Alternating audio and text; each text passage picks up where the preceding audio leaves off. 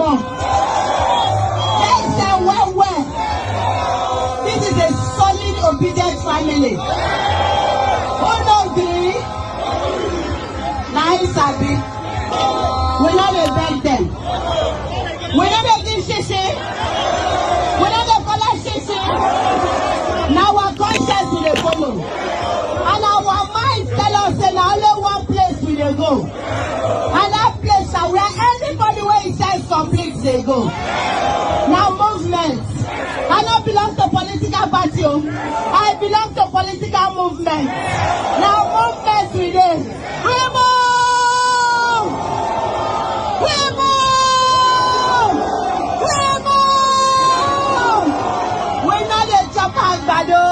We don't want joint military when we don't know who is commander.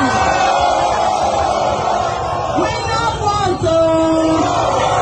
Senator don't chop up my money. Well, don't finish my money. So enter plane go down in Lagos 150. No. The Lord is going to take back our country.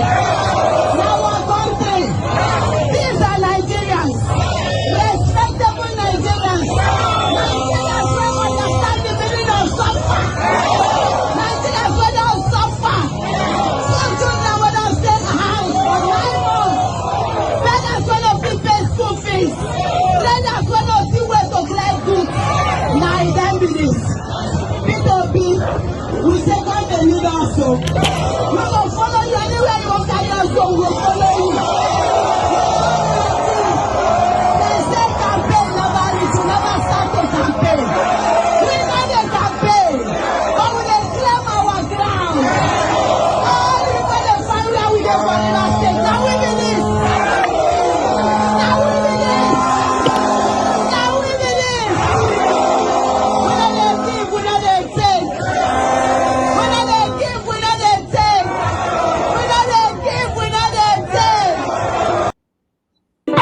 Yes, so we can pepper them.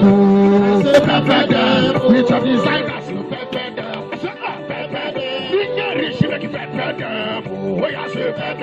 What designers you pepper them. Instead of everybody to concentrate on how PDP will win, you go and pay money to television houses to talk about Wike every day. Meanwhile, Wike and his team were busy bringing down every structure of APC here, providing the dividends of democracy to our people. Your own state, you're only busy talking about Wike. I've told them, when you have a child, give the name Wike. Since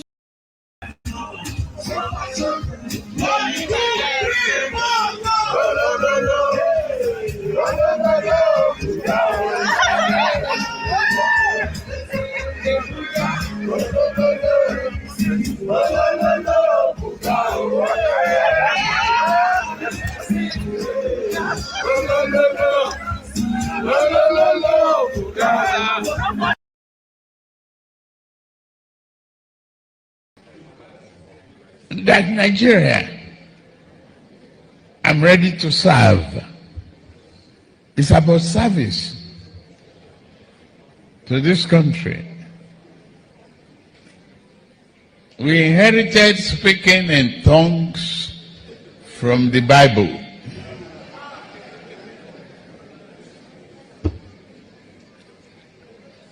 But our diversity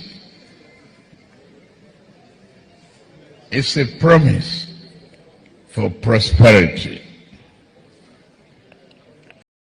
Mr. Vice President, welcome. It is my honor to receive you and to talk with you today about many important matters that face Nigeria and the United States in our partnership and what we are committed to doing together.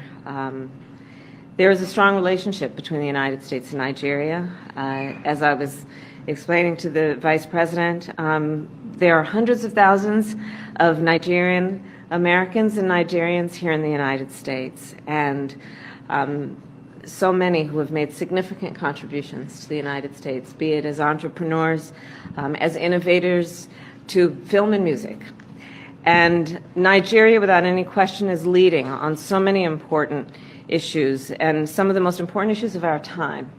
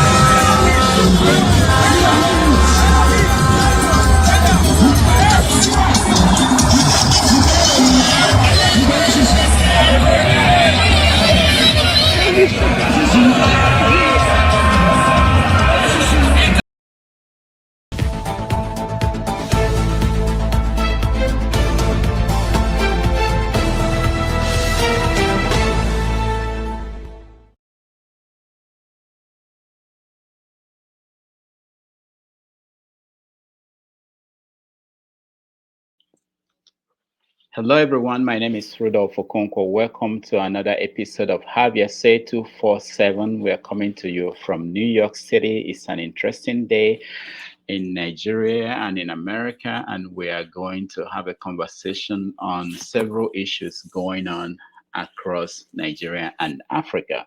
Again, my name is Rudolph Okonkwo, and our topics today are we are going to start with P2B's visit to America and your impression on the visit. We are also going to talk about the vice president who is in America too, Oshibajo is in America too, talking to the vice president of the United States and government officials here. And of course, Wike continues to be a major player in Nigeria and a factor in the fate of PDP, the opposition party. So, but to begin the conversation, I'm inviting a special guest. Helen Mbakwe will join us for the next 5 to 10 minutes. Helen is a candidate for Senate in Nigeria, and she's also a sponsor of Obi's visit to DC. So let's welcome Helen. We talk to her, and then all our guests will now have an opportunity to join us. Helen, welcome to the show. Thank you, Mr. Rudolph. Yeah, thank you.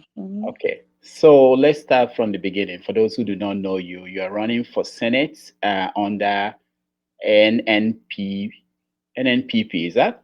Correct. Yes. All right. So, Senate for what state? Anambra State? Anambra State, yes. Okay. All right. So, tell us a little bit about yourself for those who do not know you. My name is Barrister Mrs. Helen Mbakwe. I'm speaking to you now from New York. But I'm a resident here, but also a resident in Nigeria. I'm a lawyer from the barrister you heard. And then I practice and also run some foundations. The 3Fs Foundation, we're on Newsline at some point. The 3Fs Foundation is the Foundation for Family Development and Family Empowerment and Development. 3Fs came from Foundation for Family. So that's where the 3Fs came from. And what we do in Foundation for Family Development and Foundation for Family Empowerment and Development is that we fund women. We pay for market stalls. We don't give them cash. We pay for market stalls and start treats for mothers so that the children can grow up in a home where parents work, so that they can inculcate the habit of working, so that when they grow up, they are used to seeing people work, so they work themselves. So we go to groups, societies, churches, neighborhoods, and ask them to send us maybe like 5 to 10 names, depending on how many people want to sponsor them. We interview them. We ask them what do they want to do, trade on. Do they want to trade? If they agree to, they want to trade, they select what they want to trade on. We look for market stalls around the neighborhoods. We go to the markets. We pay the market head to please assist them and to watch them over the month, and then be sure that the trades are going on well, and then train them. And in Nigeria, most trades you do, they arrange them in sections. So you will be beside someone already trading in that. So we ask the women around you to look into your work and be sure you are doing okay. And many of them do okay. Sometimes I forget, I go into some markets and I want to buy some things, and they rush out and say, that's the lady, because sometimes I don't even get to do the interviews directly myself. Mm-hmm. So it works out, it's been working out for them. And then we go to, or I, for instance, and I encourage our members, the board, they go in their villages to pick a number of women that they sponsor from time to time, give them money to go, like the older women who can't work. You bring out like 100,000, give 5,000 to 100,000. That's or you give like I do like 250,000 for 50 women, 5,000 during Easter and during Christmases, and sometimes on October 1st to mark Independence Day, I do that to tell them Nigeria loves them. So I'm also the president for Kira Autism Foundation. That's a foundation for children with autism. Because I found out that many people don't know what it's about. So I join in the enlightenment of people around you. So when you see children who are acting a particular way around you, you don't think it's you learn to understand and then help them to go through this life. All right. So how did you end up running for Senate in Anambra State? Okay. And how did you end up with NNPP? Okay, I'm not particularly a politician, but when I saw that there may be a hope this time around for a new Nigeria with the youth, because I always say, you can't fight or struggle through what's going on in Nigeria as an island. But the day our people wake up, I will wake up with them. So when the youth began, I was watching the politics. I was watching the country. The moment the youth took over this particular push for a new Nigeria in the next political dispensation, I told myself I'd come out as an honest Nigerian, someone who wants to work, someone who doesn't particularly need to make money through Nigeria, but to give what she has to Nigeria. I said that's when I said I was going to come out and join the youth in the new leadership of the youth for the youth, by the youth, and for the youth. So how did you end up with Kwankwaso's party? Okay, at some point, Kwankwaso was being asked to pair with LP as a vice presidential candidate. So I decided to strategize then, because that would be, and then too, it was being, the country was asking that the presidency be moved towards the east. So I felt that a partnership between the East and the North, having grown up in the North myself, grew up in the North, went to school in the North, did my university career in the North.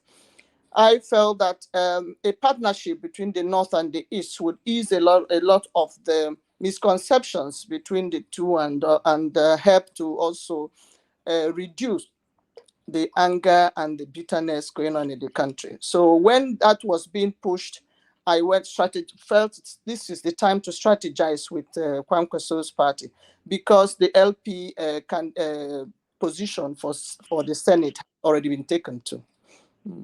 Okay. All right. So we invited you here because you were at one of the people that sponsored P2B's visit to DC. Am I correct? I won't call it one of the sponsors, but I hang around a number of the people that are working with the obedience. Yeah, You're working with them. I'm working around. I hang around them. Yeah. You hang around them, but you didn't sponsor them. All right. So today we are talking about the topic. First topic we have is P2B's visit to America, and we have a lot of our friends who are already in the studio, and they are going to join us in that conversation. But let me ask you, what is your impression? You were there. What did you see? What's your impression about P2B, his performance, and everything? I actually went there as not particularly a supporter. Like, since I said I'm also NNPP, so I have to be careful with some of the things I say. But when I heard that P2B was coming in, and having watched the one he did in Canada and Germany, I think, and a few of the other states, like I said, I'm hanging around some of the organizers of his visit. Mm-hmm. I said I'd go out and check the opposition. The now opposition was supposed to be a merger when I joined Kwankwaso, but it's now an opposition. So I want to check him out. I went there to actually check out the visit and hear firsthand the things he's been saying. I've been hearing it through the media. Sometimes I'm not sure whether what you hear is true. So I went there to see for myself and hear for myself what he's saying and doing in his talk. So what's your impression? My impression is that he speaks like, what I heard directly now, not someone telling me or hearsay, is that I sized him up because I got there early and I took a vantage position, and I heard directly, and I heard Pat Utomi talk, representing him too, and I heard Mr. Peter talk, and then Mr. Valozibo too that was with them. And I got the impression that these are simple, very simple, everyday, ordinary Nigerians who are feeling the pains that we are feeling. I saw him as speaking from pain and hurt, and speaking honestly, and wanting honestly to make a change. And I identify with that. All right. We're going to let our viewers who have joined us to come into the studio. You can hand it around, and I know some of them will want to talk to you, and we have the Kwankwaso people around too. They might have to talk to you. So let me let them in. Kayode, welcome to the show. Yeah, good morning, Dr. Damages. Okay. Alaro, welcome to the show. And Kelechi, welcome to the show. Hi, Dr. Damages. Now, I can see some people are in the studio. If you want to join us, please turn on your camera. Otherwise, I'll have to get you out. Kwankwaso Ovie, welcome to the show. Thank you. All right. So if you want to be in, like I said, come in. The studio is full. We'll have to remove people who are not in. The cameras are not on. Ben, welcome to the show. Thank you. All right. So we have a guest, Helen Bakwe, who is NNPP's candidate for Senate in Anambra State. And also we have this show especially for people who met P2B or planning to meet P2B during this visit. This is the first segment of the show. So we're going to talk about that. Let me see. Alaro, let me start with you. I know you met P2B in Germany.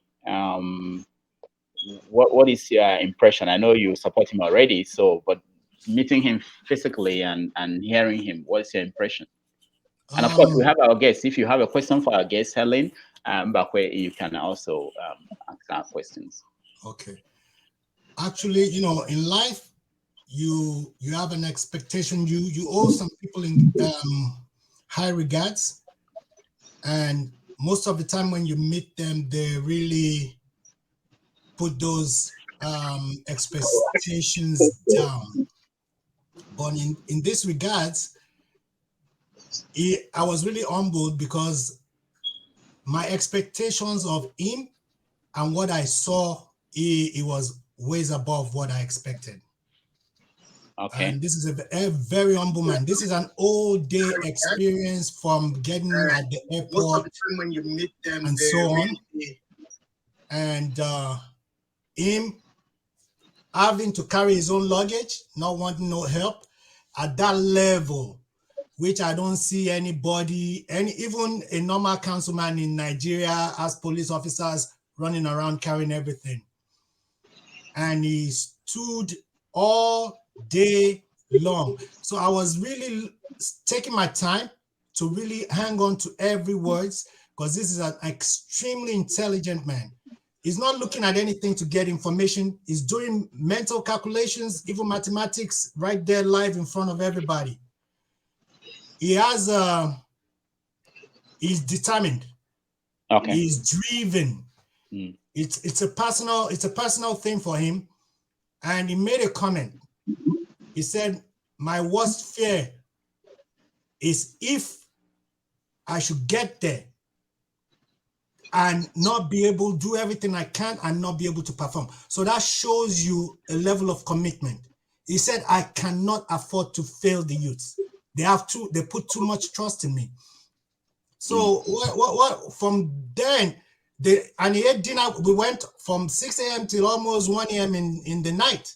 So, and then from there, the next morning is in Rome, Italy, and is non-stop all the way to where he's at now in Atlanta. So I don't know how he does it.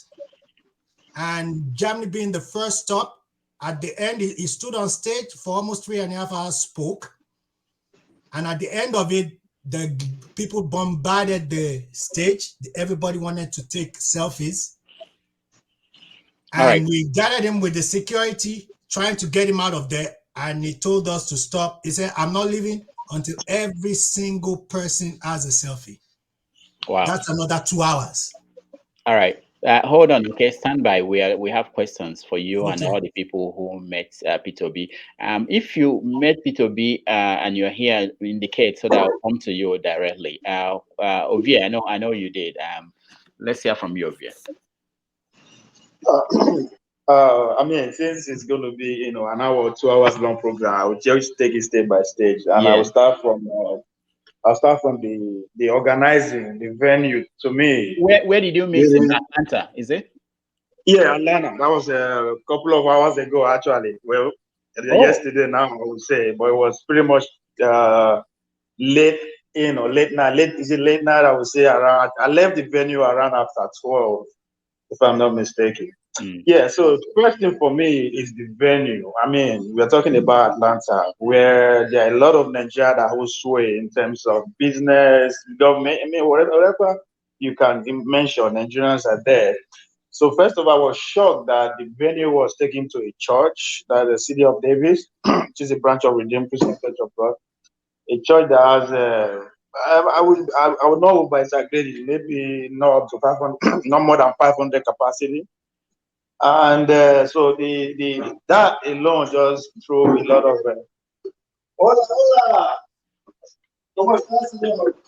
Oh, VA, you're on live TV. Oh, VA. Okay, I'll leave you, VA. Talk to your people. I'll come back to you, VA. Ben, welcome to the show. Yeah, thank you. Ben, are you driving? We don't like people driving. We don't have insurance to cover accidents. I'm almost home. Okay, can we talk to you when you get home? Okay, when you get home, we talk to you. Okay. All right, Paul, welcome to the show. Paul in Arizona, welcome to the show. Yeah, thank you. Good morning. Good morning. I'm sure P2B did not come to Arizona, but did you meet P2B anywhere? Did you go? No. If I had my way, I would have traveled to the one in California. That's the closest to me. But even you can see the delay is coming from Canada, the delay and everything. So it's not something I see myself doing. But you've been following. Maybe the way he's doing is tour around and everything. We might see, and which is good for him. Maybe after some time we might dig deep about his tour going round and round and round. But I think is really, really pushing more with his tour and his campaign. I think for now, I would say it's good for him. Okay, good. Javier, are you back with us? Yeah, I'm sorry for that. Okay, that's okay. Finish up. Yeah. So yes, that for me, I think they could have done better. Just putting the magnitude of what the office is seeking for, the kind of people that is representing. I think they could have applied more sophistication. And again, I understand the event is just to raise funds, so they will have to economize and have to get more. But still, that for me doesn't encourage for me. But one good thing is that the one man I met Ekene. I think Ekene is one of the regular faces on this show. He's very recognized me, so that's a good. You see, I told you so you're on reality TV now. Yeah. So he recognized me. I hope he's going to come on today because he stayed longer. I believe he stayed to the end of Obi. I couldn't stay to the end. Yeah, so that alone, I think, cast a lot of doubts at first. And he arrived late. I don't understand why. Even though he's trying to make an excuse for that. They said the event supposed to be 9 p.m. I was there 7 p.m. So they had to go there and come back before 9. Still, it was, I think, around after 10 to 11 that he finally showed up. He made a speech. And again, for the amount they are charging to get in, for me, I don't think it worth the trip. Considering the fact that how much did you pay? How much did you pay? No, I didn't pay. I ain't gonna lie. I didn't pay because You told them you were from Javier Say 247 and they let you in. No. I tell the guy that the guy said, you look younger. I said, yes, I'm good. Say no, but you have to pay $50 how much? I said, the presidential aspirant is also a youth. So we just laughed. So I think it's just two of us, me and one other guy from Alabama that arrived there. But I think at the end of the day, though, after those that paid online, those that paid there, then they started letting the people in. But majority, I would say 90 to 95% of people who were there actually paid. So I mean, but even at that, I don't think for me, I don't think it's worth it. If you're actually serious about being the president of Nigeria, you should be on ground mobilizing vote. I understand money is very important too, but with the amount and the kind of people I see, I don't see I don't see the need, knowing that 90% of people that were there present, they can't even vote. So then when he started speaking, there's nothing. I mean, you get what you expect. So from person like me who's on the other side, I listen to him over and over radio, TV, and all that. So since speaking live, it wasn't really something extraordinary for me because it's pretty much the same rhetoric that he's been giving that they end up talked about. But I think overall, I mean, it's a privilege. I won't deny that fact, knowing that there's a single individual that people are so passionate about, not just because of the movement or what he's going for him as a person. Pretty much everybody can say good thing about him as a person. So, but yeah, other than that, for me, I won't rate it that much. But if there's anything, I think my expectation about that whole movement is fall short of the whole charade as I call it. Okay. But all right. Obi, hold on. Okay, let's hear from someone else who met Obi. Who else here met Obi during this trip? Anybody? Okay. I did. You did? Who is speaking? Helen? I know. Yeah, Helen, I know. We talked about that. Let me play a video of some of the reactions from people who went to DC and met Obi. So we continue the conversation. Just a minute. All right. Okay. Sorry, my studio is full and it won't let me play a video. I have to take some videos out and then we'll be able to watch that video. Okay. So how do you feel? How do you feel? What do you think? Huh? What do you think? How do you feel? Well, he is who he is. Right. He lives his life as a simple man. Right. He's very eloquent. Right. And he means what he says. Okay. So yes, I'm excited. And I'm a very happy, obedient, and very useful to the campaign. Hallelujah! Yeah. Dr. Guria, how are you? You were here. I wanted to say hi. Okay, yeah. I didn't know you were here. You want to say something? How do you feel? How do you feel? This is very enlightening. And he spoke well, met all the questions well, and I think people believe in him, and we think he will deliver. I think he will deliver. Bro, I want to hear from you. What do you think? How do you feel? What do you think about this? I thought it was a very fabulous speech. He hit all the touch points. His rationale for wanting to be president. What are the things that are wrong with Nigeria that needs to be fixed? And the way he delivered them, the solutions look quite simple, but only. All right. So that's a little bit of people who met Peter B. I think that was in DC. Jonaba, welcome to the show. Thank you, Dr. Rudy. You are in Dallas. Yes, sir. And he went to Houston. Did you go? Oh, I'm not that fan of him like that. All right. Why? I have said this on this show over and over. I wish our beloved country well, and I pray that God give us a leader that will take us to the next level.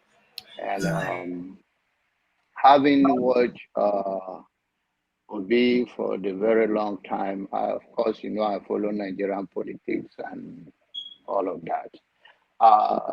Obi have a talking point even while he was a governor, and that thing is working in his favor.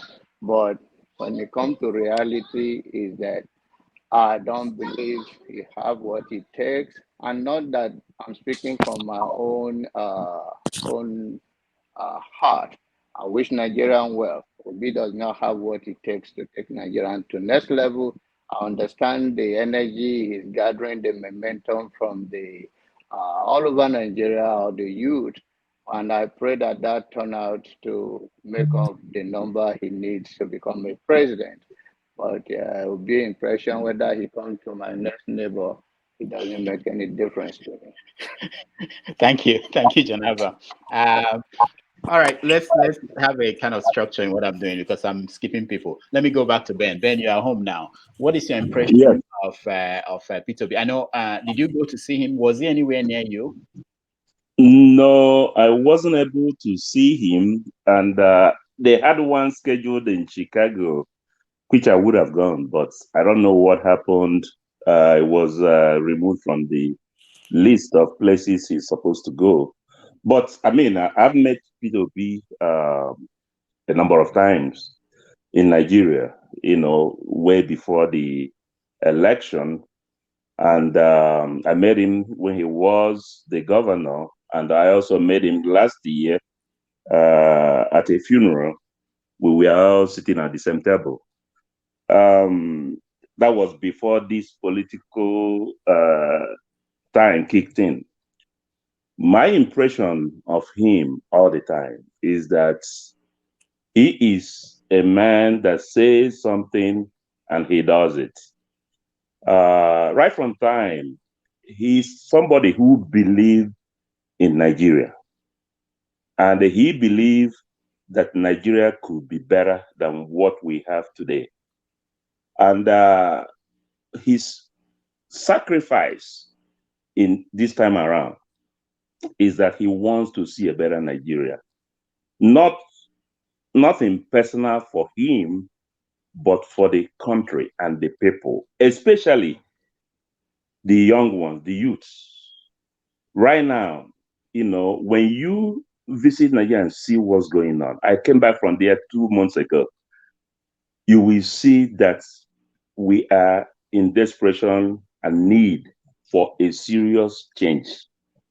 Now, with that said, when we look at the people running at this time, we have to seriously look inside our hearts and ask among all of them, who is in the best position to deliver?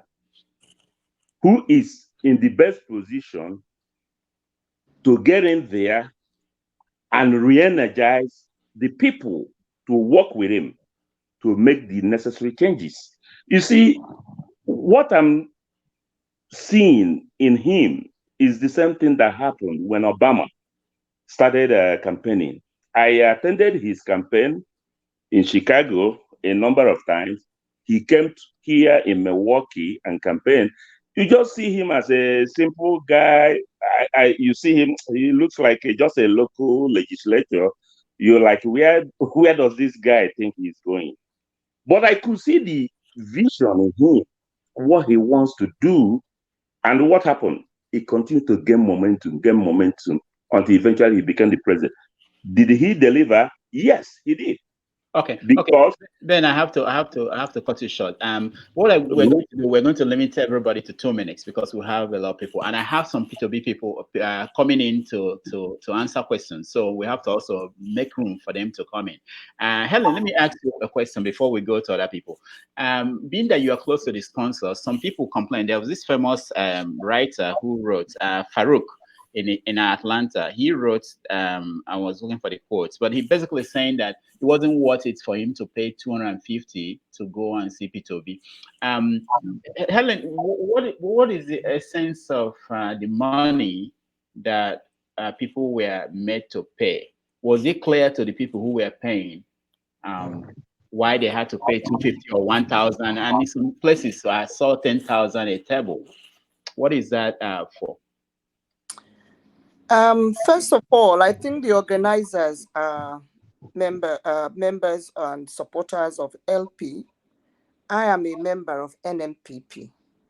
So no matter how close you are with friends of NMPP, APC, PDP, there are things they don't let you in on. And even when you are a member of a church, and you are one of the, and you love the church, you're one of the good participants in the church. When you want to join them to count money after the service, they don't let you. So I truly won't be able to talk on what the funds. But did you pay? Did you pay to go? If you want to attend and you want to register, you when you click on, there's a for Washington is $250 before you can even as you are registering. For you to register online, you must sell your $250 before you get the invite. But I know that when we got there, I think there are a lot of people who still came in. Like Javier. And then because I also saw some students who also wanted to come in, and I did see them in the hall. Okay. But if I say anything now, it will be hearsay. It's not because I'm part, like I said, I'm not. Oh, that's okay. That's okay, Helen. I'm sure 2 people are coming in from the network, the support network. They are coming in to talk to us about some of the behind the scene things. Okay. Uchenna, I'll come to you. Let me hear from Uchenna. Maybe Uchenna has something for us. Uchenna, go ahead. Yeah. Good morning, everybody. I'm talking from San Diego, California. I was supposed to go to see Peter Obi in Beverly Hills, but I couldn't make it. But a friend of mine went and did the live video, and I saw the whole thing. She paid $250 to see Peter Obi, and from her reports, she said it was worth it because the hotel alone, hotel in Beverly Hills, you know what it is. Yeah, I understand that, but if you talk about church building, it's not the same thing as Hilton's. I'm just talking about from what I know, the California, and they had dinner, good food, good drinks, and everything. The one in California was well organized, trust me, and because I saw the whole thing on video.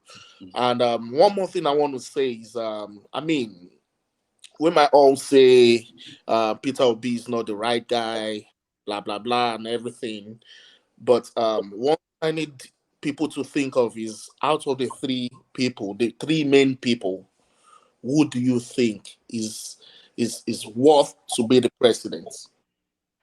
You know, we'll get to that. Let's finish impression of people about Peter Obi, and then Femi will come to you. I'll come to you, Ala. Let me hear from everybody. Femi, go ahead. Good morning, everybody. So, in all of this, Dr. Damages and everyone,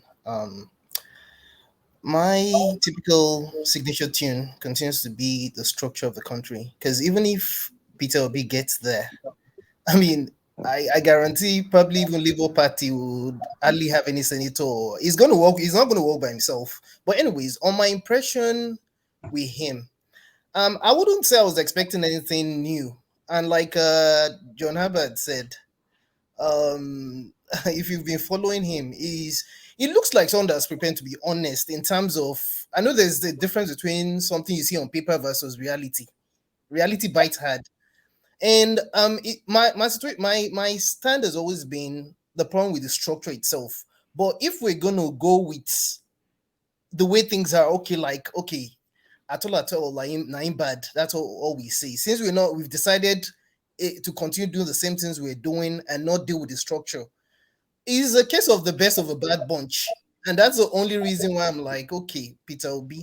With respect to what has happened, as a matter of fact, let me quickly make a footnote. Something I've noticed though is, I think there's a mistake he's making. No, it looks to me as though there's a lot of emphasis on church. It doesn't look like he's exploring. It's not Nigeria is not just church and South. I think there's a big mistake he's making. His people and his supporters. Miss Alaro, take notes. I mean, I just thought to make that point. With respect to the $250, $300, I mean, I'm kind of ambivalent when it comes to that.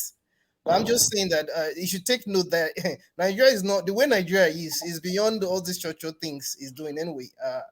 All right, thank you. I'll let Alaro explain something. Go ahead, Alaro. You have something you want to explain. Go ahead. Yes, absolutely. So I think Germany was the first stop. And at that point, things just rolled on. 20 euros to get in. All students free. Mostly were students. If you choose that you want to put more than 20 on your own, we took it.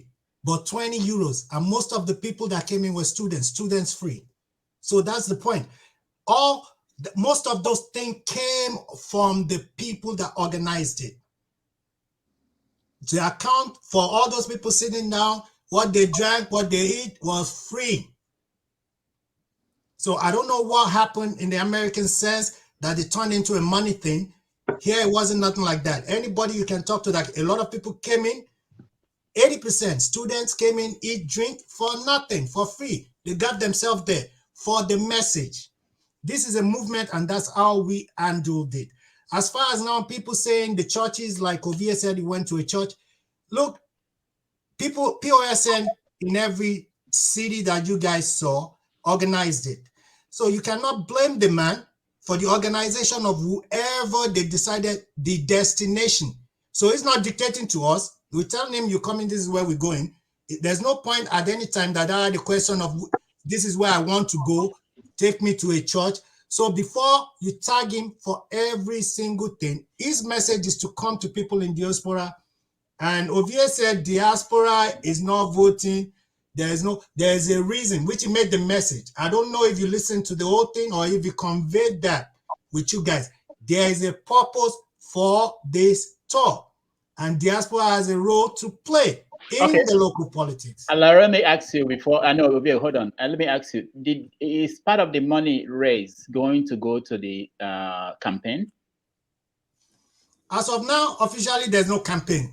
So politically, there's no campaign yet. We are not campaigning. To say we are campaigning, that means we are breaking a rule. So we are not campaigning.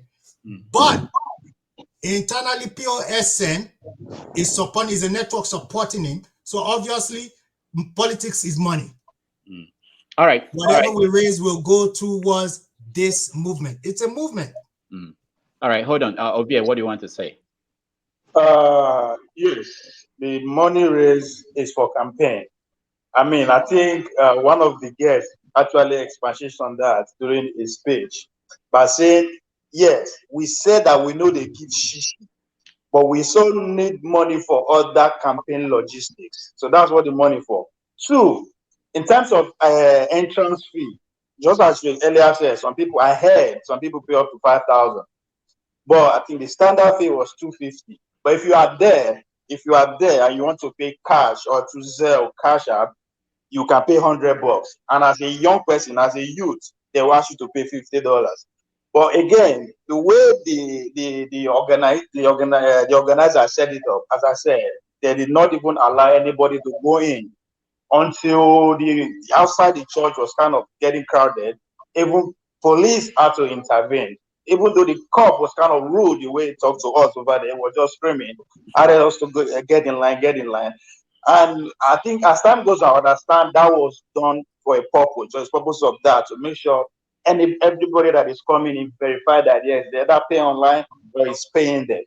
And as I said, at the tail end, even though I got in before the Mr. Obi arrived, but after everybody who were outside, got inside, if you arrive and you say you don't have money, you give a reason, of course they let you in. So that's what the money for. And again, Alero, you are trying to absorb a fee from the people that organize it. If two Nigerians fight for America, they go to shop wiring in Rock. Is that how you guys want to run? Take responsibility for what people are observing. Don't make excuse for it. Don't say, oh, you know. You're not supposed to know, but you should have the right people who are there doing the right thing. So that's what the only thing that I needed to point out here. So yes, it's easy to point fingers. It's not about pointing fingers. They learn how to take responsibility. Wait now, learn how to take responsibility. Would they blame Buhari for anything? Even if you fight online, we will blame Buhari. That's how he's not the president of Nigeria, my brother. All right. Now, hold on. Okay. Hold on, Ovie. Let's go to Richard. Richard, welcome to the show. Unmute yourself, Richard, please. Richard, you still have not unmuted yourself. Okay, good. Good evening, everybody. Excuse me. Oh, sorry. Hello. Yeah, go ahead. Yeah. Richard, go ahead. Yeah, I'm speaking from Vietnam. Yeah. So, please, what? Vietnam. I'm sure Peter Obi was Peter Obi in Vietnam. No. He hasn't. Okay. No, he hasn't. Okay. He hasn't. Okay. What I want to ask is this: Nigerians, what do we want? What do we want? Can you move your screen so that we can see your face? You can't be asking Nigerians what they want and we don't see your face. Okay, yeah, go ahead. Yeah, can you see my face now? Yeah. Can you see my face now? Yeah, we can see your face. Go ahead, yeah. When I say what do we want, some people will be saying they don't support Obi. Some people will be asking a lot of questions about Obi. If you don't like Obi, you don't like his ideas, what are you going to the venue to do? You just want to go there and pick up points to make arguments? In the three front runners, we have a Atiku, we have a Tinubu, we have a Obi. And with your clean conscience, you think Obi is not qualified among these two people? we in diaspora, we have a lot of influence at home. My very self here, my family of about 5 at home, I have to convince them, and they're going to vote for Obi. So how come you are telling me that people in diaspora, they will not vote? Even if we are not going to vote physically, we have people at home that we can talk to so that they will listen. What do we want? Or do we like the way things are going in Nigeria? Are you saying APC should take us away from APC? Or is it Tinubu? Is it Atiku that we see his track record already? His principal calls him a thief. His principal, Obasanjo, you can't know Atiku more than his principal. So what are we talking about? Obi did this, Obi did. Is Obi the only contestant in this race? PDP talk about Obi, APC is talking about Obi. If you are not with Obi, you are not with. You say you are not supporting Obi. You are not supporting Tinubu. You are not supporting Atiku. Where are you? Where are you? All right, Richard. Thank you so much. Okay. Yeah, I want to say something when we talk about Wike. That is why I wait. Yeah. Okay. All right. Yeah. We'll get to that. Helen, let me come back to you. After seeing let me play this video so that this is what happened in Ibadan today. People were on the streets supporting, marching for Obi. Let's watch a little bit.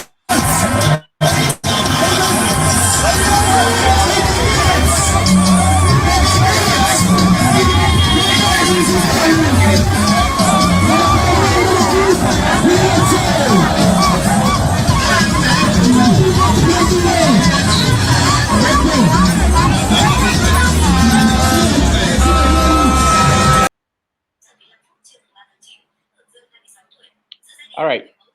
So that's a little bit of what happened today in Ibadan. Helen, do you sometimes think that you should have been in Labour Party and not in NMPP? Yes, I think so. Yes. No, I'm asking Helen, not you, Richard. Yeah, I know. Okay.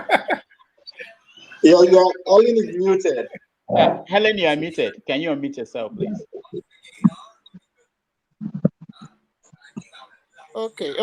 Sorry. I don't sometimes think I'm anywhere. Where I am is where God wants me to be at whatever point in time I am. It doesn't matter where you are. There are so many things to happen before we get to February and March 2023. Between now and then, we are going to hear Tinubu speak to us. I'm going to have to find where Tinubu is going to be. I'm going to get there to hear for myself. I'm going to get to hear from Atiku. I'm going to get to hear from be also at my own rally for Kwankwaso. I will try to be at every other. There are so many other. There's APCA. There are other political parties. We are all supposed to be objective and watch the momentum and the climate and the happenstances. Then when we get close to 2023, we begin to have our family meetings, our caucus meetings, and tell ourselves the truth. This is where we want the nation to go to. This is the person that ministers the most to us. This is where my conscience is telling me to vote. So it doesn't matter what party you are in, because you have to belong somewhere. Belonging to nothing is actually not a good thing. You must stand somewhere. You must forge ahead with a group. But don't make the group you. We have to vote with your conscience. When we all study everything, don't side anything now, but be in a group and listen to everything and keep your eyes open and your conscience clear. We have children, we have parents, you have yourself, you have brothers and sisters, you have friends and neighbors. You see how our lives are going and have been going. When we get there, let your conscience tell you that if I do this, if I put this vote a week or 2 weeks or a month towards the time, start having caucus meetings of where you are going to go, and now speak from your observations, from your conscience, and state, this is what I believe. If I do this, because nobody's gonna live forever. I may not be there for 2023. I may be there for 2023 elections and be gone immediately after. But I'm gonna leave a lot of people back behind. I need to be sure that they don't face the same things we have been facing. No matter how well off we are, we still have some challenges that should not be challenges as they are now in Nigeria. So it's not about the party you belong to or the party you did not belong to. It's about what is right for your neighbor, for yourself, for your people. All right. That's what I. All right. Thank you, Helen. Thank you, Helen. Alex, welcome to the show. I know that Alex was in North Carolina. Alex, there's a lot of noise where you are. Alex was in North Carolina. I think you have two systems on. Can you turn off one of them? Alex met Obi. North Carolina is like Jigawa. Alex met Obi in North Carolina. So let's hear from Alex. Alex, welcome to the show. Thank you. Hi everyone. Well, the system keeps going on. Obi came here to this city. We were happy to welcome him. He was himself, very admirable and calculated. In fact, he admonished us it was more of an admonition that we should all not forget home and we should join the movement. He said so many important things that I feel will be very much a blessing if his dreams come true. But it's just a dream, my people. What the reality will be is not going to be determined by not you and me. What the main stronghold of what's happening in Nigeria and what will happen in Nigeria is back there. And we have to listen to just more than what we hear on the surface. Alex, yes. This show is called Javier Say. It's not for proverbs. You're speaking in proverbs. Okay. What happened? Okay. When the hall was free for those that were to be there, but there was another section of the setup that was for the dinner. That dinner cost from 10,000 to I think 250. If you paid anything less than that, you will not be amongst those that had the dinner with him. Altogether, what was collected in this state, I asked somebody, is that going to him or is it just money collected that will go into other things?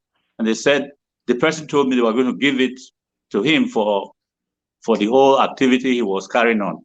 How that is going to happen, whether it's true or not, I don't know. Anyway, we collected over $100,000 in this city for that event. When he came, of course, the same flight, lateness and all that, but he greeted everyone. The crowd wasn't that much. He went around, actually, shaking hands, seeing people. And he's also an orator because after flying from, I think he came from, is it Texas to us? All that, he was looking tired. When he came into the hall, I thought he wasn't going to speak for long, but he was able to speak for that length of time. We left there hours after. Anyway, in terms of people coming, it was a free hall for the time for him to speak, but the hall wasn't full.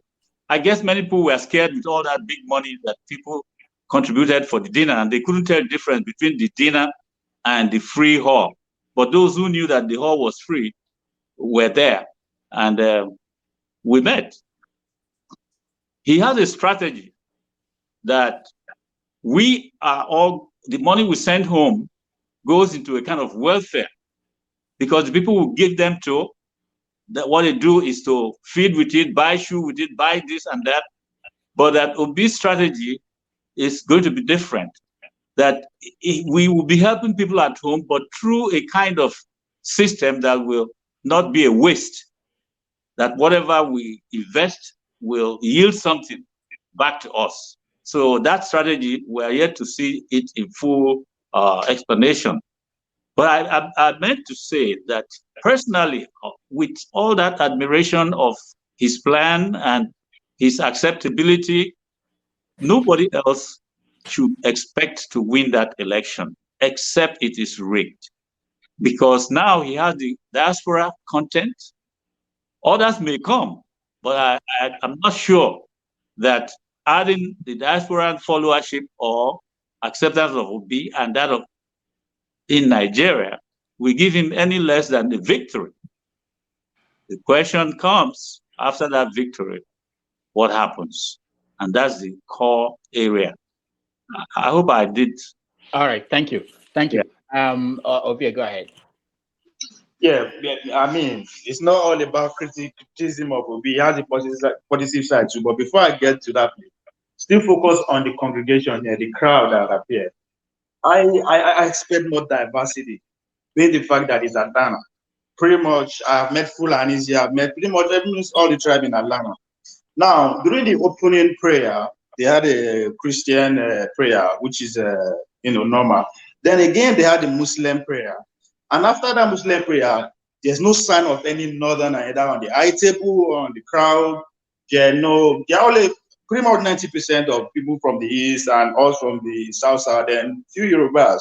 So I expect more. Since the fact that this ticket is between him and 30, but I didn't see other part of the country being represented, even at the high table or on the floor. And I have that conversation with Kena too, because we are sitting side by side.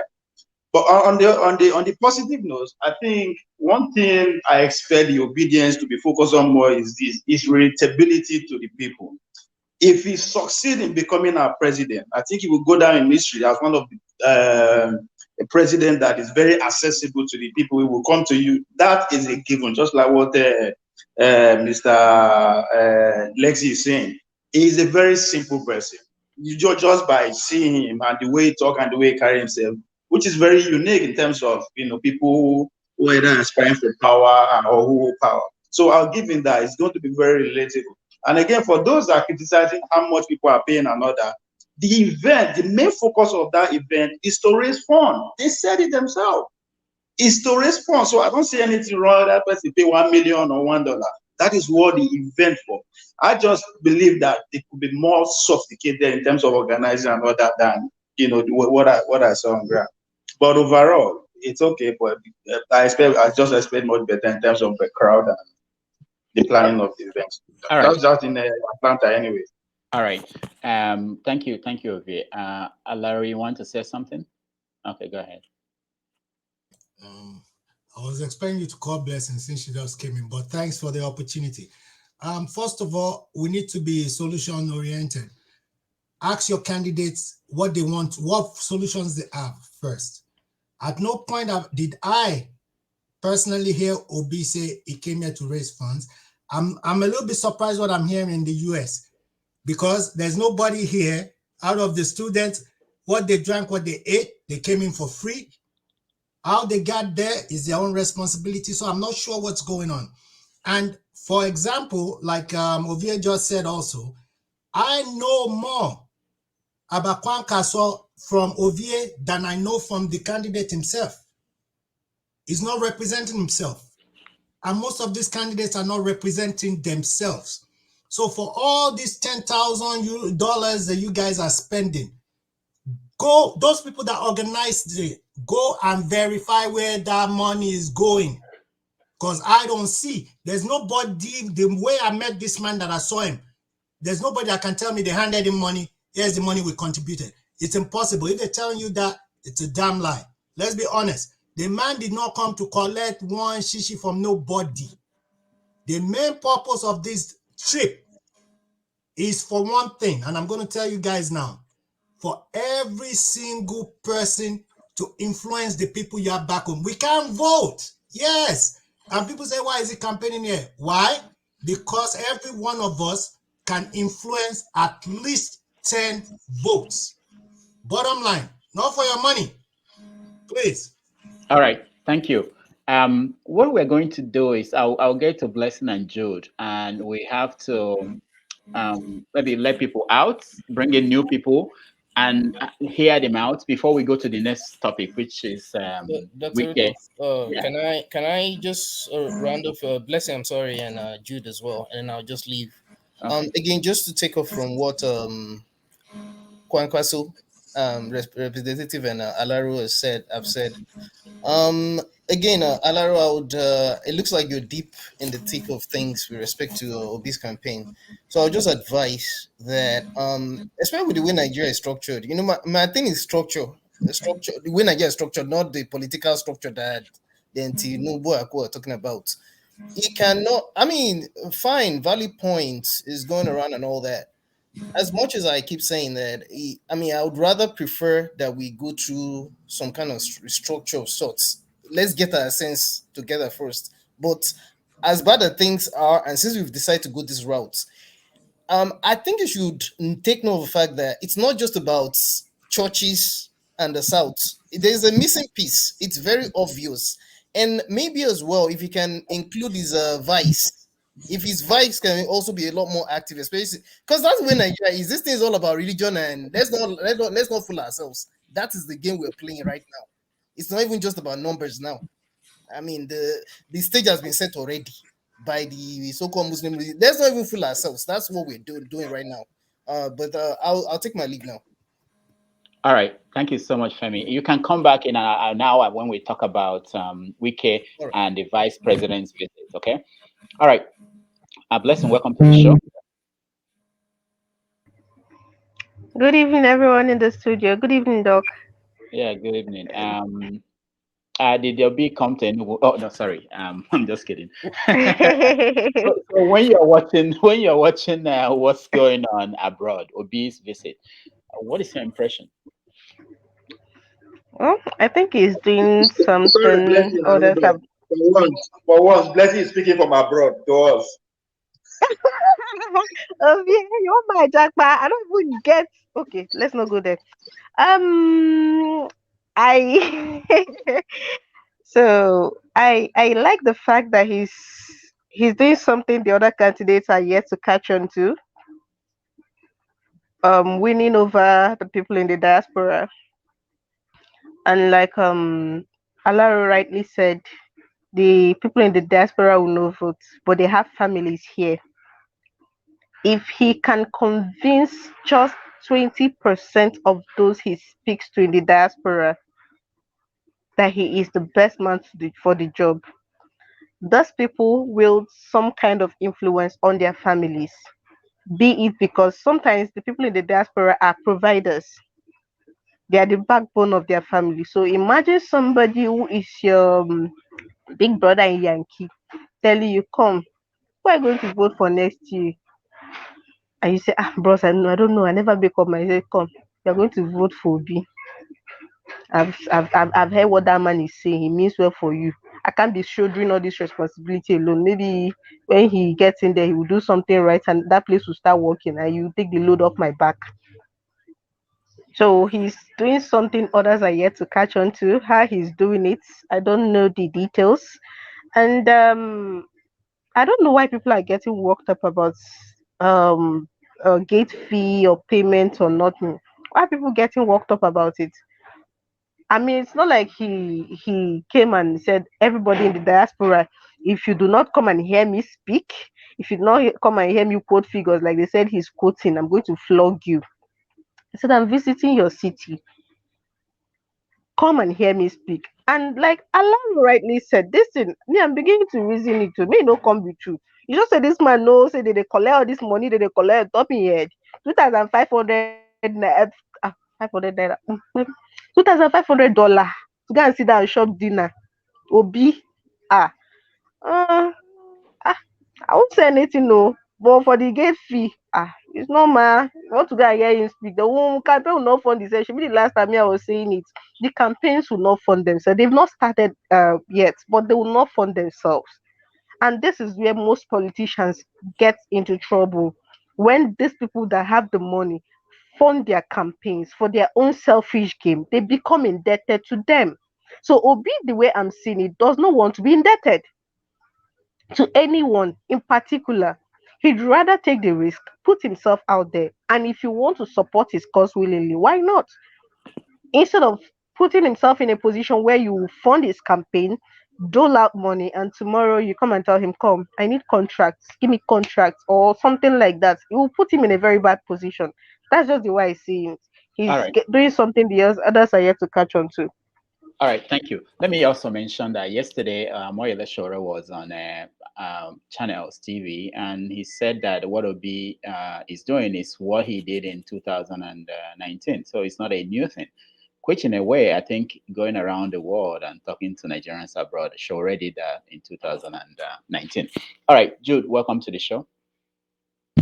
Hello, good morning. Good morning, everybody. And Yeah. good morning, good afternoon, good evening, all our listeners around the world. So, Jude, did you go to COB in LA, in Beverly Hills? Fortunately, I live about 300 and something miles away, so I couldn't drive down. No, get a plane to fly down. But it was, I heard it was, I watched the video. I think it was a successful outing. It was very encouraging. At least a lot of people, from what I saw, came and, yeah, it was a fruitful event. Sensitizing Nigerians abroad about, what is going in to do and what is about, what his candidature is about. And many people whom he spoke with are in total support of his mission and enthusiastic about his campaign. And I was so excited also when he was with Adiola. The interview that he was asked when he was asked about those in diaspora being able to vote. So his comment that this will be the last time the diaspora will not have to vote. I think that was very refreshing and encouraging. So that after this particular election, if Nigeria still remain, those in diaspora will be able to cast their votes because we are part of the pillars that holds Nigeria economically. So I don't know why there shouldn't be any reason why also we should not be able to contribute to the political going on in Nigeria. So I think it's a very welcome development, and yeah, I thank God for the grace upon him. He's been, doing very well. No matter what you do, up until now, nobody has ever questioned all this question that is flying here and there about P2P. Nobody has ever questioned all the thieves that have been presenting themselves as leaders in Nigeria. But anyway, it's good that we are now waking up to begin to hold leaders accountable and to ask critical questions and demand, accountability from our leaders. I think it's a good development, and thank God that he's presenting us that opportunity and making it also reachable. All right, thank you, Jude. I'll come to you. I know that you met Peter Obi in Atlanta, but let me go to Alexi. There's a question that Reno Mockery and some other people are raising. They said that people like you, Alexi, who used to have Biafran flag and Nnamdi's flag, you don't have it anymore. I looked behind you. I don't see the Biafran flag, but you didn't put Obi's flag. Do you think that people are moving from the supporting Biafra to to I can't hear you, Alexi. We can't hear you. To because of Obi moving away back, yeah. I had packaged that framework of Biafran flag, and I was trying to give it to someone who would make a better use of it where they are. But if you want it, I can bring it right here now. No, Because I'm in a different room from where I was when you no, used to see it. no, it's So not that, me. I wanted you to answer them. People who. okay, no, there are many people who are thinking will not change their minds because there are things you all are hearing that we are not hearing. I listen to Araba TV, for example. Araba TV is totally in Yoruba language, no one word of English. And I trust those guys. What they are saying makes a lot of sense to me, and I am in support of their direction. We may not even have this election we are talking about now, but we pray there will be one peacefully and everything. And even after the election, what we are going to get, we don't know yet. I'm just wishing for peace for everyone. I will not change because I know exactly what is best for all of us, not even for where I belong. But that identity is very much part of me. It was given by God, and I retain it. And so are other groups. And it will happen. Okay. Just it's a matter of time. You will see what will unfold in Nigeria. All right, thank you, Alexi. Can I welcome to the show? Thank you, Dr. Damages. Good afternoon, everyone. I understand that you were in Atlanta and you saw Ovie. Ovie looked like a superstar when you saw him. Yeah, I saw Javier. I was like, I know this place. So I had to stop him. I was like, oh man, I know you. So we actually went in and did you pay? Yes, I did. I actually I had to make plans for that. I'm one person that if I'm rooting for you, if I'm supporting you, I support you with all my heart. I go all the way. So I actually had to make arrangements, family and all that, so that I'll be able to attend. The program was supposed to start by 8 p.m. And I was there just a few minutes before 8 p.m. And when I got there, the parking lot was filled already. I couldn't even find a space to park. I had to park by, on the roadside. Police were there, and people were hanging out outside. So when it was 8 p.m., I expected that we should be going in, but still nothing was actually, moving. So I tried to inquire what was going on. And it happens that the arrangement, they were trying to settle some things with the policemen. The county has to be aware. They have to make plans to make sure that there is adequate security. I would like to correct the impression that P2B came late. No, P2B did not come late. P2B was there by 8 p.m. Just that he cannot be speaking to himself. So you have to have the people in, everybody seated before he comes out, right? So that was what happened. And Ovie, we were sitting very, next to each other. So we interact as a concourse. So Ovie actually admitted that he's now obedient, So I don't know why I'm still seeing concourse up there. Yeah, I was even surprised the way he's I was surprised seeing concourse, because when he like screamed that he's obedient, people were like jubilating. They were happy for him because a lot of faces know him. They could recognize him. So I listened to Obi. I saw somebody like Valentine Ozubo, the PDP governorship candidate. He was there with him. I like Valentine, so I saw Patrick Otomi, professor. He was there.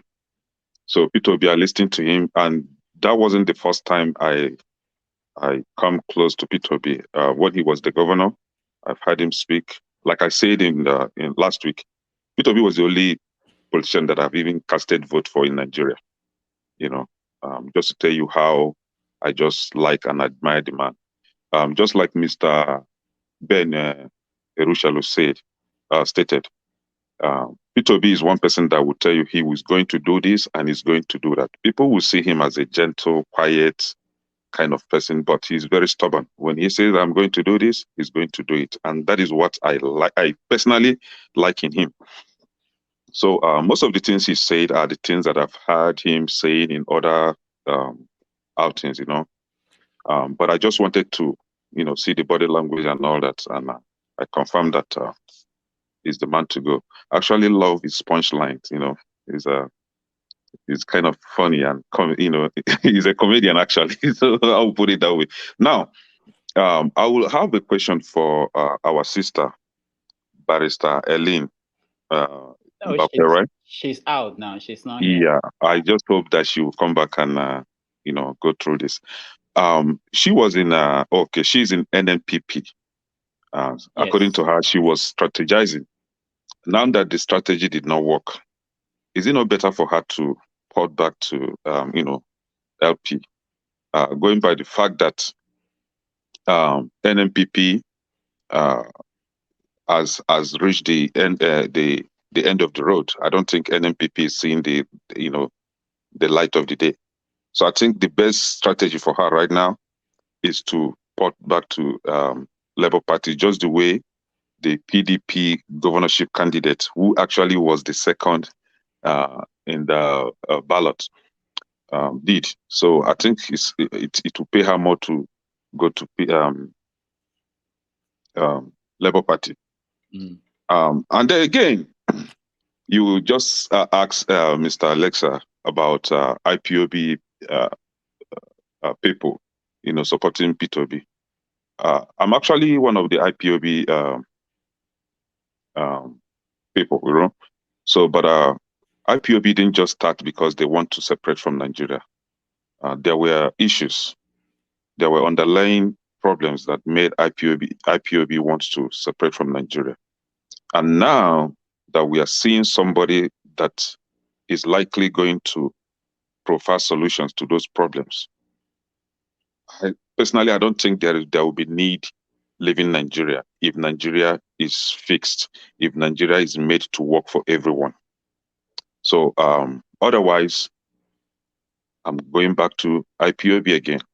So talking about the sponsorship, the ticket and all that, hey, some of us here that are sugar daddies, we spend $10,000, $20,000 on our sugar babies. We don't complain. So if you are supporting P2B, why can't you support him with all your heart? You don't expect P2B to sponsor his trips, pay for your horse, the facilities that that he's going to use to address you guys. I think it will be balanced that you support him with everything that you have, that you can't support him with. I don't have $5,000 to buy a table. I don't have $500 to spend for a table, but at least I can afford $250, right? So I don't think it's a big deal for me to support him with that. Nothing is free in America. Nothing is free. The other day, I wanted to buy manure to put in my corn. I have small garden at the backyard here. I went to buy fertilizer. I actually searched for fertilizer. I went to Home Depot to buy fertilizer, and the fertilizer happens to be like this feces from poultry. The one here. They package it. See how they package it, and very small $10. I was like, these are the things that we throw away in Nigeria. So nothing is free in this country. Even that hull that they use. Personally, yes, the hull is small. I don't think it fits everybody because you could see some standing. The capacity, just like Javier said, will be about 500. So it didn't fit in everybody. But at least they are trying to save up money. This is my understanding. They are trying to save up money for the campaign. The campaign has not started. The campaign will be funded. Some of you here, we are the ones saying that P2B does not have the money, does not have structure. Now he's trying to raise money. And then you are coming back to admonish him for trying to raise money. He didn't force anybody. It's a free will donation. I may put it that way. So nothing is free. Even that hall, I don't know. I'm not sure if they paid for it. But the one they did in DC, I think they used a school, in a school auditorium, which is good. I wish they could find one here, but I don't think the school will release their auditorium for free as well. You have to pay for that. The economy is not that rosy, even in America. There is a recession, going around everywhere. It affects a lot of people here too. So maybe most of us were not able to pay $10,000 or $5,000 or $1,000 for the ticket, and that is why they have to go by what they could afford, which is that church auditorium. Right. So I don't think anybody should be condemning them for doing that. They tried. At least they shared food. Ovie, I think you missed the food. They shared a package, fried rice, fried chicken, correct meat pie. Can I hold on? Can I hold on? Yeah. Ovie missed food. Yeah, he left earlier. I think Ovie left around after 11 or to 12. Yeah. So he left earlier. They shared food. They shared drinks. They shared wine. That They shared. was the moment that he would have joined the obedient movement. If he had received that food. Exactly. Exactly. And one thing I like about P2B was his humbleness. Seriously, I've never seen a politician like this guy. He had to go from seat to take selfie with each and every participant there. All right. So all right. the guy is strong, man. Okay. Can I hold on? Paul, what do you want to say? Paul has something to say. Well, doctor, you see the same. It's just like when you tell lie, and for you to defend the lie, you have to tell 10 more lies to defend one, and you just tell another 10 new lies. That's the problem. So you see, oftentimes the way we in Nigeria do things, we don't want to change from the way we do things, but we want things to change. If we want to borrow the American democracy, I've been to so many campaigns. Like I live in a swing state right now, I'll say. So you see Trump come Arizona every other time. You see the Democrat, they also come here. And when you go to campaigns like that, rallies, whatever, things like that, you don't pay money, you don't do things. But I stand to be corrected. Everybody there that have passion for their candidate, they must have contributed online. You understand? You don't raise money. You understand? We have a hall, we have a big hall, we have an event place. Why taking money? Money that they take that you and I can tell ourselves the truth. They can never and never give proper account of it. And that is the problem what Africa and Nigeria is going through. No accountability. Doctor, if you could remember very well, DG of Nigerian Stock Exchange, 2008, Undi Okereke, she was there before 2008. She was the DG of the Nigerian Stock Exchange. They tried to raise money for Obama when Obama was campaigning. That was around 2007. You understand? The Obama campaign group, stop it immediately. No, we don't take funds like that. They stop it immediately. If you are working in a company at that top, you have what they call confidential secretary to keep your own record apart from the company's record. They are raising all this money that they will not give account. Who will bear the cut? Is it not Obi?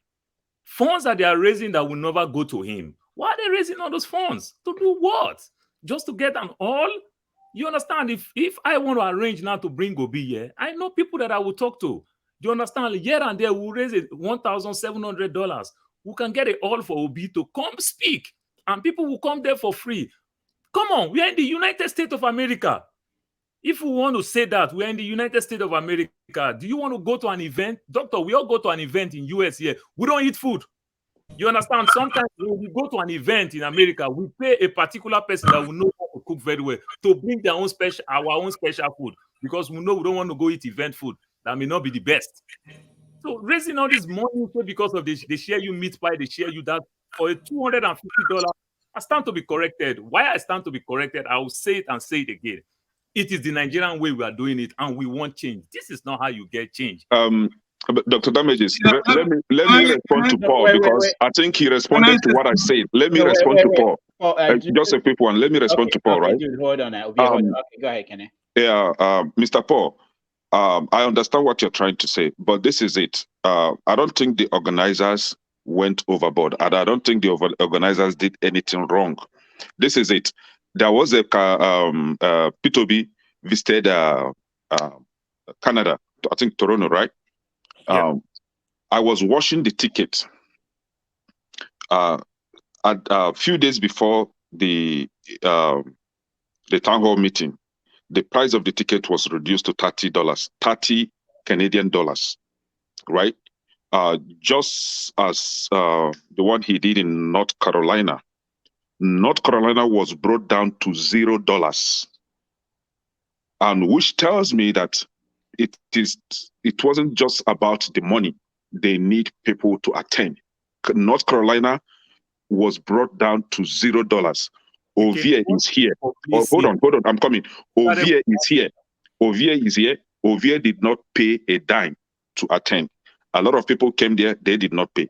So for people that willingly paid for the ticket, these are the people I think I'm making this expression based on my own thought process. I think that they willingly donated this money to P2B. And when I was paying for the ticket, that was what I told myself. I'm giving this money to P2B.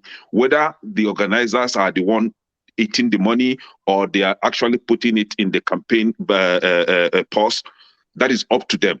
But I'm not here to accuse anybody. Yes, we attend event in the US. If I want to attend event, I cook, I pack. In short, if I come to your event, Seth, you ask me what is my problem, because I will provide food for everybody, Seth.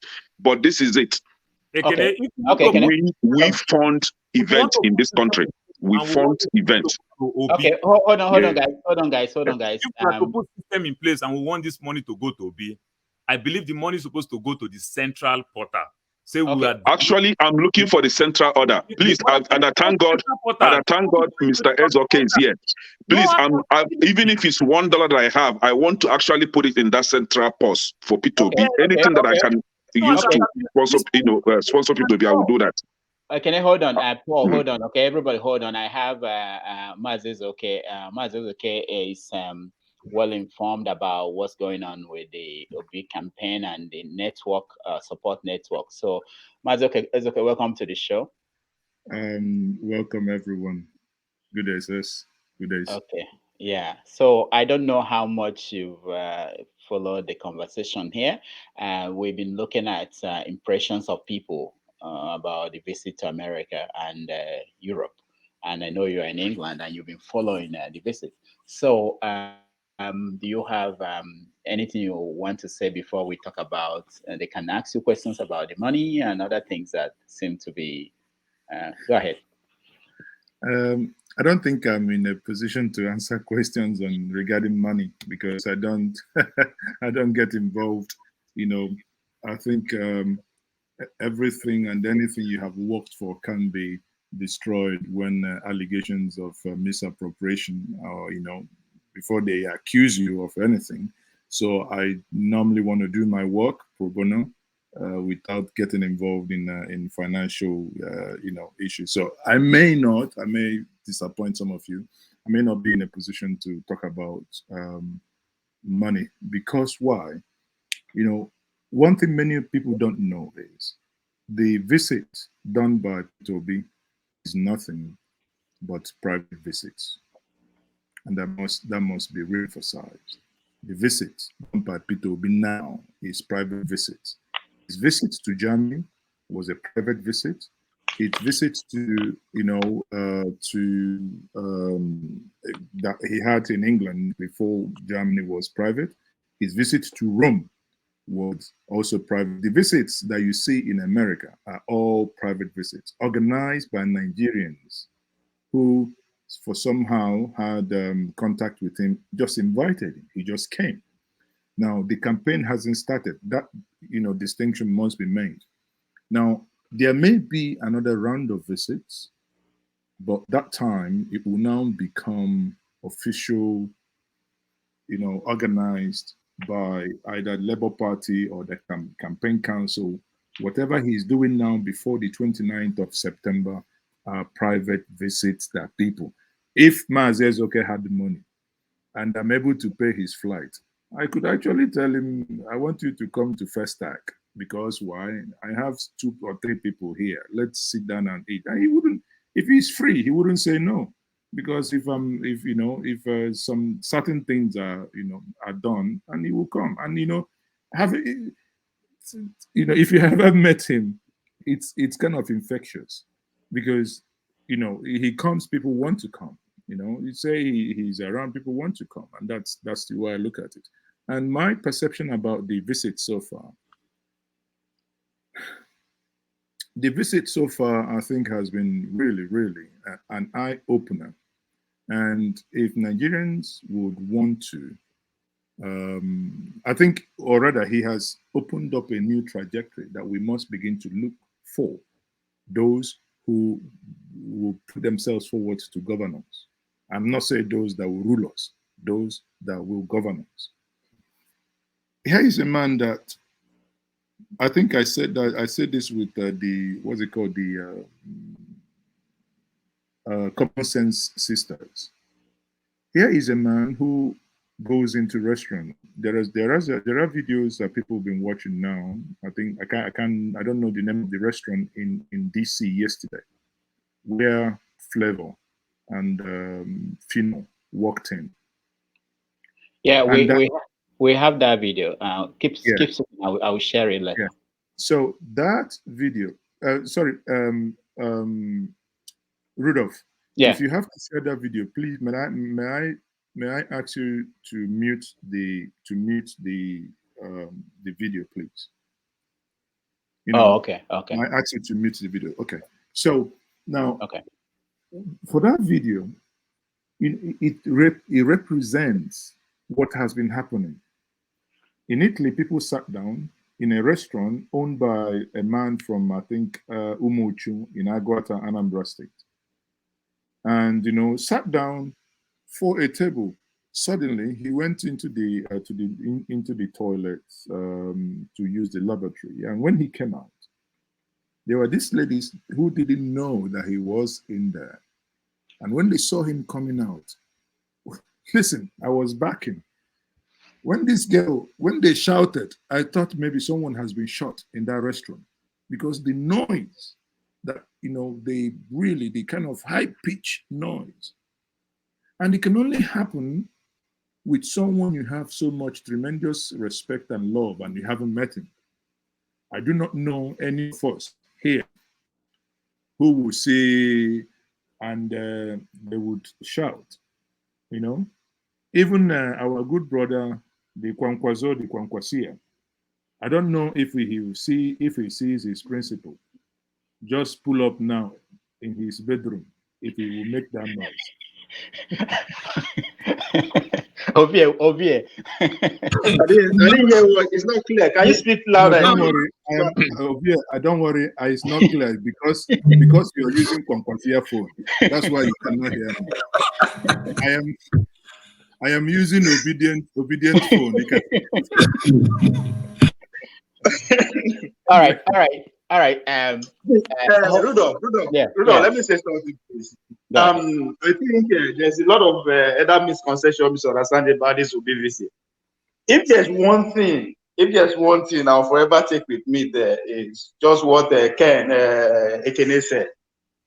When Ekene first approached me and he recognized me immediately, there are other one or two people that recognize me, but that's not just it. The spirit and the love they express, just meeting each other, that's Nigerian. That was priceless.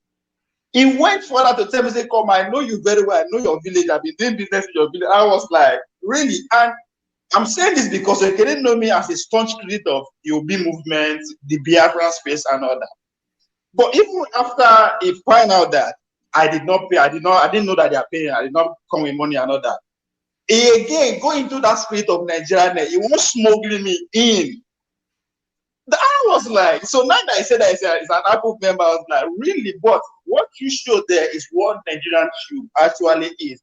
And again, that lead me to saying that I don't see why we are criticizing Obi raising money. Whether they don't like it or not, the whole purpose of this talk is to respond.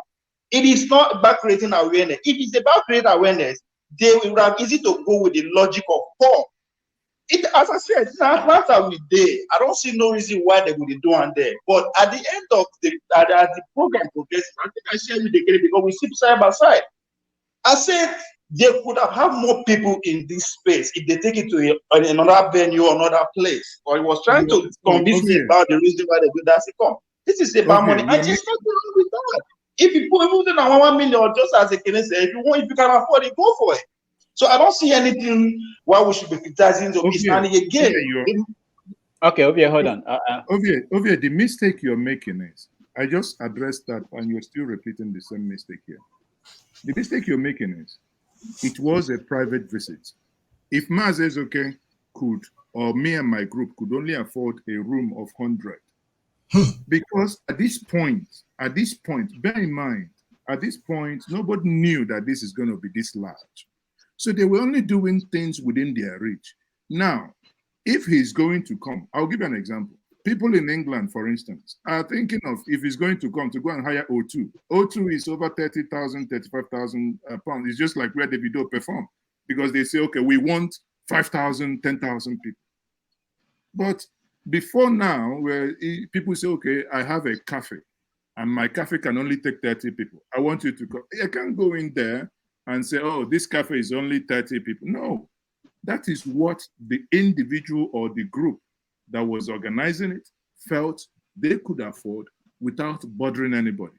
And they went ahead and did that. I want us to remember one thing. This is not campaign. This visit was a private visit. It has nothing to do with campaign. When it comes to campaign will come. And then it's only when, campaign knowing, there are a number of people here, X, Y, Z, and they go and get a small hall. Then you tell them, oh, this campaign council, you guys are not doing right. You know this. But if Ovie now is saying, Mazezoka, if you're in New York, I want to see you. I can't come into your house and say, Ovie, why do you have only 2 seats? Is in my house? It's your house. Mazi, it's a private meeting, but money is involved. You can't roll that one away. And I'm not saying the money should not be involved, but don't say that there's no money involved. Money is involved. People paid money. The money were asked. And there's nothing wrong with that. So if one time that's fine. All right, hold on. Let's hear Alaro. Accountability. And it's not good for Obi. That's what I'm saying. You understand? Because without accountability, they are abusing it. They are using Obi. You understand? They are abusing it, and it's not good. You might say you don't care. They're abusing it. It's not good. And this is structure. You understand? And this is Obi's structure. We have to use it very well. Look, the campaign will come. People will use it against him. That is how politics roll. Let's be factual. You understand? If you like it, say you can afford it. If you can afford 250, there are many people that cannot afford 250. If Obi is coming to a public place, even if it's a private gathering, for us to go see him, open the door for everybody. If people want to go meet him for private, there are private teams. But when you push out publicity that this person is coming to my city, then you put money and you put classes of amount. You don't say, I can still come there for free, because Ovie can go there and also abuse himself and not go in. Let me chip in this thing a little bit, please. It's just to re-emphasize on what Mazi Ezoke said. Okay. Mr. Paul, right? The truth is this. I just like Mr. Ezoke stated, I see Ovie's visit as a Nigerian coming to visit his brothers. Now, his brothers and sisters, now that he come to our house, we have to offer him seat. We have to offer him cola. Somebody will not come to your house and you just allow the person to stay outside. You have to bring the person in. So we afforded him what we could afford. We afforded him that small hall where we have, our small gathering to have discussion. And this is one thing I learned, and I think that is what we should be talking about. Issues, what he is trying to pass across. For example, he stated that, though I've made that a little investigation a few days ago before he came, I was investigating on Tinubu's children, for example. And I found out that a little girl of 20 years, 21 years, 2 of them, actually, one bought a house worth about $2 million in Manhattan, New York. And the other one bought a house worth about $3-something million. And I asked, have they ever worked? No. Do they have a job? No. And they are students. So P2B in that garden, he told us that, hey, see, if you see this kind of a thing, especially from the politicians. Why would you then go and celebrate with them knowing that they are stealing your money from home? Shout, call the police, have them indicted because they are stealing, they are criminals. So this, I don't know why we should be talking about if we paid money or we don't pay money. No, nobody. I didn't pay money, like I told you. I wasn't paying money. I was just offering cola to my brother that visited me from Nigeria. You see, and there must be organizers because I don't have time to organize. Some people devoted their time to make sure that the event, was successful. They leave their job, leave their family to, make sure that the hall is conducive for everybody. So I don't know why we should be talking about this instead of talking about the real issue, which is the criminality happening in Nigeria and how to fix it. Thank you, You know. Alaro, that's the last on this topic because we had a lot of. Go ahead, Alaro. Okay, thank you very much. So, like I said from the beginning, I told you guys this is not a campaign. That was the first thing I started with. And don't make that mistake. If we're saying we're campaigning, then the agenda will be different. This is what we are doing. This is okay, fundraising time, let's raise funds. I told you guys, I was there. Oga Mazi knows me as my real name, not Alaro. We were there together in Germany. Now, me with my eyes, I never see somebody say, here's the funds, Mr. Obi, take. We did not raise anything. I know what it cost to organize that in Germany. Mr. Paul is talking about they should organize it for free. He's in a state, he's in Arizona. Let him organize it, take his time. Ask people to give their time. This man is going around with an agenda of what he wants to do for this country. How many of us are willing to take 1 hour of our time from what we usually do to sacrifice for this country? Because we have to start questioning ourselves about future. Yeah, I'm being honest. It's easy to condemn. What have you, every single person, what are you willing to contribute? We're not talking about money. First, let's talk about your time. All right, thank you. Maz, okay, you have anything else to say? No, like I said, I think on this issue, because it appears everyone is talking about, now see, you don't hammer. Is it? I'm talking about money, and someone is giving us a super chat. Okay. Media, thank you very much for that. You are in the spirit because it's time to pay tithe, and he's paying his. I use the opportunity to call others who haven't paid tithe to please. Someone actually said that. So someone said, "Why are you people talking about having issues with P2B collecting money? That Dr. Damages is begging for money." I've seen so many comments that are very, very interesting. I think I use the opportunity to say to everyone: if you haven't subscribed to Dr. Damage's platform and you're watching us, please, by all means, do. At least, if not for anything, use our faces too, and because this is our real face, we know they hide. Yes. So finally, I think the issue of money. I don't know. Maybe because I speak from a vintage point, that when people really spend their time and their energy, these things aren't easy for people to do. And I do appreciate anyone, many people, because again, I repeat, all these visits you see, be it Rome, even in Rome, Nigerians in Rome, while that was a private visit, to see the creation of Cardinal Peter Barreza, even the people in Rome, I have that one on video. They were angry because even when they came out with music in front of Vatican, St. Paul Basilica, to when he was about walking out, and he said, no, this is not, don't play the music, don't. And now, some of them from the southeast already have their Eba and the Ekwa and the oil, and they say, how can we have suffered because we heard just a couple of hours ago that you're coming, and we brought out this to come and say thank you to you. And he told them, no, this is not campaign and this is not needed. I felt sorry for many of them because haven't really taken the pain to do that. And that is how it is. So, when people, I think it's also too early, to be honest with you guys. I think it's too early to be talking about money, this, money, the other one. Come on, do the one you can. If you cannot do anyone, at least allow those that are doing something to do something.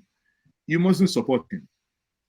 The one person you want to support, go and raise money for him. In fact, your candidate, go and hire hall, invite Nigerians. They will come, maybe, if they have time. But for those who have done this, I tell them they have done noble, really done noble. Because when you see people sit down for hours listening to a man who hasn't paid them money, people, someone the other time, they said someone flew from, I think they say it's Boston. It's about 5 hours drive and came in just to ask questions. I said, I don't know other candidates that you will hear, even if they come to my street, in the same street, even if opposite my house. I don't know any other candidate that in this election that would actually, compel people to come out and go listen to them, talk less of spending their own money, buying diesel or fuel with the current price, energy crisis that we find ourselves in. It takes a man that has that love of the people. And before I conclude, you see that love. You see what happened to Adiola? Adiola had the misfortune of allowing her daughter to feel the love of Peter. And when it was time for interview, they wanted to depart the child from Peter. And the child started crying. You see, even little children know what it means. The love that will heal the wound of a nation. And when I hear other people say, you have agitators also, and that will be my last point, sorry, on this segment, that agitators are now very, very are becoming obedient. I say, wow. If not that sometimes we appear to be reasoning from the behind, shouldn't that be a plus? That if someone is contesting and they say, oh, because this man is likely to address our problem, and Boko Haram will now tell us, no, okay, we no longer kill Nigeria and kidnap Nigerians, that because this person is going to contest, and if he wins, that the reason that made us to go into criminality in the Northeast or in the Northwest, that individual will have faith that that individual will address us or will address the issue. Isn't that a plus? Isn't that a person that people should pick interest in, that underlining factor that will make people who ab initio had given up on Nigeria? And there is something that happened in Germany, and I believe it happened in everywhere. 3 people at least confirmed to me, for the first time, when Nigerian national anthem was being sung, that they never felt the anointing that they felt singing the Nigerian anthem. And when many people, they said they looked up in the stage and saw him put his hand on his chest, sing that anthem, some shed tears. That is rebuilding a nation. The emotional intelligence it takes to rebuild a nation means, yes, people have the right to say we no longer want to be part of this nation. But again, in love, you can always go back and compel and convince the individuals that, yes, I know we have messed up for a very long time, but isn't it time that we come back as brothers and sisters to rebuild this nation? I yield. Thank you. All right, thank you so much. I think we have to take a break. But I would like those that just joined us, you can stay by and remain here, and maybe we can leave room for new people. I really want to hear the experiences of people who met Obi. Some people say we should discuss issues. We've been discussing issues for the last 6 months, and we'll get to that. We need to also hear their impression, because that, I think, is an important part of it. And also, I want to mention that tomorrow Obi will be in New York at the Columbia, somewhere in the city. I'll find the exact place, and it's free. So it's not everywhere that people charge money. In New York, we don't give shishi and we don't pay shishi. So if you don't mind, Martin said something. Martin said something about national item. And I think again, me and Ekene, as we are sitting side by side, the first national item was that of America. Yeah. And I think for a minute, Ekene was asking, what is going on? I said, well, now American story for this. But when they decided to sing the Nigerian national anthem, come on, the ovation was loudest. So Forget all this Nigeria, this. The law for Nigeria is not, can't compare it to anything among Nigerians anywhere. When the Nigerian national anthem speak of you, whole crowd, everybody, even though you don't know how they murmur, they follow up. And I see that in that movement, in that will be president. And to me, there's nothing more, visible there than the Nigerianness in every one of us, regardless of how everybody is the best reach. When it comes to being Nigerian, we know they take and play.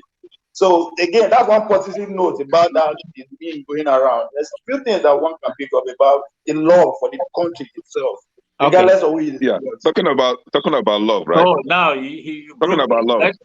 When a Christian was asked to pray before the start of the event, right? Christian prayed and everybody lauded amen.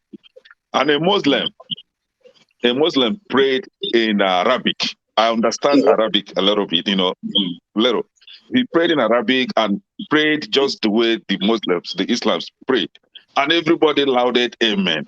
What else can you be saying other than seeing it visibly that everybody is in that mood of uplifting Nigeria?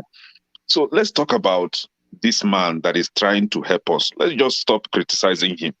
Among these three candidates now, or three known candidates, please, is Obi not standing out? Can we just support this man and forget about every other sentiment that we have? That's what I'm saying. All right, Kenneth, thank you. Alexi, what do you want to say? You have to unmute yourself, Alexi. We'd like to be sentimental, and that has not helped us that much. There's nothing wrong with Obi and his plans and his dreams for Nigeria. In fact, it's the best thing that can happen to Nigeria. But which Nigeria are we talking about? Is it the one that has external invaders, that have all these terrorists all locked in between us, that we don't even know what they are going to do tomorrow? The ones that have plans with both internal and external forces? You guys must be joking. I will tell you this. There is more than what Obi can do that is facing us now. Whether it's good, it's a question of to be or not to be. That is the first thing about the election. And even after the election, what are we going to do about the problems that beset us to the point where we are? If you think, oh no, don't talk about that, Obi will take care of it. I would bet you, as we are talking, we are yet to see the nitty-gritty of the problem our nation got itself into under this Buhari's government. There are things lurking around us that we are playing ostrich. We have a problem. He is trying to come in and do better than what brought about these problems. But we are all trying to sentimentalize it, say, oh no, we got to give it a chance. Nobody's trying to stop Obi from being the president of Nigeria, not even those who are asking to opt out. They are trying to opt out because there is danger ahead and they have foreseen it, unlike what people are seeing. There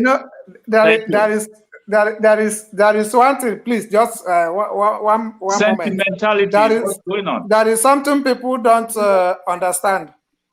When Buhari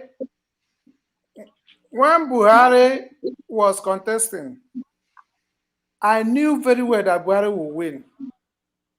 I knew that APC was going to win because if you go to the streets of Abuja then, and even in Lagos, Buhari's picture was being sold. You know the way Christians buy a picture of Jesus Christ? People were buying Buhari's picture. Now, print Obi's picture, print all the presidential aspirants' pictures, and go to the market to sell it, and see the one who will sell fast. I'm telling you the truth. So what does that mean? Print all their pictures. Richard, what does that mean? Yes. When you print their pictures now, and to tell you that the people have accepted this person, they have accepted Obi, go to the streets, print Obi's picture, you will sell it. Okay. You will sell it. Print other presidential aspirants pictures and go to the streets. Richard, I thought you were And going you will to see say, it. Richard, I thought you were going to say that we've seen this before, that Buhari was popular and then nothing happened. I thought you were moving the argument towards that direction, but no. Okay, all right. Thank you. Doctor, So let me just summarize so that I can leave for others. I may come back later. Okay. Yeah. So, Doctor, what Richard is saying about Obi is the lesser devil right now. Obi is the best thing that can happen in this. That is it. We can rule that. That is it. But guess what? It is for those of us that understand it that is saying it. It is not for those that don't understand it. I have siblings I will raise with one mother, one father. You understand that I talk to them every day. They say my vote will waste. Why I want vote to be? These are people who live in Delta. These are not people who live in Sokoto. You understand? So it takes me time to convince them, and I'm still convincing them. In fact, I'm even threatening them, like money expert and the likes. Let me make you understand something. Let me use American politics for you to understand the way politics work. You don't expect Joe Biden, the president of America, to spend his time to campaign in California, in New York. You know why? It's a completely strong blue state. He knows he's going to win. So he don't spend time. He spend time on swing states that this year Democrat will win, next time Republican will win. You spend time there to get these people, to convince these people to vote. And you spend more time, a little bit more, in red state. Deep red state, you don't even spend much time there because Republican will definitely win. That is how politics work. You understand? So when you are talking about Obi, the way you find this passion, like what Femi is saying, if you are campaigning about Obi in churches and everything, good percentage of us, let's tell ourselves the truth, the Christians will vote Obi. You understand? Spend more time. I'm expecting Obi to get the too many jalamias to be going to Mecca now. I'm expecting Obi dress attires to be changing. You see Amechi, when Amechi was thinking of contesting for president, Amechi changed completely, started dressing like Igbo man. This is somebody I've been saying for many times, many years ago, that is not an Igbo man. Charity begins at home. Charity begins at home. Charity begins at home. Richard, let him speak. He start dressing completely like an Igbo man. So this is what I'm saying. So talking about Obi and his campaign, Obi is doing very, very, very great. But at the same time, accountability, I don't want people to abuse him, because guess what? They will still use it for campaign. Obi knows it's not going anywhere. Just want to make money. They'll start calculating how much he make in North Carolina, Dallas, this, that. If Obi is coming to Arizona, like I said, it is for me to bring Obi to Arizona should be my greatest work. But for me to host Obi in Arizona, I don't think it will cost me money, because I know I have the people that will bring the money. We'll get an all.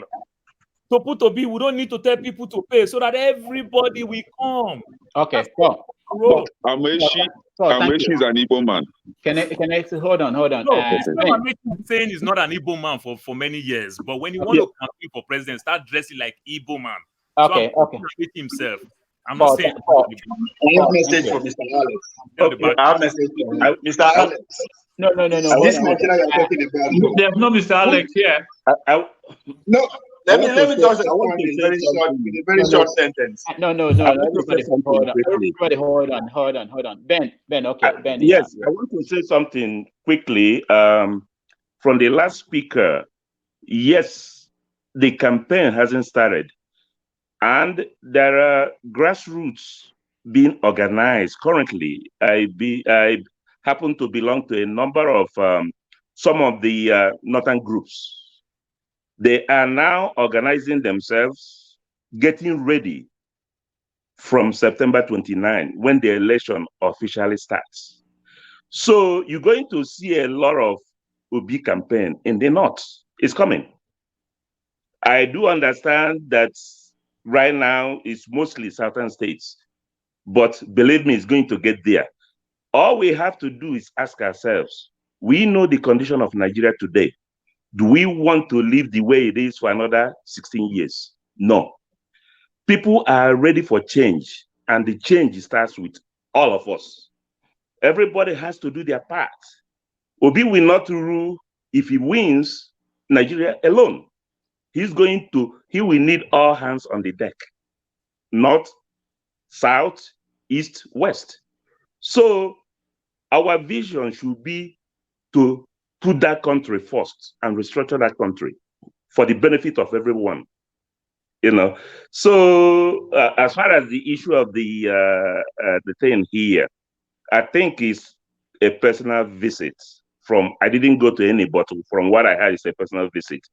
Those that organize it raise money for the dinner sections. I don't know what the money is for or where it's going, but nobody was forced to donate anything. I don't even think Obi himself know how the events were organized personally. If you ask him now, he probably doesn't know. All he did is show up, see people. He doesn't have the background of how it was done. So those that were involved, it's up to them to do good with the money. If they collected some money after expenses, maybe by the end of the day, they'll probably, once the campaign kicks off, they will donate it to the campaign. I don't know what their plans are. Yeah. Okay, thank you, Ben. We have to move a little bit in some direction, but let me come to you in general media. Maz is okay. I'm interested in conversations going on social media about Obi's campaign. There were, what do you call it now? People saying that it's only online and certain things will happen, and people will now say, okay, it's not online, it's actually on the ground. People moving the goalpost. Some people are saying, like we had here today, that he has to campaign in the north. I saw a video of the vice presidential candidate of Labour campaigning in the north. It appears as if when he crosses one line, there's a new. What do you think about that? Because we had that. Now people are talking about even if he wins, he's not going to be able to govern. I didn't know that we've got to the point of him winning. But what do you think when you hear those kind of arguments that are being presented out there? When they say, in this belief, there are stages people go through. It starts with saying, oh, it's not possible. Oh, it's not this, it's not. Because there was a time they say, no, it's not possible. He's not going to get any votes in the PDP.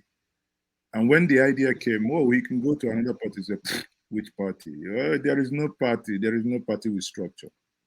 And the people came together. The young Nigerians, I must say, came together and said, we are your structure, and embraced him. They say, young Nigerians, they are only on Twitter space. They can only host Twitter space. They can only talk on Facebook.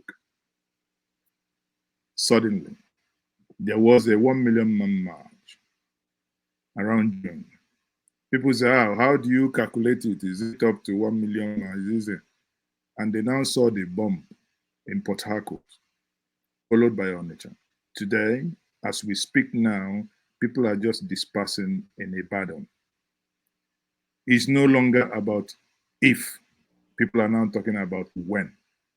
So the thing is, there is one thing that Peter says, and I refer to him in this. People say, how do you come?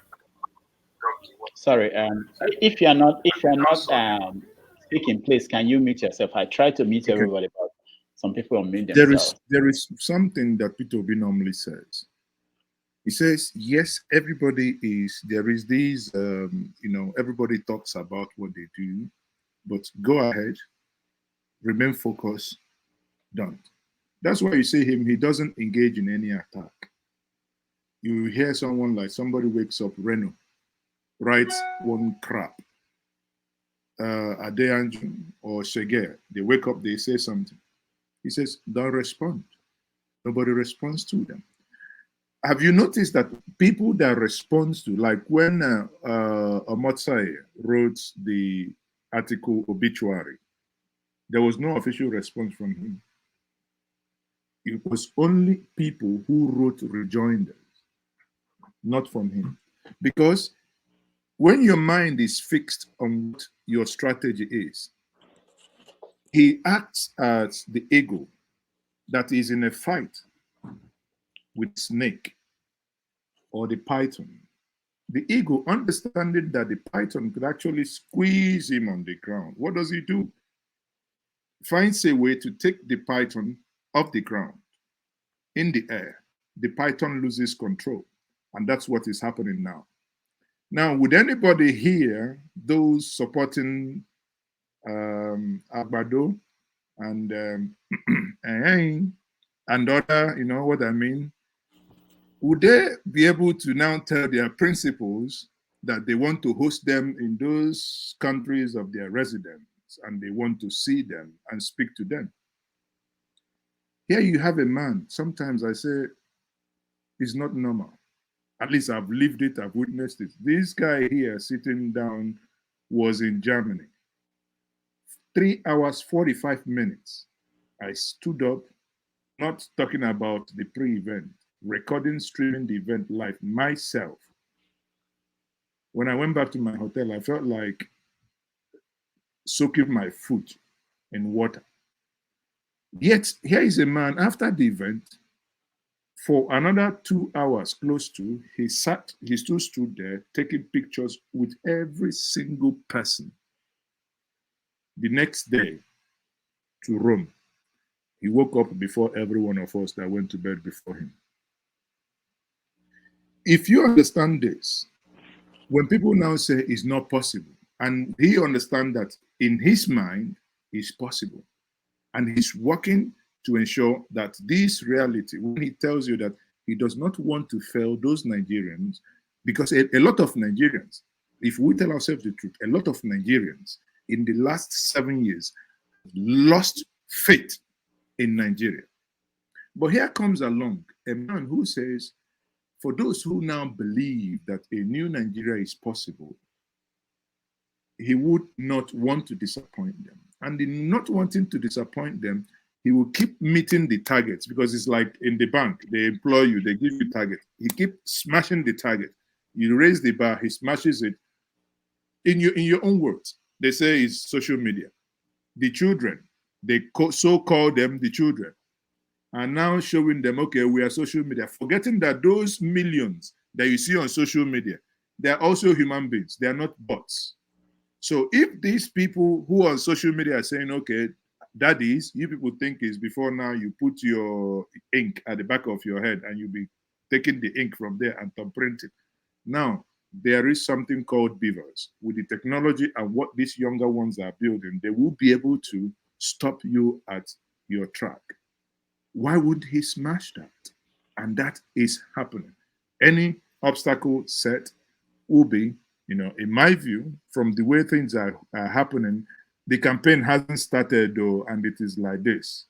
When the campaign starts, we will now know those who are unable to stand up for 30 minutes to speak to those that they want to govern. We will now know. We will not know those that would be able to, answer impromptu questions, because you can imagine it takes questions of 5. It doesn't matter which question. Write it. It's not like it's controlled. No. Everybody, even while we were streaming it, people were asking questions from online, and those questions were passed, and he answered them in there. How many of others would we want and we would have to have questions from people watching like the way we are now discussing, without thinking that we are all beneath them to take our questions? Yet they want to govern us. All right. Well, thank you, Mazi. I have some people who want to join. I have people from the Shore campaign. I have people from, so I want to give room. I want us to make room for those that just joined us. You can hang in. Those that have been here, you can come back. I want us to talk about Wiki. We can't end this show today. I would stay here till, even if it's 8 hours, until we talk about Wiki. But before then, I want to hear everybody as much as I can. Who want to join and talk about P2B, especially those that met P2B in America. And we give it another 20 minutes. So please, I love all of you out there, my friends, but if you can just give us room, let's get people to finish this OB subject. Then we'll come back to Wiki. You can join us again. Ovie, go ahead. Yeah, see you on OB space. And to those people out there who don't see anything good about Nigeria, who are fictitious of what the elite want us to say, that yesterday, na Fulani guy sponsor me going there. But na Igbo man and they receive me and give me the reception I never expect. For real, if not for Ekene, I would have been just, as soon as I get there around 7, which is supposed to be 9, and I see the place, this one at church. I got discouraged immediately. I go sit down for Starbucks Cafe. Come back again about 1 hour 30 minutes. That's when I met Ekene. Even him trying to smuggle me in, even though he know they rowdy like that reception alone just makes sure I keep me there. Say, okay, I must go in. That's an evil man. So I don't understand where this division is coming from. As I said, Fulani supported me because I was in downtown Atlanta, while the place is Cross, which is about 45 minutes to an hour apart. It's going to cost me money, time, and everything. But somebody said, man, go. I did, and they can't give me that reception. Who is that? Staunch evil man. So it's hard for anybody to tell me, say, oh, Nigeria is this, Nigeria is that, Nigeria is this. It's much more bigger than what we should be focusing on. You understand? Right. Yes, people that don't believe in the OB movement, the mandate, and all that. And Ekene knows that. He see me attack that, oh, this guy don't like it. But I didn't even notice that when he saw me. He showed me that love, regardless of how big we come there. So I think, to me, I forever, respect that space. So even though they call me, say, I'll be obedient, I go be obedient. So that's fine. It's all about the Benjamin. Money for grand, hand back for grand, as I will say. Ovie, thank you. Alexi, go ahead. I wanted to take the time out. Nobody has addressed the issues I raised about external forces. We seem to just stay as if the problem is limited internally. We have a big burden of external interest in Nigeria, and they are all standing, waiting for the moment that the whistle will be blown. Whether you believe it or not, time will tell who is saying what will happen or not. We don't want to carry those reports along with us, but some of us are busy getting those reports and researching to know where we are. To be or not to be the election. And if it happens, what happens after the election? I'll leave you with that and give chance to another person. Okay, thank you so much. I appreciate that. And you can come back later for the ranting period, so you can rant, down the road. Yeah. Sorry, before he leaves, may I respectfully, as an elder, may I respectfully respond to him? Okay, go ahead. Sir, Lexi, I feel your concern, and they are not out of place. Anyone telling you that there are no external forces trying to overrun Nigeria is not telling you the truth. Okay. Yes, of course they are. We are in a country where all of us, 2 months ago, certain forces went to the correctional center called the Kuje prison, broke into it. Over 600 inmates, according to their own figures, 600 inmates let loose. We have a certain people bumped a moving train. It appears it's something we read from the book, but it happened. Now, when we take back again, 600 people taken away from the prison yard. Please, someone should correct me if I'm wrong. How many people have we sacked since then? Zero. Nobody. He recalls and he brings to bear what Professor Chinua Achebe, a man I so much respect, wrote in his book, The Trouble with Nigeria, published in 1984, says, nothing is wrong with Nigeria. However, everything stands and ends with leadership. So it's about the leadership. We have a very wonky leadership. No apologies. Because it is only if we move back to tell you that the leadership we have is as a aids what is happening. Many of us know that when the current president was sick and he was in London, The vice president was in charge. And that's where I started liking him as a person. He was in charge. And for the first time, the DSS invaded another arm of government. Within 24 hours, the head of DSS was removed. That is what I call leadership. Not fighting, not insulting anybody, but you take decisive action. However, a man from Bayelsa was made acting DG. And when the president came back, the rest is history. The man eventually left because he was forced out to go. My dear elder, when I say that everything starts and ends with leadership, it means we know where we are today. We know why things are happening the way they happen. Therefore, if you have a leadership that cares, if you have a leadership that has empathy, if you have a leadership that knows that if anything happens to you, that thing that's happened to you has also happened to myself. Decisions, and the right decisions be taken, we will get to. What we lack now is that we Nigerians have given up that you can no longer mobilize Nigerians. If you might want to mobilize Nigeria, they'll tell, who is mobilizing? Is it Yoruba? Is it Igbo or Hausa? The politicians have been able to divide those based on the religious and ethnic fault lines, which then aids in the inability of the Nigerian security apparatchik to deal with the external aggressors you so referred to.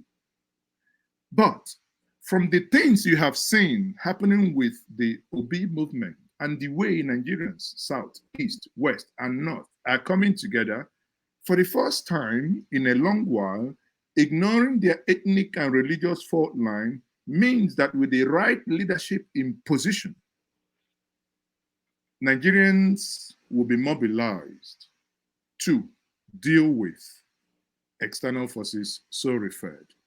Because you look at it, there are stories in Benin, there are stories in Edo, and there are stories in Castina in Ondo, that when certain people are captured, when a crime is committed, and they are taken to the police station, and the call will come from the above.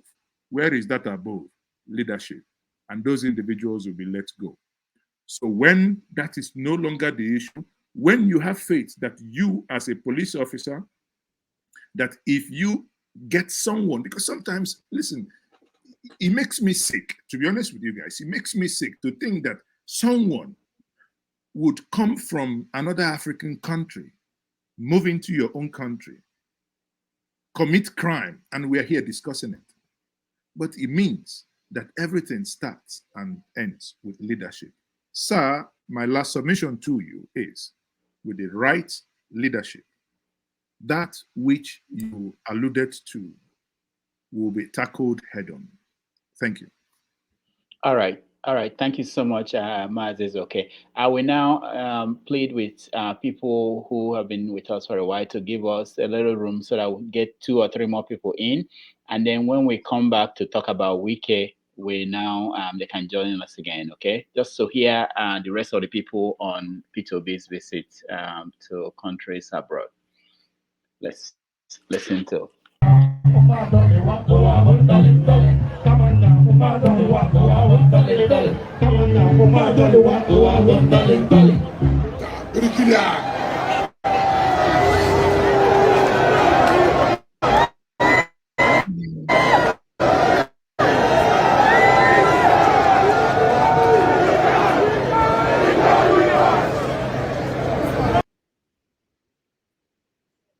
All right, we're still going to get to Wike, and I'm excited more than Obi. But let's welcome to the show the 2 people or 3 people that just joined us. James, welcome to the show.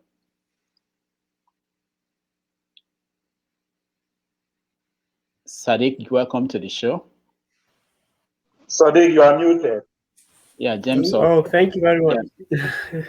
All right, Omori, welcome to the show. Thanks, Latif, for having me. It's always a delight to be here. Okay, and Dr. Walter, welcome to the show. Yeah, thank you very much. Appreciate it. All right. So if you're not speaking, can you please mute yourself? Sometimes I try to mute people and they have a setting that I cannot mute them. All right, James, you are in the Gambia, I believe. Yes, that's And where I live. and Obi is not there. I didn't come there. I wouldn't come there. But I hope you're watching. What is your impression of Obi's trip abroad? I haven't got much to say because I did not watch it on television. I only read a few things about it on the newspaper. But my only little worry is that we are so eager for a change, and people are so eager. The situation must change. It must change. What I'm afraid of is what happened to us in the case of Buhari. While he was campaigning, we all supported him wholeheartedly. People were even ready to break up their marriages just because of Muhammadu Buhari. Now we've seen what, I mean, I mean, I don't know what to say about Buhari. Anyway, this my call bill, please let us wait till the electionary campaign will take off. We want to see his roadmap. I mean, what's it called? The roadmap, how he hoped to solve particular problems. He cannot handle all the problems. We want to know his priority areas. Is it security, education, electricity, water, or whatever it is? Now, we should sit him down and ask him thorough questions. I'm very used to the education sector. Let me use that as an example. How many students are there in Nigerian universities? Is it possible to run a free education program or not? If it's possible, how much will it cost? If it is not possible, how do you hope to, these are the kind of things we should ask him in order for us to know that he really has a grip of the system. For Okay. example, James, thank you. I want us to narrow this down. I'm talking to, we have Ginger Media here. I've put in my application, begging them to get me Peter B on the show. When he comes, you can ask those questions, and I will consult you too with questions. Okay. So my Yes. request for an interview is with the OB people, and they are watching, and I hope that they will say yes. Otherwise, we'll get somebody, an actor, to play OB one day, and we ask him questions, so they know that we can do things. And we're just giving them room to bring the man himself to come on the show. Rudy, All right. Rudy, don't worry. We will have a joint stuff very soon. All right. Thank you. Sadiq, welcome to the show. Yeah, thank you very much. Remind me, Sadiq, I don't remember. Where are you joining us? South Africa? No. Where? I'm in UK. Where? Italy? United Kingdom. United Kingdom. UK. Oh, okay. All right. Okay, UK. So what do you think about Obi's visits? Did you see him when he was in Europe? Yeah, I actually didn't watch any of his videos, but I followed all his. I think he updated us on his Twitter handle. Okay. So I very much followed the tour on his Twitter handle.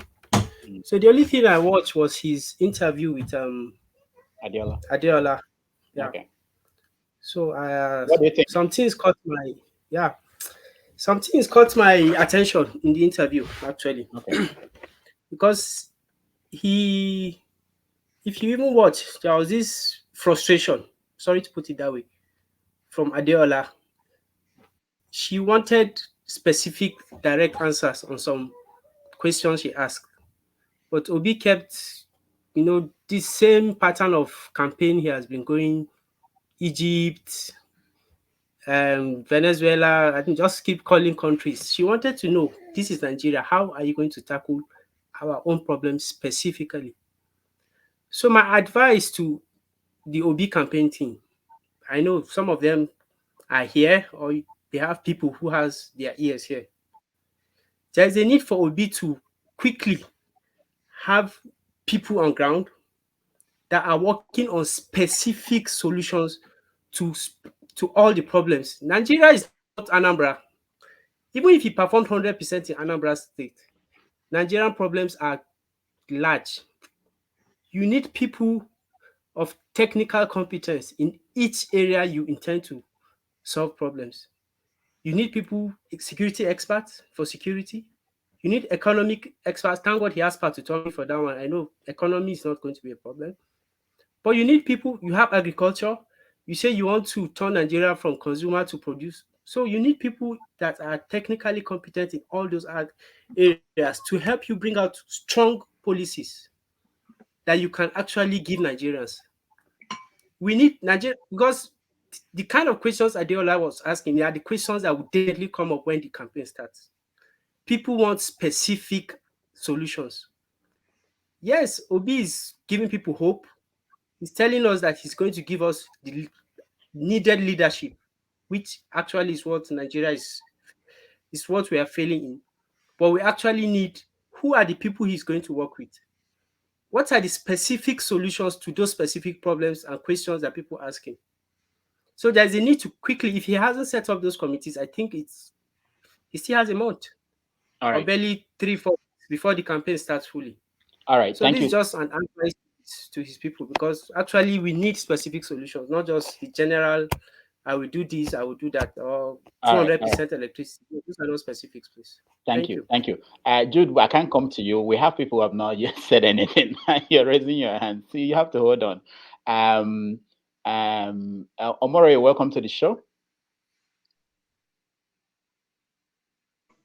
Omori, welcome to the show. Can you hear me? Oh. All right, Omori has a problem with his. Yeah, I was trying to unmute myself. Okay. All right, good. So I forgot where you are. Where are you? Did you see Peter Obi in America? I know you are somewhere in America. Yeah, I'm in Houston at the moment. I think it was actually about 10 minutes away from me, 10 minutes drive away from me. Yeah. That I wasn't available. Was it because of the money that you didn't go? No, not necessarily because of the money, although I had my reservations about the money. It's not necessarily because of the money. Okay. For some reasons beyond my immediate control. Okay, so what I know you've been following and you follow politics very well. What do you think about the visit?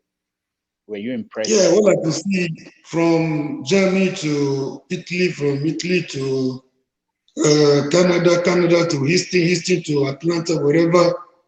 All I could see is, people yearning for a change, people clamoring for a change, people looking for a way out of the status quo. We cannot continue like this, according to Shomuri and his slogan. This system is unsustainable. Somebody was talking about diaspora do not vote. In this political dispensation, in the current political Nigerian equation, underrate, undermine the diaspora influence at your own peril. Anybody could have made a mistake, not Ovie from Edo State. Ovie was privy to how instrumental the diaspora influence was in Edo. All the 99% of the politicians, the core politicians, the scavengers, the vampires, the criminals in Edo State were on one side. Okay, hold on. Someone turn there. All right, go ahead. It's you, Dr. Walter. If you're not speaking, please mute yourself. Go ahead, Omori. So, if anybody has to say diaspora do not vote, not even Ovie knows how much influence the diasporans have on the Nigerian election. All 90%, like I said before, 90% of the core politicians were on the side of Oshomole. But the diasporans, the Edo diasporans, took it upon themselves like, enough of this nonsense, enough of this godfatherism. The cause they made to their people at home, the money they sent, the contribution they made was what made Obasaki return for a second tenure. So anybody that is saying diaspora has no, voting, has no PVC, I think is trying to be economical with the truth. We have a huge influence on what will happen in the next election. If you even consider the economic situation in Nigeria right now, apart from, like I said the other day, diasporas are actually the people that are entitled to more than one vote because of their cycle of influence. So, from everywhere he has gone to, though I have my reservation about how he answers questions. See, originally, I will not hide my support and my love for Shogure. But Shogure wanted the change. He came by saying he was coming to disrupt the political space. This is the disruption Shogure was talking about. So I will remain on the side of the people. You know, this is what I've been hearing for. We cannot continue. People are saying from north, from west, from east and south, they are definitely tired of PDP and APC. This is the message the old school, the old people are not getting. People are simply tired of these two political evil parties called APC and PDP. People are tired. It's all about Obi. It's not necessarily about, he has a lot of credibility working for him. But the mistakes, the shenanigans of APC and PDP over the years are his greatest advantage. Thank you. I will stop you for that. All right. Thank you, Maury. James, no, hold on. Okay, Dr. Walter, welcome to the show. Dr. Walter, you can unmute yourself. All right. I think Dr. Walter is frozen. Sorry.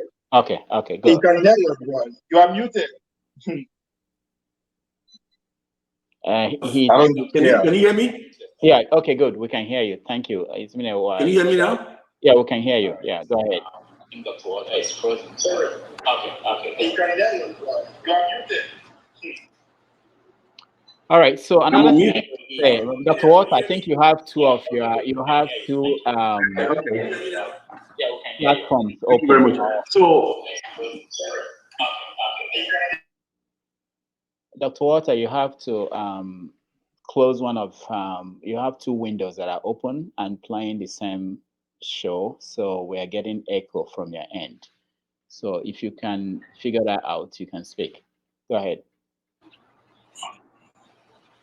Can you hear me now?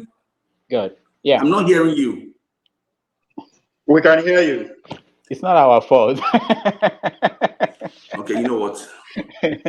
But we can hear you. Go ahead. Speak. If you can. You can hear us. And if you can hear us, speak. I can hear you. We can hear you. Yeah, speak. Yes, okay. Yes, language. All right. Thank you very much. I can't hear you, but that's why I put my cell phone to listening. What Nigeria is in a crisis right now, as we speak. You know, and I believe that Peter Obi is just the man for the hour. He's young, he's dynamic, he's reachable, and he's got a lot to contribute to the country. I grew up in Lagos, and the Nigeria we grew up in, I grew up actually in the corridors of power. My mother was the chief cook of the Nigerian army. Obasanjo, Buhari, Babangida, all those folks, I knew them as a young person growing up. You know, and I've always known that this particular guy in there does not have the capacity to bring anything meaningful to the country. I told you, a bunch of my friends, we spoke about it years ago. In 1983, we all understand what came out with him and Idiago, how they suffered and all that. And a bunch of my friends, we had meetings upon meetings about this new government. The problem we're having now is a regional problem. Security-wise, Nigeria has been invaded from all over West Africa and some parts of Eastern and Central Africa. Obi has, if Obi chooses to become, or Obi ends up becoming the leader of Nigeria, we have to go back to the table, a restructured table of some sort for the country. We have to go back to the table because until Nigeria can secure its borders, secure its people, there's no way we can have any meaningful, successful governance in any country. What we are looking at is an invasion ready on our borders up in the north. They keep telling us arms are coming in, flowing from Libya. When was Libya over with? This is more than Libya. There are men and women in the country right now who are sponsoring the breakup of Nigeria. And as long as people cannot farm, they cannot feed themselves, the political cronies in the country will end up always oppressing the people. So as it is right now, Obi, you know, by the way, I'm in Dallas, Texas. Obi is the best person among the three. I call the three. Normally, I should be rooting for our brother, you know, the younger one, but Obi seems to be the person that I think has all the ideas. And we, as a member of the diaspora, we are here to support him. We have the means, we have the capability. We supported Barack Obama into becoming president of the United States. We can do it for Obi. You know, a bunch of us put our money behind him. So we can do the same for Obi and make him. We have the technology. I am a head of, you know, I have millions of Americans on my database. I can put the whole of Nigeria on my databases for health. We have the capability. We have the ability. You know, we have the wherewithal to make things happen for that country. But as long as somebody can guarantee security, my biggest issue with Nigeria is securing the borders of that nation, securing the people, securing the lives and property, and farming. I mean, look at the vast land in the north that we've been speaking about.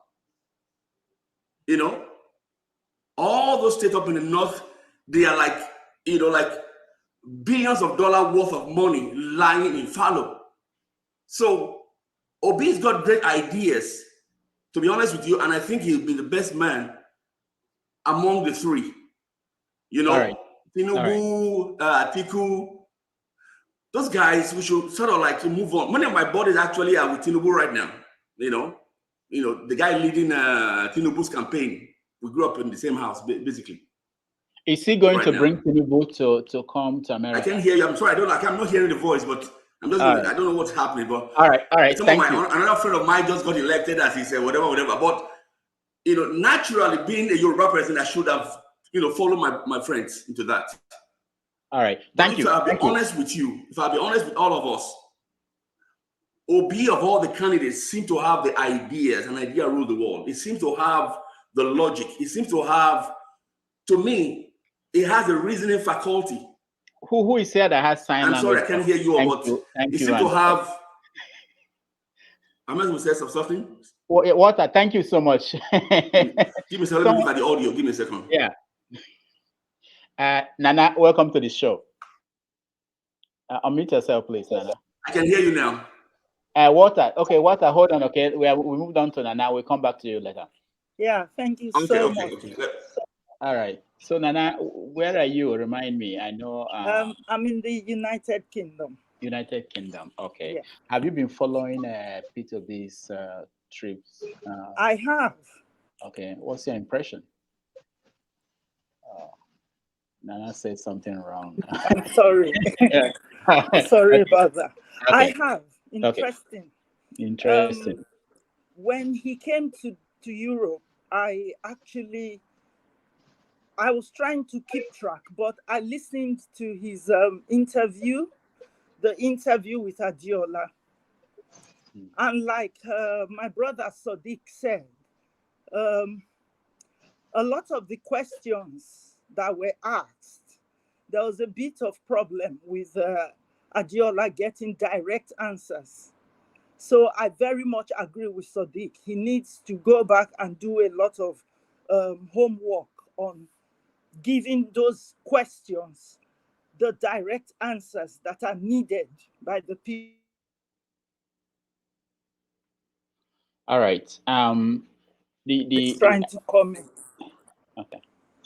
Can you hear me? Go ahead, Nana. Yeah, go ahead. Yeah. Yeah. The people, we are clamoring for change. We want a better Nigeria. However, we want specifics, how he will tackle most of these problems that are bedeviling Nigeria at the moment. That's one. And something that has really bothered me about the Peter Obi's movement, we have to be very careful. I think this goes to his handlers. They have to be very, very careful to make sure Peter Obi's campaign is not like sidetracked into like an ethnic campaign. Because Peter Obi, I am not an Igbo person. I am from Delta. I am an Urobo woman. A lot of us, and the moment Peter Obi came on to declare his intention, what I said to my children was, I would support him. Otherwise, I am 100% behind Sowore.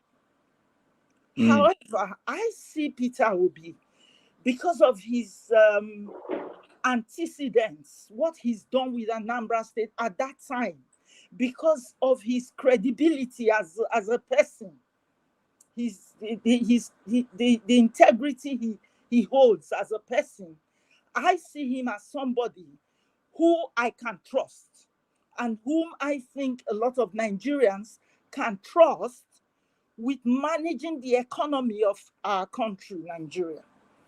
However, he mustn't allow himself to be pushed into a corner of ethnicity, nor religion, because the Muslims, the Christians, we are all Nigerians, and Nigeria is bigger than every one of us.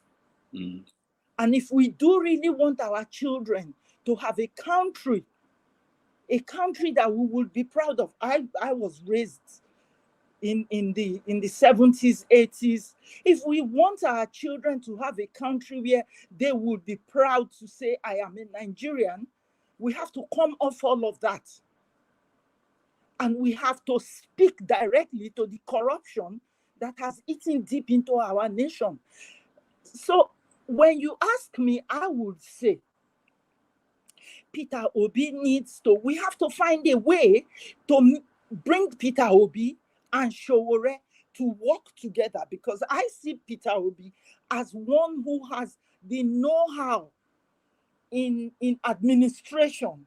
And I see Sowore as one who has the radicalism to tackle these corrupt maggots that have eaten so deeply into our nation. Because it is time we move past the era of clapping for those who have buried that country. We cannot clap for them and sweep it under the carpet. That is where our Sowore comes in. Because Peter Obi does not have that radicalism in him. So I don't know how we're going to do this, but we have to move past all of this. Somebody paid this or somebody. I've been listening to the discussion going on. People listen. When there is a big thing going to happen, we have little ants that want to come and they want to feed from it. We shouldn't make that our priority. Ants must feed. Let's look at where we are going. That's what I think. I think we should look at where we are going. Nigeria. Nana, thank you so much. I appreciate that. Let's look at this video and then we'll be right back. Thank you.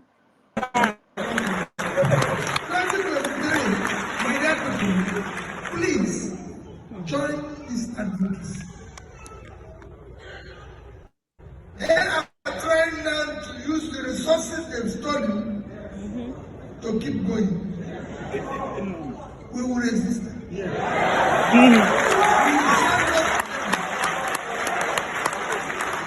tomorrow, even if it's not possible you send money to, tell them that thing you're sending, they can end if they do the right thing. That's their focus on it. If you need be, invest $1, $2 into it. We must stop this. And remember, in conclusion, when I win, don't go away. No, don't go away. All right, I'm sorry, that video was upside down. That wasn't the one I was looking for, but you get the drift. I wanted us to at least hear Peter Obi in America for those who didn't get a chance to listen to him. Okay, we're going to move. Peter Obi don't expire. Let's go to Wiki. Yeah, we're going to Wiki. Dr. Damages, let me say something to our sister Nana and our brother Sadiq, right? Concerning the to our sister Nana concerning the ethnic card that is being played out. I think one of the cancers devouring Nigerian body politics is one of the most virulent when it comes to those oppositions. I think it is a card that the oppositions are using to create conflict in the politics. I believe if you and I are P2P supporters, we shouldn't allow these people to push us to that space, because this has been their tricks, this has been their game, this has been what they use to keep Nigeria the way it is: ethnicity and religion. All right, all right. We have to stop there. We'll get back to that. Let's go to my Nema.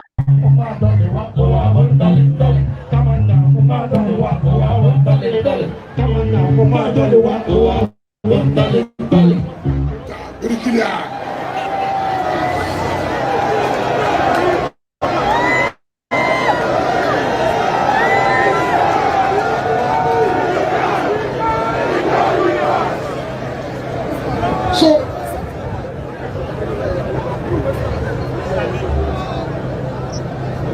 2 days ago, I was watching television.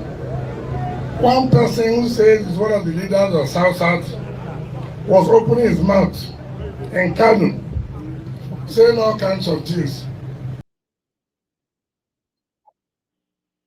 All right. So, Wike. Now, my biggest fear about Wike is that he might not have a role to play in Nigeria after the election. And he might go into a talk show, a comedy show, and nobody will watch anything I'm doing anymore. That's really my fear. I hope he gets a job. I hope he continues to do his thing and give us materials. All right, who knows Wike? Who can help us? Who can help us understand what's going on with Wike? James, go ahead. Let's start with James. You see, the issue is this. Mr. Wike has been tricked politically and disappointed by those he had confidence in. That's number one. Then number two, we should not see him as a comedian. The problem is this. Buhari has misbehaved catastrophically since he became head of state. His tribesmen have almost taken over the entire country. It is clear to them that the APC will not win the election. Here comes another Fulani man contesting the presidential election. Now, if this guy should win, they've already taken over the country. The PDP, as we're talking right now, is a northern party.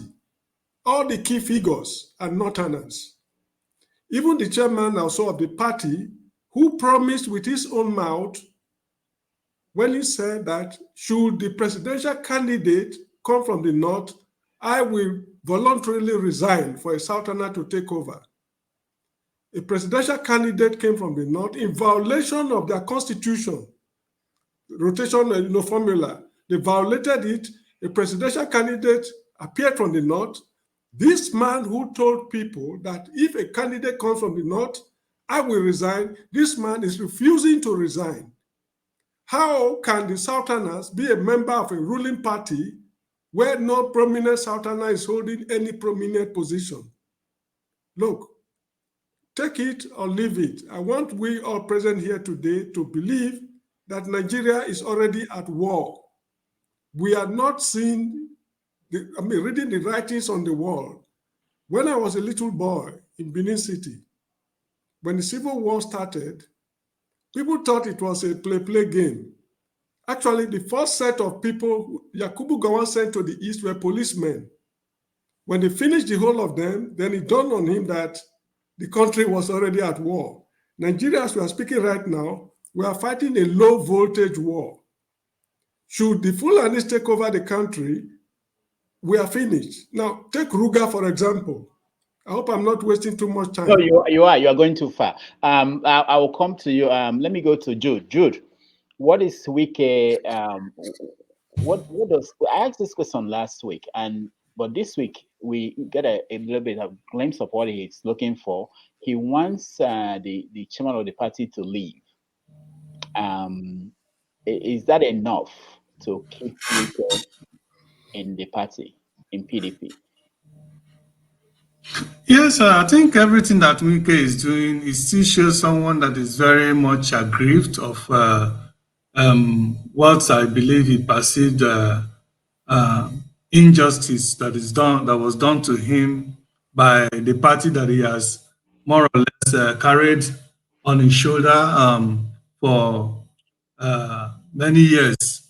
You know, many of his contemporaries and many of his colleagues in that party, a lot of them that are occupying key positions now and very close to those who are occupying key position have crossed carpeted, you know, to so many parties from APC, PDP, here and there, every now and again. But it has, he's been one of those few that has remained resolute, that has remained with PDP, you know, for a long time. So he's trying to still see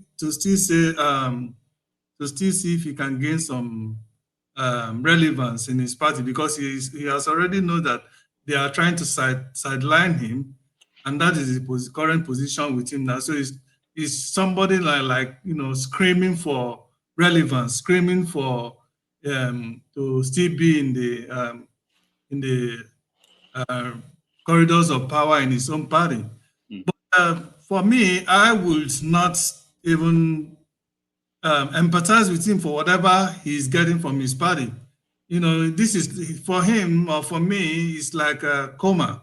You know the law of karma coming to play in this case. Wike is a wicked man, and not only that, he's a thief. You know, the money he stole from Port Harcourt to go for this primary, he thought he had everything figured out. And he doesn't know that Atiku and his own people, whom himself also trusted so much because he has supported them, especially that governor, that other candidate that at the dying minutes switched over and, you know, stepped down and gave his support to Atiku that now made Atiku, that pushed Atiku to the finishing line. So these people, he has, I mean, yes, everything that is happening to him, he caused it. And then it's okay. I'm really happy that it has happened to him. And I'm really happy that somebody like him will not rule Nigeria. Okay? Okay, all right. If Atiku also, there's no way he's going to rule Nigeria. Okay, thank you.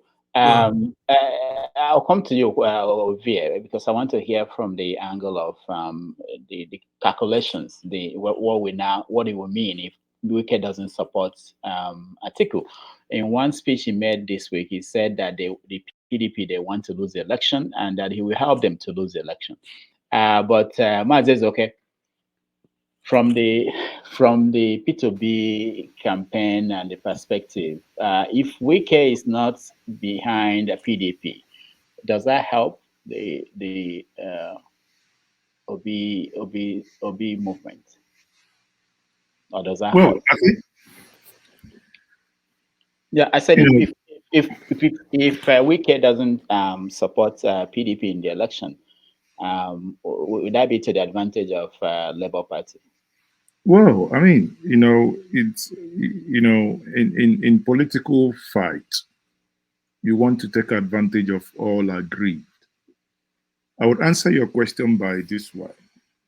In 2014, 2015, without the NPDP, that is Kwankwaso, Rotimi Amechi and Co., Saraki, without that leg, going into the APC alliance, I doubt if APC probably would have won that election because they came in with quote unquote their structure and they came in with the needed finance at that point.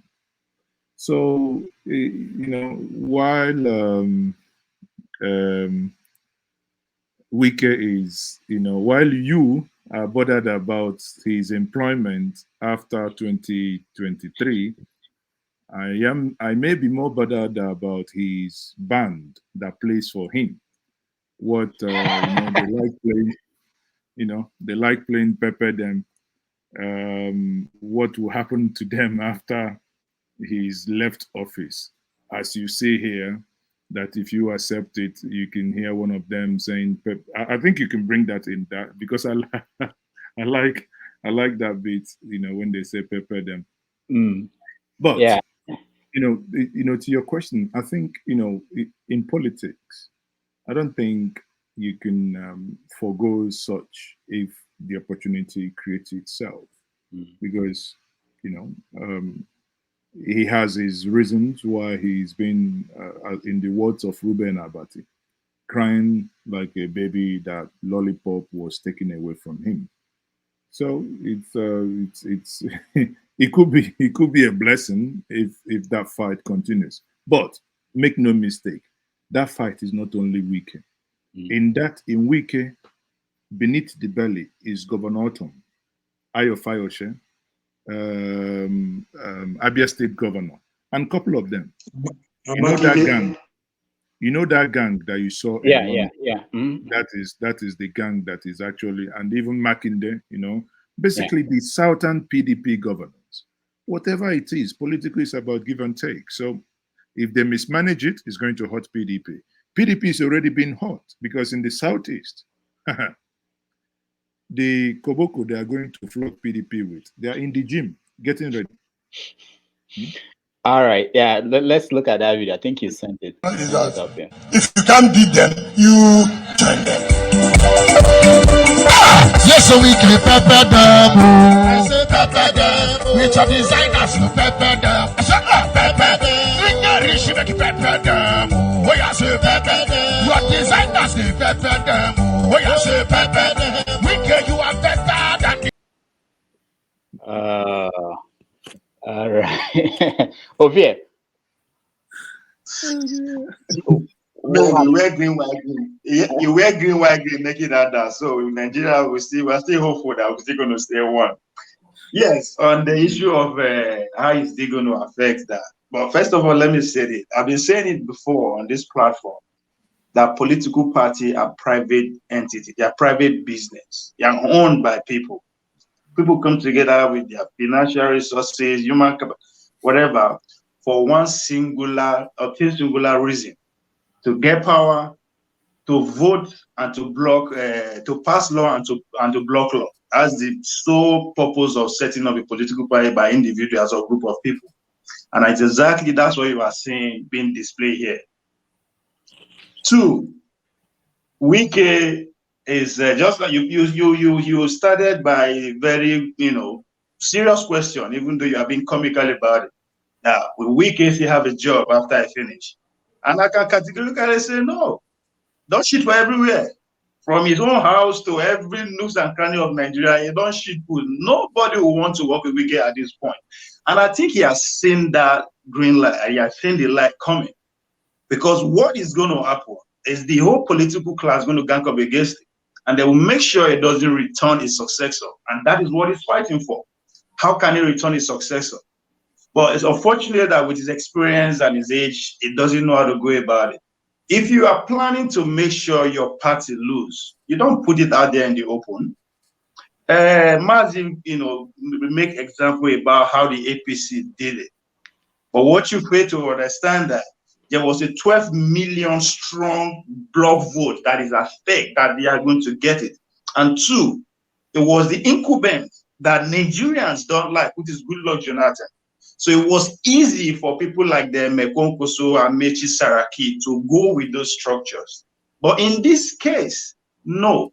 What you are going to be seeing, what is already going on is that the PDP money bags are already inflating Rivers State. Because Wike is not going to come back. The president is unknown. So you are going to have more new champions coming out within even the Wike rankings, being influenced by real money. Forget Wike money not child's play, but where the money they.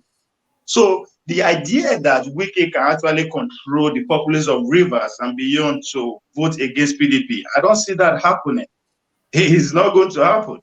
Now, I think at this point, regardless of who you support, is gradually losing that grip, because you are going against people who owns the party. Parties like church, that's another example. Whether I like it or not, people get redeemed. Whether we like it or not, people get winners.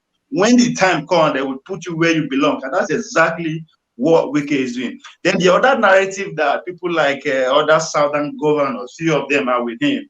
What are the capacity of these people? Even the author himself he wants to return as a senator. So he won't join and work against the party. The Ekwezi and the rest, what is their political future at this point? Because when it comes to the battlefield, that's what they'll be thinking about. Not Wike, how do I survive? Should this person come in? Should this person come in? Should this person come in? That's where all these people are thinking. Not Wike.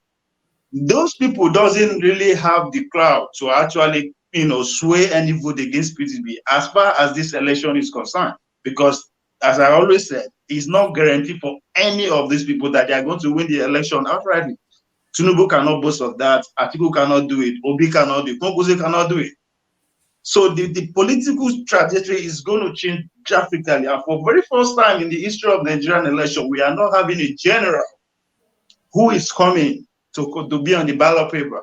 We are to be on the ballot box. We are going to have pure politicians. Yes, you will still have the military influence through proxy.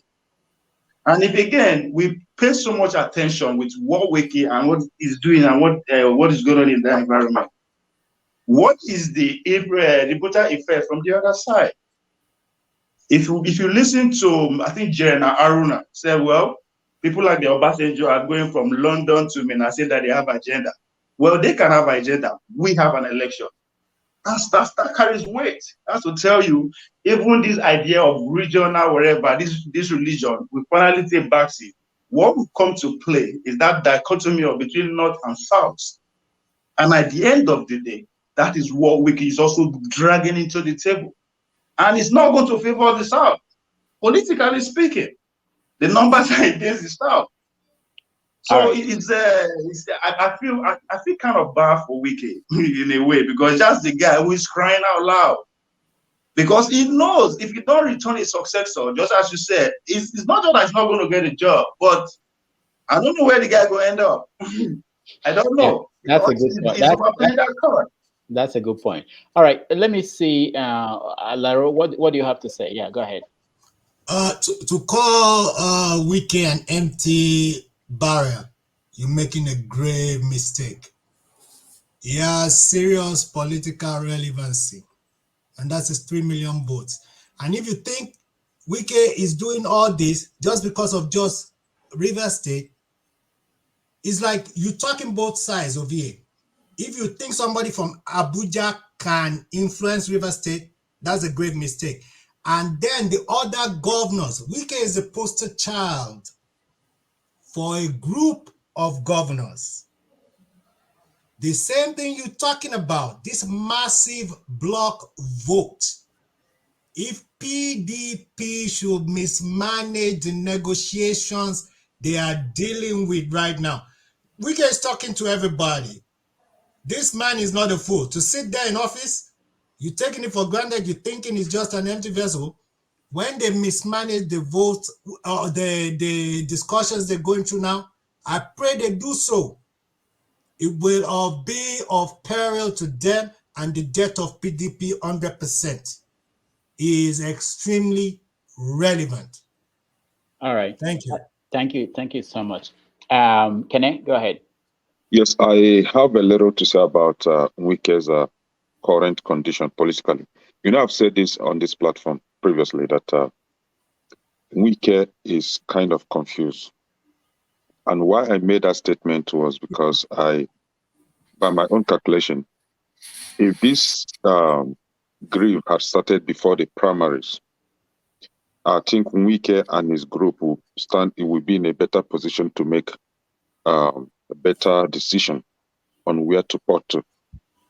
But unfortunately, the problem started heating up after the primaries, which, for example, parties like Labour Party, they've gotten their candidate to represent them in the Senate and all that, right?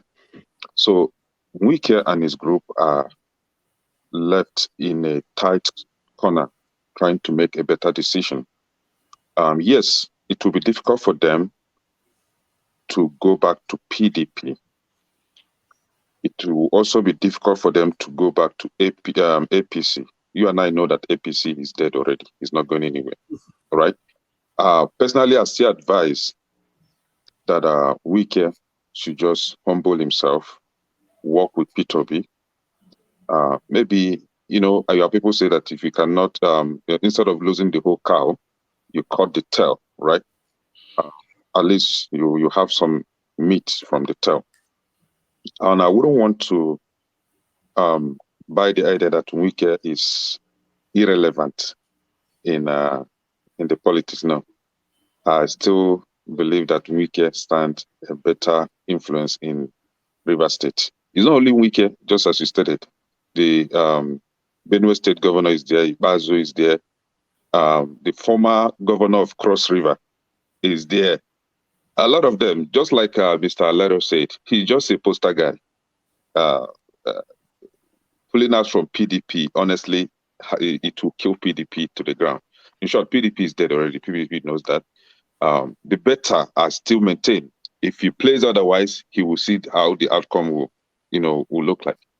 Humble yourself, go to LP, work with your brother, P2B, and maybe you may, land yourself a ministerial position.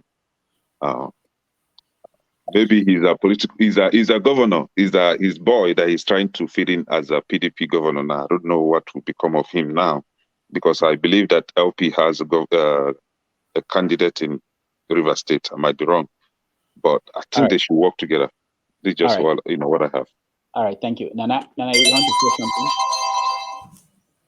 Yeah, thank you. For me, I see Wike as one who has very strong powers in the grassroots in River State. When I say the grassroots, the common man on the street, he is very popular.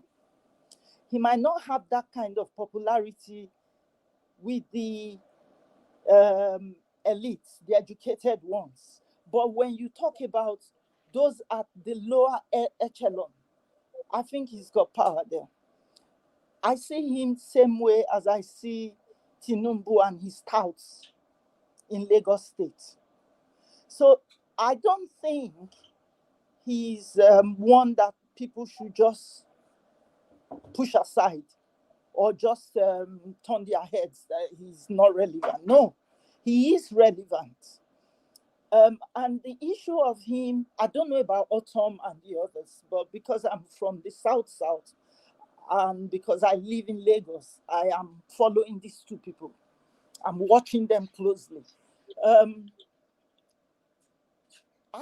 The issue of him humbling himself and going to Obi, I don't see that happening so easily, because he's a very proud man from the look of things. Rather, I would say it would be best if people who are in support of Obi can convince Wike to work with Obi. I don't know if you get the logic of what I'm trying to say here. Not him humbling himself to come to Obi. Is the obedience going to cajole him? Issue of him getting a ministerial position, I don't know about that, because as far as I'm concerned, he is a thief. You have to be very careful when you want to bring in people whose hands are not clean to the table. All right. I think that's my suggestion. All right. For those who do not know Wike very well, this is another Wike in action. Saying to Nigerians watching today that you will not. I will not, and I said it. I will never seek. I will not even. It's not in the dream. I've never. In fact, I've never dreamt any day, and that will occur. To be vice president. I will not. How will it be?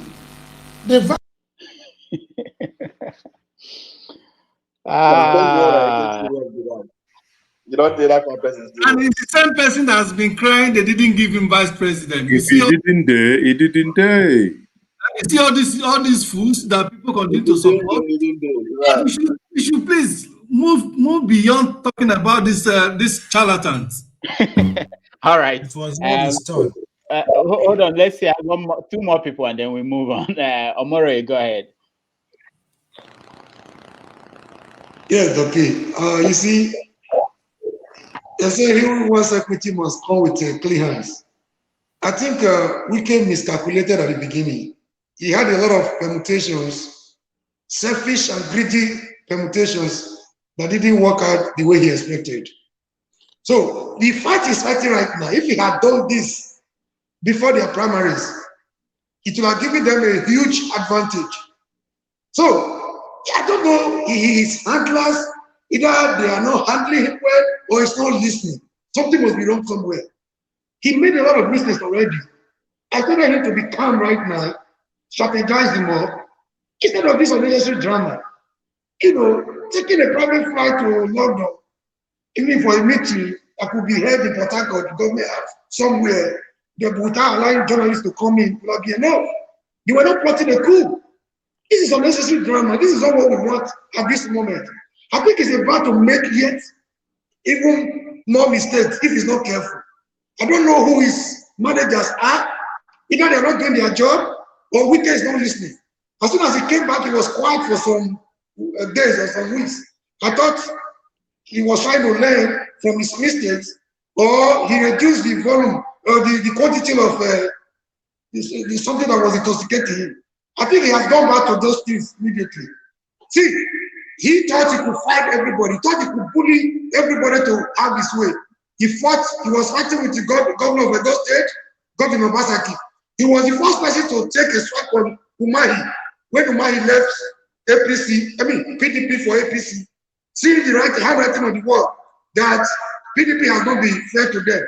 Wike was the first person to attack Umahi. He fought Babangida Aliyu of Niger. He was fighting everybody. He went into a crucial presidential primary with a divided house. They came back bruised and battered, blaming everybody except himself. In fact, he called everybody a betrayer. Why himself was the greatest betrayer? Is anybody asking questions about Wike's relationship with Goodluck Jonathan? Who made it instrumental for Wike to be where he is today? You see, he is blowing hot and cold. On one hand, he's blaming IU for lack of integrity, for not, owing up to his promise. See, he has let me know. I don't like his methodology. There's a wrong way you can fight a good cause.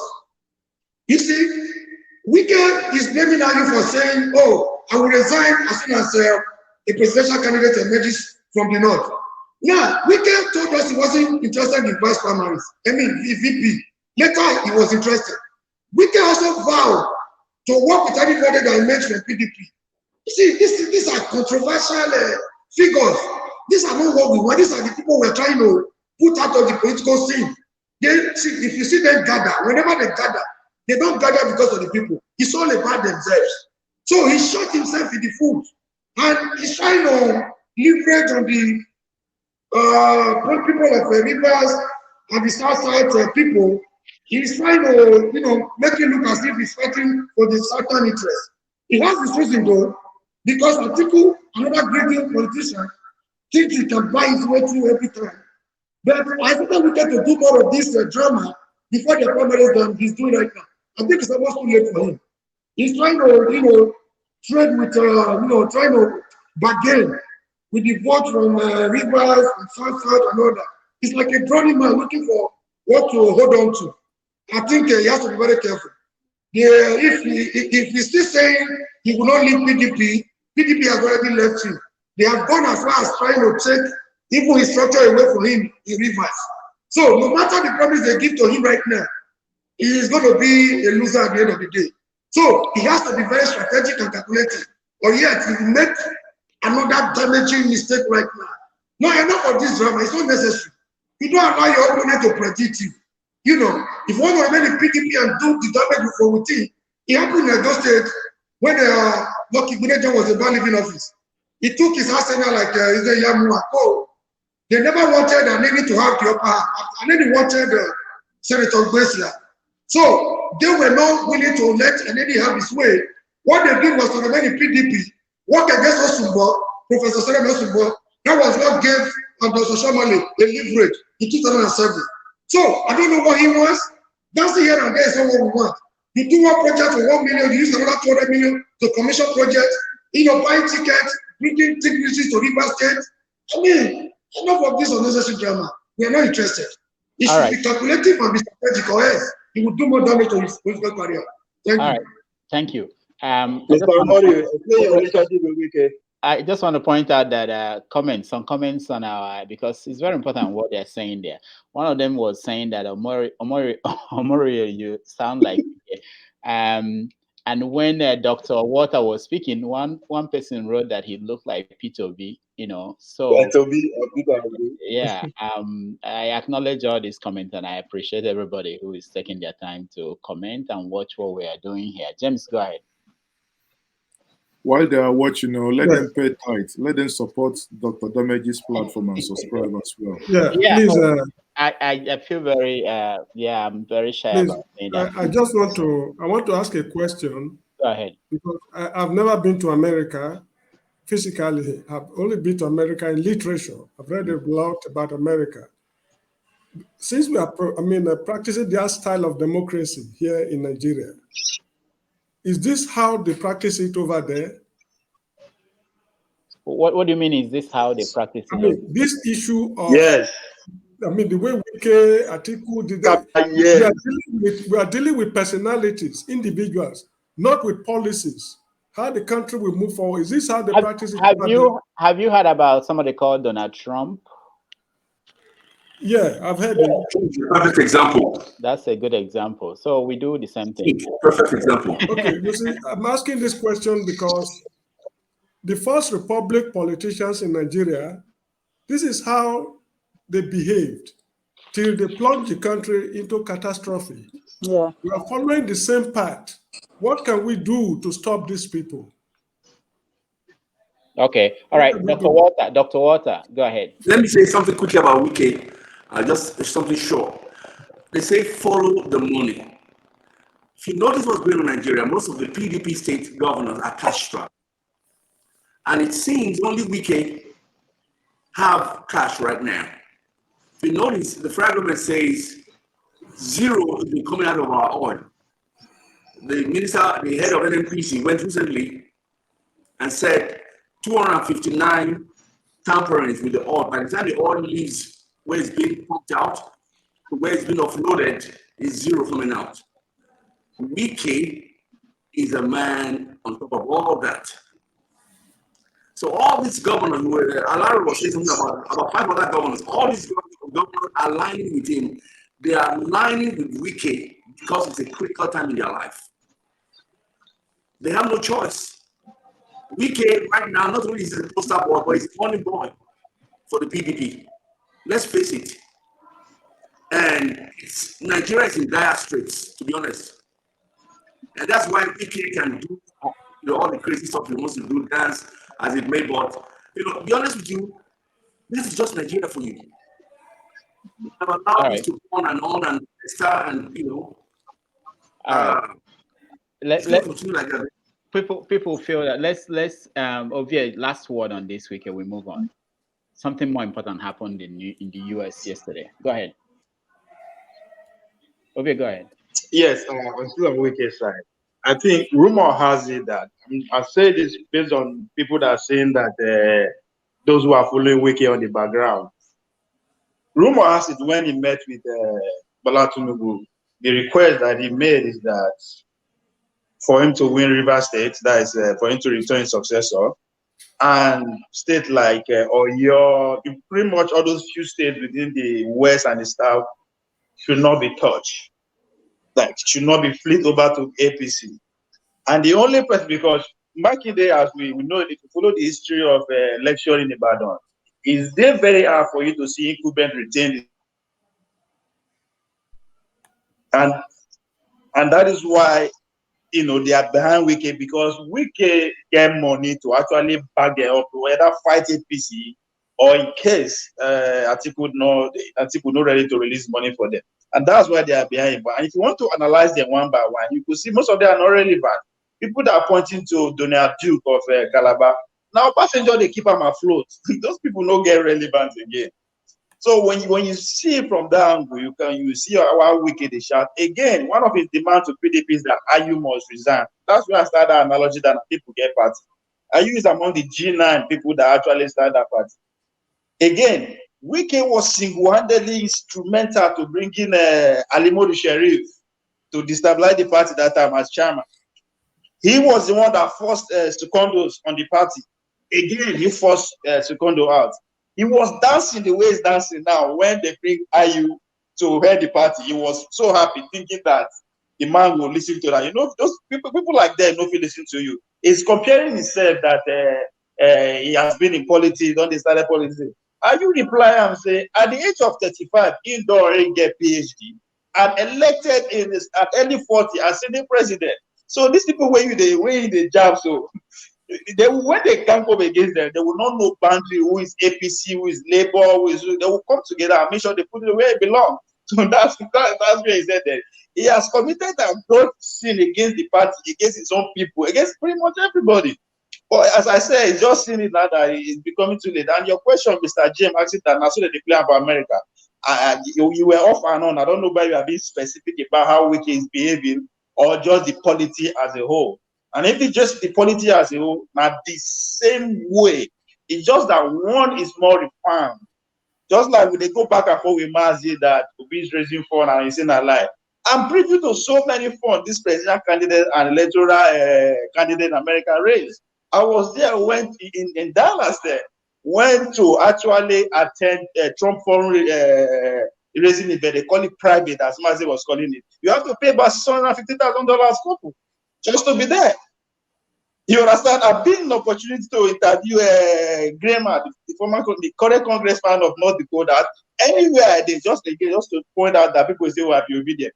Anywhere they always try get involved with the local politics, regardless of whether my foreign or the common or indigenous. So yes, now the same way, just that one is more refined, and Nigeria, my politicians, they take money, they recruit themselves. I think Obi has alluded to that in one of his speeches, which is a fact.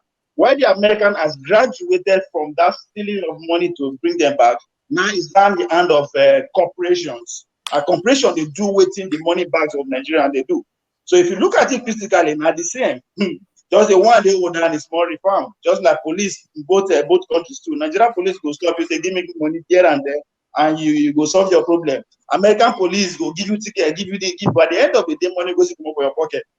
So it's just one is more refined and one is still at the if we leave a stage according to our according to Nnamdi. All right, hold on, okay. What we're going to do now is we have the rant, and then I will ask people to give room for new people. The Shore people are not happy that they don't have any representative here. There are so many people who are really not happy, the Biafrans, you know. So we just switch things up. But first of all, the rant. When we have the rant, just prepare your rant. Last week we had a winner.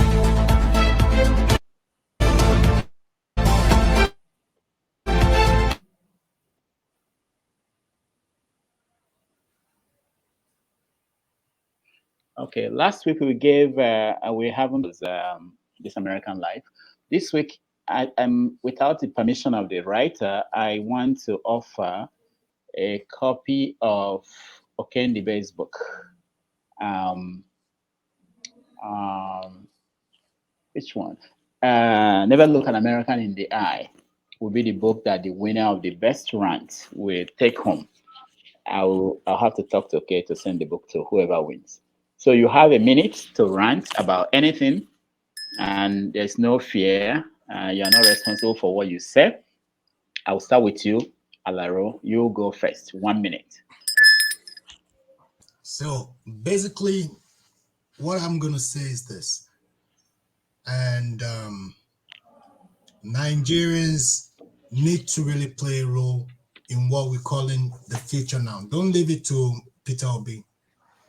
Task yourself, if you're in diaspora, 10 people, make a list, 10 names. Task yourself to make sure each of these single names vote. That's the only way. Obi is not going to save Nigeria. We will save Nigeria. Thank you. Good. All right. Javier, you're next. A minute. My rant or nuance is on the average Nigerian. Who doesn't want to believe that there are some hands behind the curtain that are running things? The earlier we see that and we act accordingly, it's better for us. What happened in Sri Lanka wasn't not because the citizens are hungry. It was because there's a confusion between the elites. That's what led to that. And that is because the average, the country I just mentioned, the average citizens understand how things work. So the earlier we come together as one and begin to study how this guy will be better for us. Somebody posted, I think it's something media that said that when you see this elite, this group of people who are coming together, we are surely going back to where we started. And that is a fact. When you see Obasanjo, they have not with all these men, we are going towards the same direction. I'm sorry to show the movement and Obi movement are the same. At the same page they go back with them as time goes on. And the same strategy. And it's a strategy from the elite people to carry the youth on one side so they can run their own show. All right. Thank you. Kenneth, you go. Unmute yourself, please, Kenneth. So what I want to talk about is the level of criminality in Buhari's government. But the Nigerians are so blind and deaf here that they are not listening to the news. They are not seeing it. They are not saying anything about it. How on earth will you be exporting crude oil out of the country? And at the end of the day, you will refuse to remit a dime to the national purse. How on earth will you say that you have Navy and a whole ship will dock in Nigeria, take crude oil and escape out of the country, and you are now coming out to tell us face to face that those crude oil were being stolen by criminals? Who are the criminals? Can't you just call yourself criminal? Even if you don't call yourself criminals, can't Nigerians come up and call Buhari and tell Buhari that you are a criminal? Define Buhari what he is. Buhari is a criminal. Let Nigerians know that and talk about that. Okay, Kenneth, thank you so much. Njenje Media, is okay, you are next. Now, our viewers, please read them because you are the one that will decide who won. I'm not the one that will decide. So, go ahead. I don't know if I have any rant. Oh, nothing is bothering you. Wow. Anything it's bothering me? Anything. Well, anything that is bothering anything. me that our good brother Javier should decamp. Javier is bothering me. Javier should decamp and be obedient. And maybe on a lighter mode, Kwankwaso should have looked the way of weekend. That would have been a very perfect. That would have been it. That I agree with you. Thank you. Okay. James, you're next. You can run for 1 minute. All I have to say is, may Buhari not be the last president of Nigeria. That's all. That's all. That's Omori. 1 minute. Yeah, please, I want to talk to us as a people, the power of unity. What is working for Obi right now, what worked for Barack Obama of America, is the power of unity. The people we fear so much, the criminals in our midst, the oppressors, they are not as strong as we really think. What has been working for them is divide and rule and conquer us that have been inherited from our colonial slave masters. Each time we come together as a people, there is nothing we cannot achieve. Let's come together as one. Let's begin to concentrate on those things that unite us as a people. There are those things that divide us and give our oppressors advantage. When we come together, our political oppressors will go into political oblivion. Thank you. Wow. Thank you so much. Dr. Walter, 1 minute. I would like to say Nigerians have tried a lot. We have fought. But I would like to ask the younger Nigerians to get more involved in activism. Active activism, passive activism. We need to say no. Let us talk to the politicians, find out exactly what they are going to do. All this miracle stuff should not be in the 20th century. we need to ask them what would get involved face to face. Now, we should have people carry placards against Buhari in Nassau Rock as we speak right now for what he has done to the country. Thank you. All right, thank you. Nana, you're next. Yes, thank you. I think what we need right now is for the young ones, the youths, the so-called young ones in Nigeria, wake up. What Nigeria needs is a revolution. I support Shogore because we cannot mollycoddle these criminals. We need to remove them, and nobody goes to a strong man's house and goes there and goes to speak grammar. He will not shift. Wake up. Revolution now. All right, thank you. Jude, 1 minute.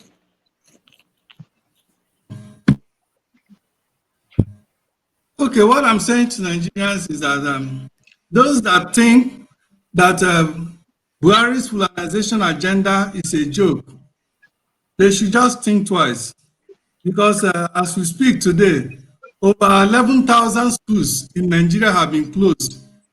Okay, children are at home, especially in the northern side, and many local government areas and states in Nigeria have been taken over by Buhari terrorist government. And Shetima has been positioned with Atiku to take over from Buhari to continue to perfect this and complete this polarization agenda. And anybody that thinks he's voting for Tinubu and that is going to vote for Tinubu to become a president, that person is dreaming. If you're voting for Tinubu, you are simply voting for Shetima, who is even worse than Buhari, 10 times worse than Buhari, and that means literally handing Nigeria over to terrorists like we had in Afghanistan. This is not a joke. It's not a All right. We all live All to right, a Jude, I don't pray your to 1 happen. minute is over. Thank you so much. Please, we'll give another 5 minutes to see the votes. So far, it's Omoroye and Kene that are leading in terms of who the people that will win the rant. All right, so Start it's from not the me. beginning. It's not me. Scroll It's not down. me. You will see more results. You are doing Ojoro. I didn't see Ovie mentioned. None. There's no mention of your name, Ovie. Okay, finally, you bribe this coke of a person to vote for you. So far it's Omoroye and all right. Thank you guys, everybody. Thank you for your rants. It's an opportunity to have your say, really. Anything you want to say, the same person you bribe. Are you changing your name to? Okay. All right. Thank you. We are going to take a break. And I will plead, if you can give room for the Shore people to join us. They are not happy that they want to say something. But also we've changed topic. We talked about Obi, we talked about Wike, and there's something else that happened in Nigeria, not in Nigeria, in America here, but it's connected to Nigeria. So we are going to discuss the vice president's meeting with the vice president of America. That happened yesterday. We have their press conference. We're going to play that, and then we will have a conversation on what it means, what will have been, if Oshibajo had been the candidate of APC instead of Bola Tinubu. And of course, the most important thing is what he came here to do. He came here to convince the American government to cancel Nigeria's debt, the money they've been borrowing, in exchange for Nigeria to behave well and to deal with climate change. So Nigeria will plant trees and do things to help the environment in exchange for canceling of our debt. So we talk about that and see whether it makes sense. But please, I appreciate all those people that have joined us and they've been with us. If you can give room for a few other people to join us and join the conversation, we'll like that. So let me play that video and then we'll be right back. He invited people to come and listen to Peter Obi speak. And then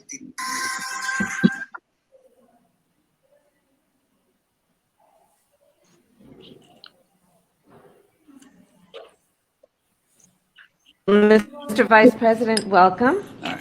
It is my honor to receive you and to talk with you today about many important matters that face Nigeria and the United States in our partnership and what we are committed to doing together. There is a strong relationship between the United States and Nigeria. As I was explaining to the Vice President, there are hundreds of thousands of Nigerian Americans and Nigerians here in the United States, and so many who have made significant contributions to the United States, be it as entrepreneurs, as innovators, to film and music. And Nigeria, without any question, is leading on so many important issues and some of the most important issues of our time. When we look at the issue of the climate crisis, Mr. Vice President, you have been an extraordinary leader on this issue, and I know this is something that you feel very strongly about, and you've been very adamant about the role Nigeria can play in addressing this crisis that faces us all. And I congratulate you, for example, on your energy transition plan, which I know pledges carbon neutral energy by 2060. Ambitious goals, but important goals. And under your leadership, I have no question that they will be achieved. Today, we will also discuss the urgent issue that affects the continent of Africa and the world, which is the issue of food insecurity.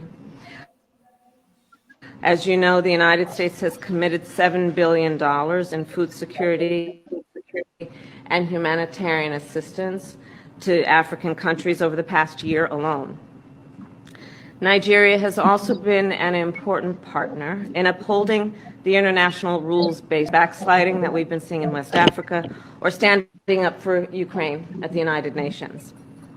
The United States remains committed to supporting free and fair elections in Nigeria next February, elections which we have confidence will be peaceful and reflect the will of the people. And of course, we do feel very strongly, as I know you do, that Nigeria is and must remain a bastion of democracy for West Africa. More broadly, Africa's leadership is key to confronting all of the global challenges we face. And to that end, Nigeria is key. So we look forward to strengthening our partnership. Partner and friend of Nigeria, and even as long ago as independence, the United States has been a very firm supporter of all of our aspirations, especially our economic and social development ambitions. The United States has always been with us.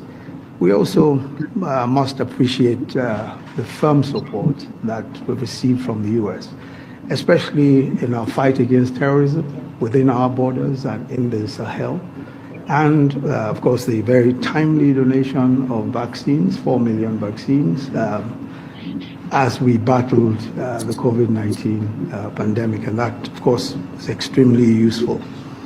But in addition to, as we pointed out, our shared commitment to democracy and the international rules-based system, we very strongly believe that, in the coming years, we will need to work together again on so many global challenges, and they are as varied and and they come up very frequently now, from promoting peace and security to tackling global health issues and climate change, and of course economic adversity.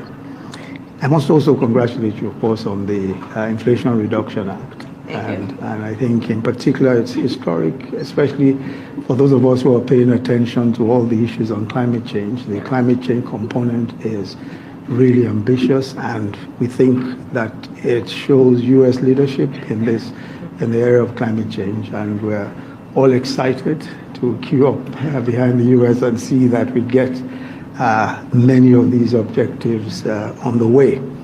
On our part, and you pointed this out already, the Nigerian government launched energy transition plan just last week. And this plan is important for us because for us, we see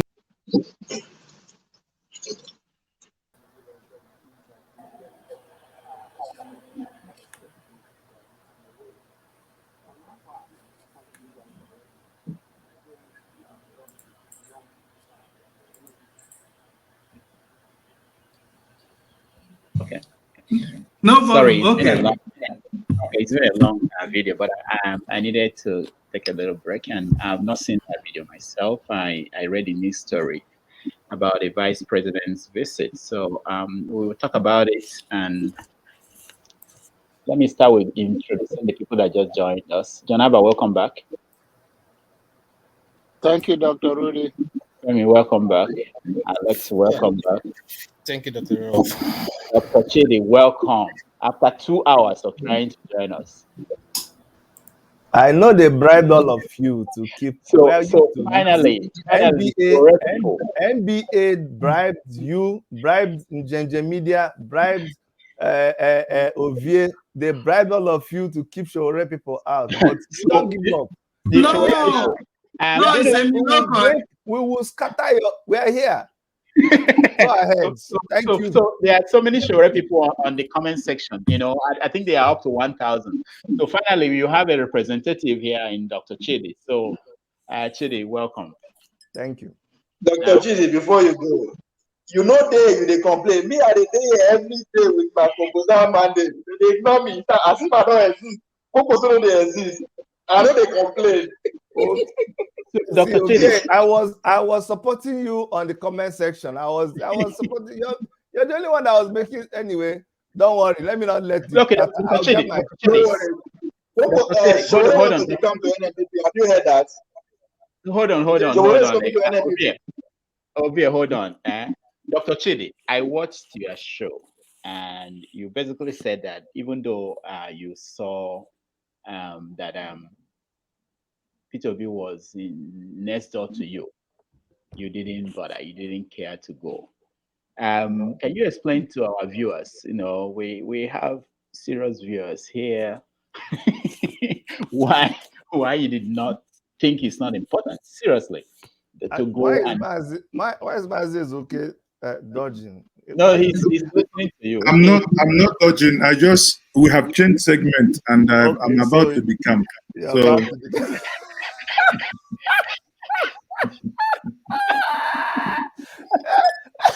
There are some things that should be illegal on this show. Mazi is okay. See me just.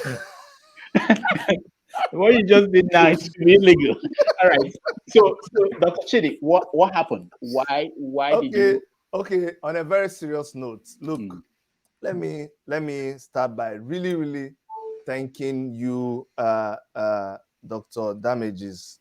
When you started this thing, it was like a joke, but now it has come to stay. I really commend you, and I commend your faithful panelists, people like Ovie, people like Jude, Kenneth, people who are very regular here. You guys, I commend you. I've waited more than 2 hours actually to get on your show. That shows at the thing. Very soon we'll be buying tickets. That's good. That's good. Not like Obi's tickets, yeah, but okay. But on a serious note, really, most times when I come to your show, you know, I will be in the toilet or somewhere. And people complain to me. People call me and complain afterwards. Yeah, because I say that's the only place that I choose to discuss Nigeria's issues. But this is a very serious time, and that's why I really want to be very serious today. The reason why, as you know, Obi was in my neck of the wood. But let me first of all start by congratulating the guys that organized that event. All of them are my friends, community leaders. We've done a lot of things in the past. It was a good event. They organized the event. It was a success. Kudos to them. But for me, I didn't want to go.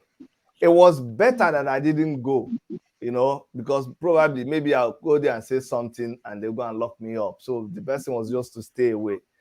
Now, why I didn't go to that event is like what I have commented in the comment section. We are at a very, very critical, delicate place in Nigerian politics. And I'm shocked that after so many years, after we now have watched what has happened from when, and we have started moving away from the regular way of doing things, from the cabals, from the regular politicians, and we trusted ourselves that we can now take charge and do things differently. We have arrived at a bus stop where now we are saying, oh, you know, all the politicians, you need this person. And even the Obi camp is saying, let this person join Obi, let this person join Obi. If we can join Obi, Kwankwaso join Obi, Atiku join Obi, Obasanjo join Obi, we are back to square one. We are back to square one. So that's why for me, Obi started, and Obi was PDP person, it was APGA person, it was all of those things. Fine. That time we're doing revolution now, we're doing solidarity. They called us rascals, they called us everything. We agree. We have never moved our stand. All of a sudden, my uncle Obi now is answering Comrade Obi. Now he accepts revolution. Now he accepts the movement. But inside all that again, he's going to go to sleep with Atiku. It doesn't work for me. It honestly doesn't work for me. I don't have anything against obedience, but I'm waiting for someone to explain to me how we believe that doing things the old way is going to get us to a new place. No way. All right. So, who wants to take on Obi, you've been there for so long. Better John Abba talk, man. Okay, John Abba talk. Yeah, Obi. I am about now. I feel Clear. Okay, John Abba, can you respond? Yeah, go ahead. I am not too far from Dr. Chidi. If you review whatever I have been saying, there is nothing different. Changing party is not changing personality. Changing party is not changing anything in Nigeria. All have been consistent. God bless those people who have been attending the movement of Obi, especially those that can pay $10,000 for dining with Obi. I think that money will go a long way in their community to wipe away the tears of all the nightmare people like him have created. But in any case, Nigerian is going backward with the way they are doing things. There is nothing new in Nigerian politics, and all the noise people have been making, they are taking us backward. The system still remains the same. And the system that Obi is promoting is like when Sagari visited the Western world, where 3 people hold umbrella for him, and he thought he have arrived. This is the same Obi now parading in another way, even though he's visiting the diasporas and they believe they'll influence their people back home. If we are in diasporas, have not seen anything that the talking point will be that he created while he was a governor, because these days will come while he will use it to say, oh, I save money. Nobody need anybody to save money when you are in government. You have to create job opportunity and empower the people. Anambra State is the 3rd state in Nigeria, if you look at it critically, that it has all the potential to operate in full force to change Nigerian system in terms of bringing job and creativity. What he brought is brewery. He could have taken that one to go and give it to the governor Otun in Benue State. That's what they say there are people doing the money, is to drink Obrokuto. That does not make anything that he's making anything or make Nigerian great or move us forward. In any case, I still believe that anyone that God will use to bring a change to Nigeria, I welcome it, but it's not to be. And people say to me, among these 3 people, Jagaban and Articulate and Obedient, which one? There's nothing about them. You say, oh, you have to believe in one. If I would believe in any 3 of them, it's still not Obi.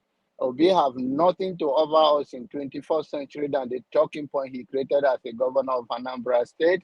He's parading, he's trying to sell us. His birthday was celebrated among non-Nigerian people, that the followers of Obi will create that scenario that white people is supporting Obi. What's white people supporting Obi got to do with Nigerian nightmare that we have been going through independence? Is it not the same white people that set a standard for us that we cannot move beyond our nose? Is it the same people, all those people on the road that they gather and they say, oh, come and wish him happy birthday, and they see a white face? So we are here. Janaba, we're here. I like that. Janaba, somebody made a comment last time you were on, and you said similar thing, and they said you just alluded to that. You said, "Who are you supporting?" Okay, and you said it's not Obi, but people are still interested in knowing who are you supporting. You know, Am I no, that wait, popular wait. that my support didn't make any difference? Am Oh I yeah, that because popular?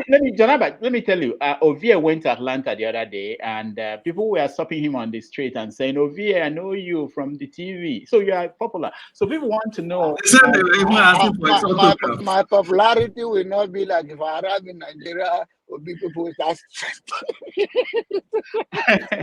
so Janaba, it's not enough. I mean, this is a public forum, okay? We have about Yes. 1,000 people Yeah. watching. It's not enough to Yeah. say, and you are free to choose anybody. I think everybody should be free to say, this is the person I'm supporting. So you should be free to say, this is the person you are supporting, and this is why. Can you do that for our viewers? Not for me. Among all the among who is shaking head there? I'm trying to know the name. Kenny. Janaba, hurry up. We have to please tell us. Okay. I'm a very brave guy. I'm not hiding. You remember that my support go to so my support before all those things. I've been a fan support of our friend. I can call him your friend as well, Sowore. But the momentum begin to shift because Nigerian people don't know what they want from their life. They wanted somebody that will give them money. The one that says not giving shishina is the one that they have to eat with $10,000 with him. So I don't know where that money is going at the end of the day. Is he going to pocket it or is going to give it out for ad? So if you are asking me who am I supporting, if I look at all the three popular people apart from Konko, so that the lady that came, Helen came here too. Helen couldn't distance himself from Konko, so and he could not distance himself from Obi. These are confused people like me. So you ended up not answering the question. All right. Thank you, Jonaba. Thank you so much. So nobody's sticking on Chidi. Maz is okay.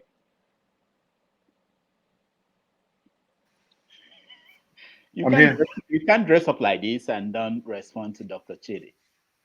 No, I mean it's one thing I have come to realize is to respect people's opinion. I mean, Chidi has his opinion, and his opinion are valid. But if I, because I think his comment was geared towards people coming together to the old order coming together. And I think he picked up that comment from when I alluded to the fact that, or rather, when you asked the question, if Wike would, probably be a force to reckon, or if he falls out with PDP. One thing is we have to know is that reality, we must know reality. Sowore is going up and down, shouting revolution now. If any of these that Sowore calls thief leaves their party, comes into AAC, Sowore will do absolutely jack all, nothing. Absolute nothing. Because... Sorry, I didn't hear you, Njenje, the last thing you said. You see, you're not using a very good phone, and use an obedient phone. It's obedient. No verse. It only happens. It happens with you and the one on top of you. Don't worry, continue. You say when the people come, Sowore will do what? No, I said Sowore will do nothing. If they come to AAC. Yes. Is he going to pursue them? What is he going to do? Let's be realistic here. You see, I will reply when you finish. Yeah, I mean, if we are, I understand, and it bothers me sometimes. I understand, and that's why personally, I was happy that the conversation between Labour Party and the Kwankwasia broke down, because I thought this marriage, Some of you in the Pentecostal realm will say, do not unequally yoked with, you can complete the rest.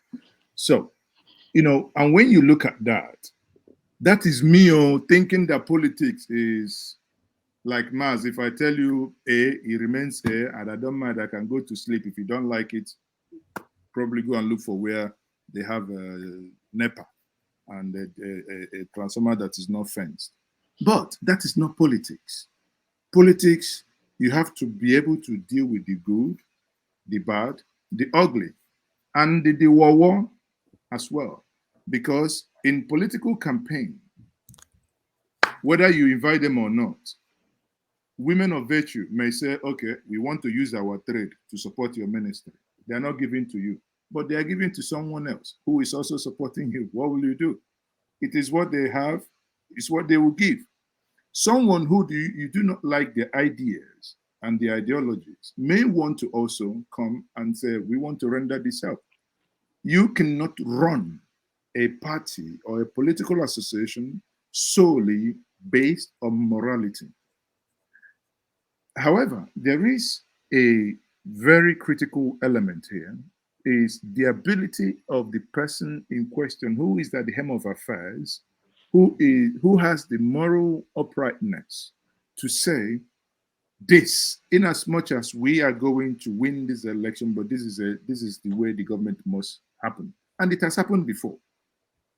If you take Peter Obi, for instance, yes, people say he has moved from party, but check out why he moved from PDP at the initial stage in 2002. He said it himself, that while he was in PDP, he wanted to talk. And people basically said, who is this one? I mean, he's not a politician, blah, blah, blah, and said things that were uncomplimentary to him. He thought, nah, I can't, deal with this type of people. He moved into APCA. Anambra State is barely the most, not because I'm from that state. It's one of the toughest states to govern, where you have billionaires, and most of them have interest in government, entrenched, where the headquarters of Godfatherism. But question then is, how was it able in all this trajectory, able to maneuver and held everything together that Anambra State peace began to reign? Did he begin because those before commingled state resources? Did he do that? No.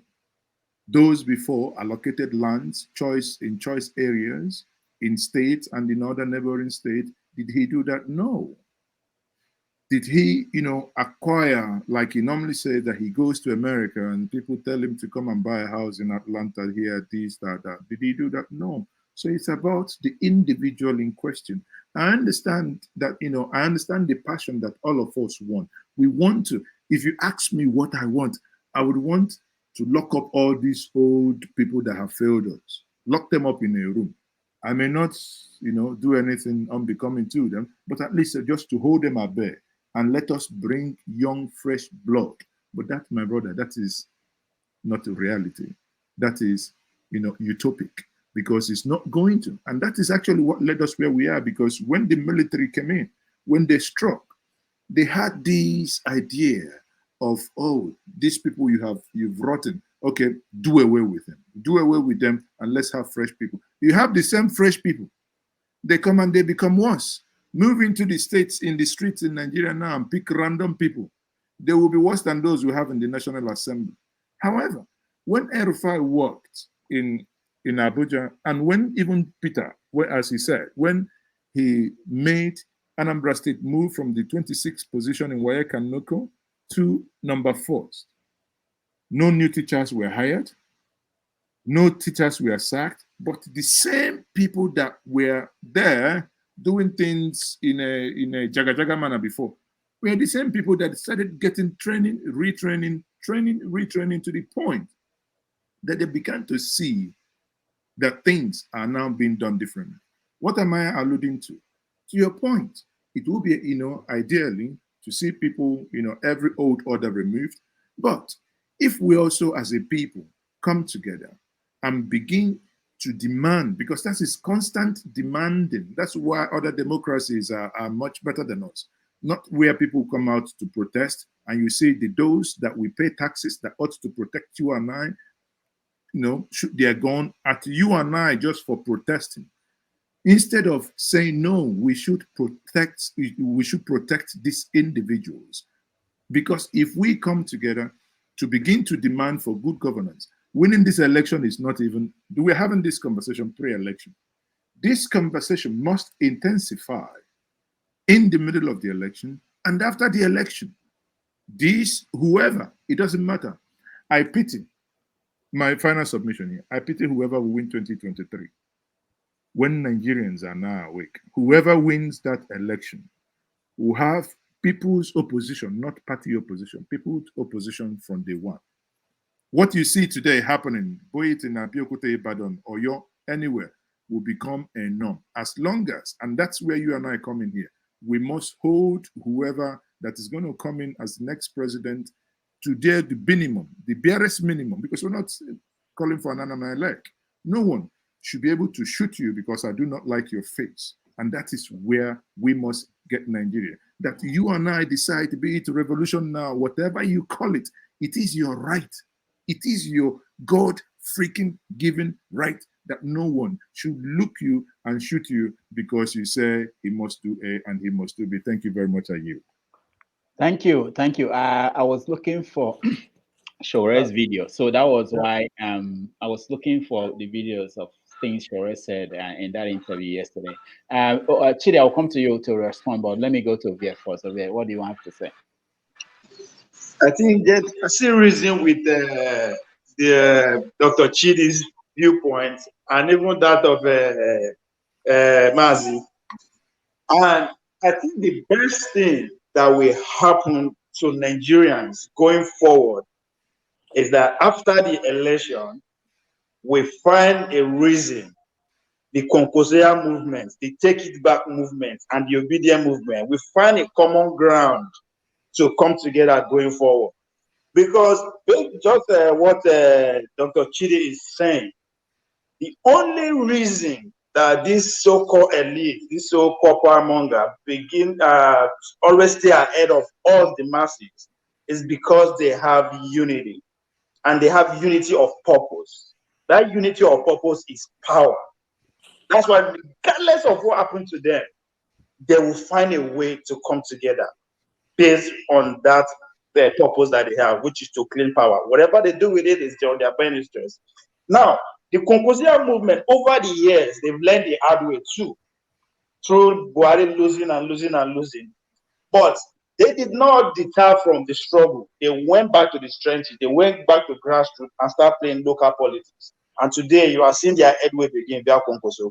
The same thing happened to Dr. Chidi, where with the Showore movement. Showore were just like the Obedience now, they were everywhere. Bah, bah, bah, bah. But just like what Mike Tyson say, you just say you get power until they blow you for face, then you come down. They get dealt in on the face during the last two elections, and I expect them to start fighting each other and just go away. But no, I found out that they are now on the ground within our local communities, preaching what Showore stand for, and to me that's progress. So what I hope the Obedience will actually learn from these two examples, that at the end of 2023, if Obi did not win, are they going to start blaming themselves? Or are they going to say, you know what, this is a movement, we are going to continue? And our ability for us to come together, these three movements, that's like 70% of the Nigeria in total, both the north and the south. And that is a force that will put these leaders, these elites on their toes going to 2027 or 2031. But until then, it go on a long thing. We have to find this our energy. I'm very happy that we are learning as we go on. Just like as I said about Take It Back movement. I'm happy that they've learned the hard way that not by shouting, by traveling to campaign, it is local.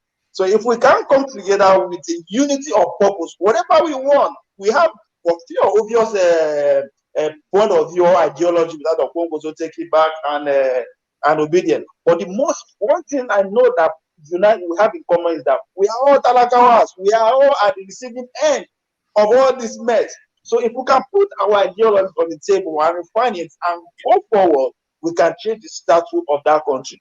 But other than that, God bless us. Javier, thank you. Dr. Chedi. Yeah, thank you so much. Let me start by answering this person that said why he stopped answering why he stopped following Shore, because he said President Goodluck Jonathan asked him to join his administration. You see, people work with half information.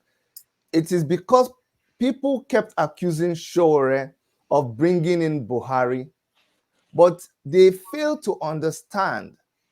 No, they keep accusing Shore that he was against Jonathan, but they failed to understand that it was Shore that stood by Goodluck Jonathan when Yar'Adua and his people, Yar'Adua was dead, and they refused Goodluck Jonathan from assuming the presidency as the vice president. So after that was done, Goodluck Jonathan wanted to compensate Shore, and Shore said, what I did is not for you. I did what I always do. I make sure that things are done well. I do it for everybody, every tenor. I just wanted to correct that person because the person didn't understand. I don't want to go much into that. Now, Mazi Zoke said something that after the elections, you see, and Javier pointed that out too. What matters is what usually happens after the elections. My uncle, His Excellency Peter Obi, what did he do after the elections? What do people normally do? After the elections, Shore stayed on the scene. So it wasn't about, I just want to be president.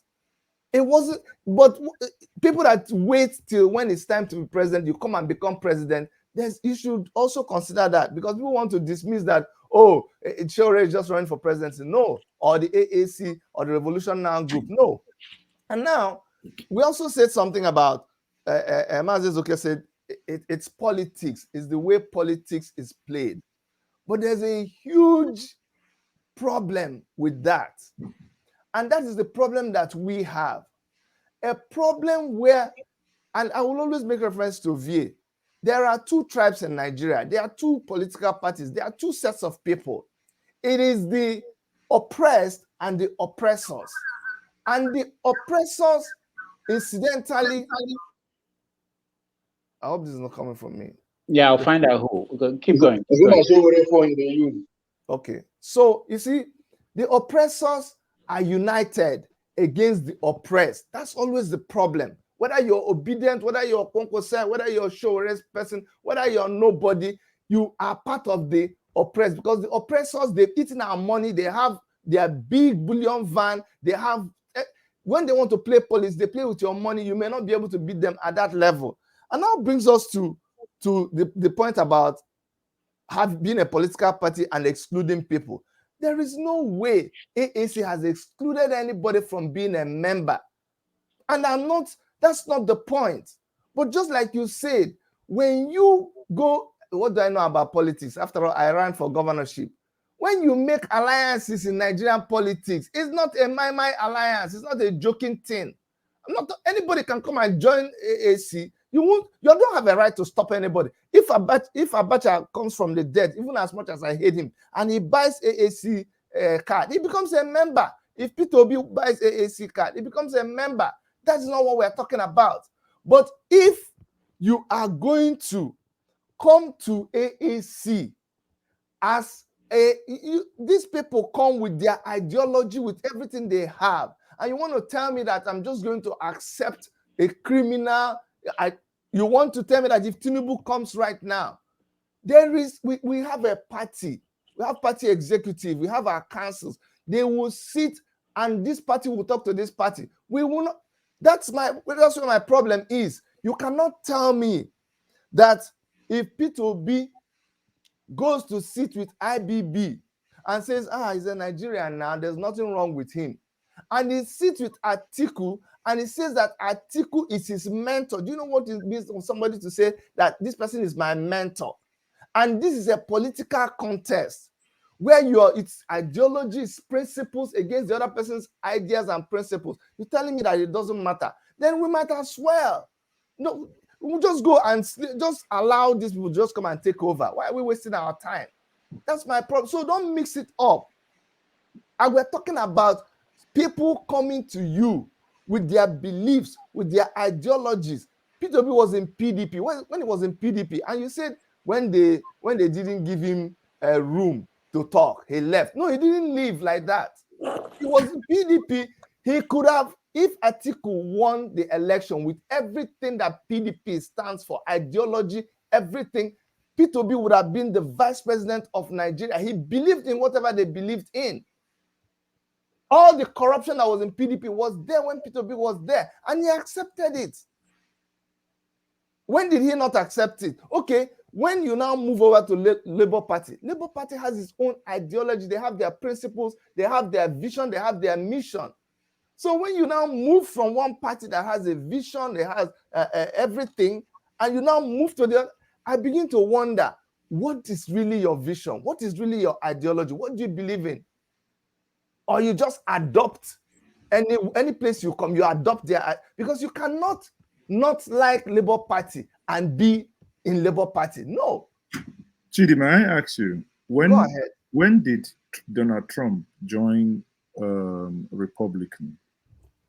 You see where we make another mistake again. America is America, Nigeria is Nigeria. No, if you want to, my brother, listen, oranges to apple. No, we can't listen. We can't pick and choose. We can't pick and choose now, because I'm going to ask you something. I'm going to ask you another thing. If you want to use, you can't even use America as an example, because the same place. Does the police? What are you even trying to compare? Nigeria, where Boko Haram, where you can't even protect a local government. No, sorry. No. We are talking about, this is not about, we know Nigeria has its challenges, but what we are saying is, I made allusion to what happened in the year 2002. Okay. Now, and I said when he left PDP in 2002, before the 2003 election, P2B was in the PDP, and I told you how he left. You said you're bringing it, fast forwarding it to 2022. Sorry, 20 years in between. Now, APGA. It's not 2022. He joined around. He was there for the 2018 election. I mean, when he left again. Now, nobody this year he left. Nobody a couple of months. Oh, okay, he left again. But when did he come back to PDP? Well, honestly, that was during the time of Jonathan. I don't. So he was there. Hold on. But hold on. Obi at best is a politician. I don't know what we're arguing about. He's a politician, Nigerian politician at that. No. I just got to work. This argument, sorry, gentlemen, this argument to me, let's keep going around. The whole point that I want us to make is, Chidi is saying when politicians come in, and I put it to you today in AAC. If any of these politicians wants to join the AAC, there is nothing, and absolute nothing you, so anybody in the party can do. We can do. No, there is something we can do. When Kwankwaso, no, come on now. Okay, but you said that you were happy that Kwankwaso and the Obi movement could not come to an agreement. Exactly, because the agreement, the agreement was, if it was not about position, because the agreement, the departure, which Kwankwaso himself said on a national TV, that there is nobody from the southeast that runs for the presidency, that the north, quote unquote. But they didn't agree. Njenje, they didn't agree. Okay, hold on. Are you not listening? Let me make a comment before I leave, because I'm already at work and I just came back on the. I thought Nnamdi was Aliu, that where this beautiful my brother from Medogri car. So I didn't even know that was the man that speaks a very thunderous voice like this. They are very intimidating. Even if they make you a minister of interior or whatever, in order it will not happen. I can't even wait for this election to be gone. If I have fasted in my life, I will fast. If you guys ask me where did I stand on the issue of why can't I be decisive whether it's Obi, I'm going to declare I'm not for Obi. And I will never be for Obi, because Obi is a politician. I know Jagaban. I know Atiku. I know their lies. I've added in my place say that you better the lion you know is better than the dog or goat you don't know. This man is a pretender, he color himself, and I understand the movement of it's our turn. What the Easterners and the people are doing is no different from what Jagaban said. It's not different. It's just like they didn't say it's our turn in the recent. Let the people of Nigeria, let's keep believing and keep working hard. It's a long walk to freedom, but hopefully in my lifetime, just like we see Obama become a president in America that people never expected. So I hope one day I see that person, whether it will be Dr. Damages transformed from this platform to become a president. But none of these people that John Abba, you are scared to say who you are supporting. Everybody here can. You think you've been a journalist for a very long time, so you can trick me to say what I want. No, he's John Abba. I can tell you, we are moving to the site. No, John Abba is Concosia. I will come under the Asher Rock where I will drink wine with a big calabash. All right, John Abba, thank you so much. Thank you so much, guys. Good. Let's hear your view. I'm happy that Dr. Chidi is here because the Shura people are leaving me alone now. They know that they have a spokesperson here. I won't even be for long. I was waiting for 2 hours. That's damages. This is not really about Shura people or no Shura people. I quite understood very well what Dr. Chidi, the point is raising.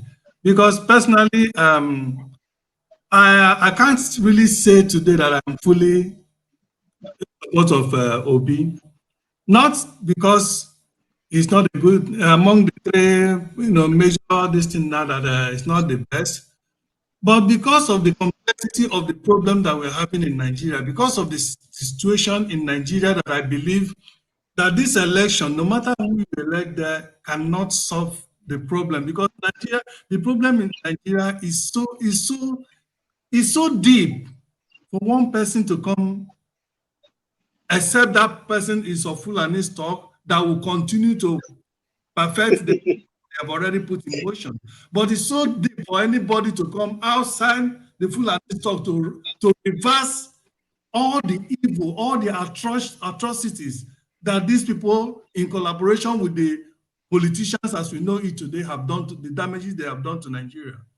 The only person, back forward, that's the 2019 election, during the time Showore come out, was the only one for the first time in my life that I believed candidates in Nigeria.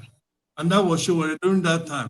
And I did, personally, I knew all I did from the United States, talking to all my peers, my school, my fellow student, classmates when we were in school, in all the platform I was, telling them the needs that we should get this guy to become our president. And what they have always told me, come out, doesn't have any structure. Nobody know him. I said, but you can make him to be known, okay? Because I believe, the reason why I believed in him is that he understood the complexity of Nigeria, and he understood that there's no way Nigeria can go forward without bringing to account, without bringing to book all these evil people that have ruled Nigeria. There is just no way. And somebody like Peter Obi, I don't see him. I know people who will argue that, oh, he's a quiet man. He wouldn't say what he wouldn't want to divulge what he's going to do to them when he come on board. But I still don't believe him that he's going to be able to do to these evil people, and will handle them. Okay, Jude, hold on. Thank you so much. Can I hold on? Let me just make sure, Femi, because we have not heard from some people here. They're here. It's important that we get everybody involved. Femi, do you have anything to say? I'm sorry. It looks like these dominating characters. Yeah, I'm just waiting for the economic discussion. I'll pass it over for now. Okay. All right. Alexi, do you have anything to say? Okay. Release Nnamdi Kanu. Oh, you are going off for yes. No, that's part of it. That's part of it. They should release him. That will lower the situation, which may lead to perhaps no election. And The call for referendum is still in place. It should be honored. Yes, yes. And we just have to know that the game is in our hands. But we have external forces that will make whatever change we want to make null and void by the time they will start their action. I have heard the explanations and the hopes and expectations from Obi. Obi is a good guy. He's very, very good. He is a better answer to where Nigeria is now. But there are bigger things after him, before or even after him. And if we don't sort those things out, we'll just work for nothing. All right. Thank you. Kenneth, you can go ahead. Yes, I have something to say concerning the Showore thing. Showore is a good guy. Yes. Without Obi, I may be talking about Showore, but I still have my reservations when it comes to Showore. I would like to see his antecedents. You can't just pick presidential ticket and give to someone that you have nothing to look back on and say, oh, this is what he has done in the past. And because of that, hold on. And because of that, I will be trusting him to propel the country to the right direction. Now, coming back to healthy democracy. In a healthy democracy, you need a good activist and a good politician or a good leader. Showore is a good activist. He's doing well on that. And to balance the democracy, we need Showore to continue his work as an activist. Trying to push him into presidency is trying to deny good leaders from coming It's good. to Aso Rock. So Chile. the political leadership is meant for good leaders. All right. Activism is meant for activists. So Showore is good at that. Can we just leave him on what he's doing better? No, Jude, no, 30 seconds. No, Jude, no, not even 1 second. Chidi, we have to move on, but I want you to respond. But Chidi, before you respond to Ekene, I want to, people were talking about, I know you must have had this, and I know Showore also must have addressed it, but you may use this opportunity to also talk about this. People saying that he brought Buhari, and I'll leave it for you to answer, but if he brought Buhari, why can't he bring himself? But anyway, people saying that he should run for the Senate, he should, address those things, because this is an opportunity. You're speaking for a wider group. You have to mute yourself, Chidi. Why are you talking? We don't hear you. You muted me now. See, the thing is, you want to give a dog a bad name, when you want to kill it. The thing that gladdens my heart is that everybody ends up saying, Showore try, Showore is good. But I've never heard this aspect that Kenneth just said right now. And that's just the capping on the eye. People will call me from Nigeria and I'm in Toronto. I said, Chidi, do you see what's happening? Are you not going to do protests? I'm like, how stupid can you be? Me in Canada, be doing protests for the light you don't have in Nigeria. Maybe I'm professional. Showore left his place in America. How wicked can people be? He's been in Nigeria. He left his wife and kids. His nose has been broken. He's been in detention for how many years? Do you know what it means? And you are telling me that Showore is a good protester. It's good for him to be protesting while government is that's the most wicked thing you can tell a human being. That's what activists No. Let me have my time. Showore, as a student union, you're talking about as antecedent. Yes, he was a student union president. He stood before the army tanks.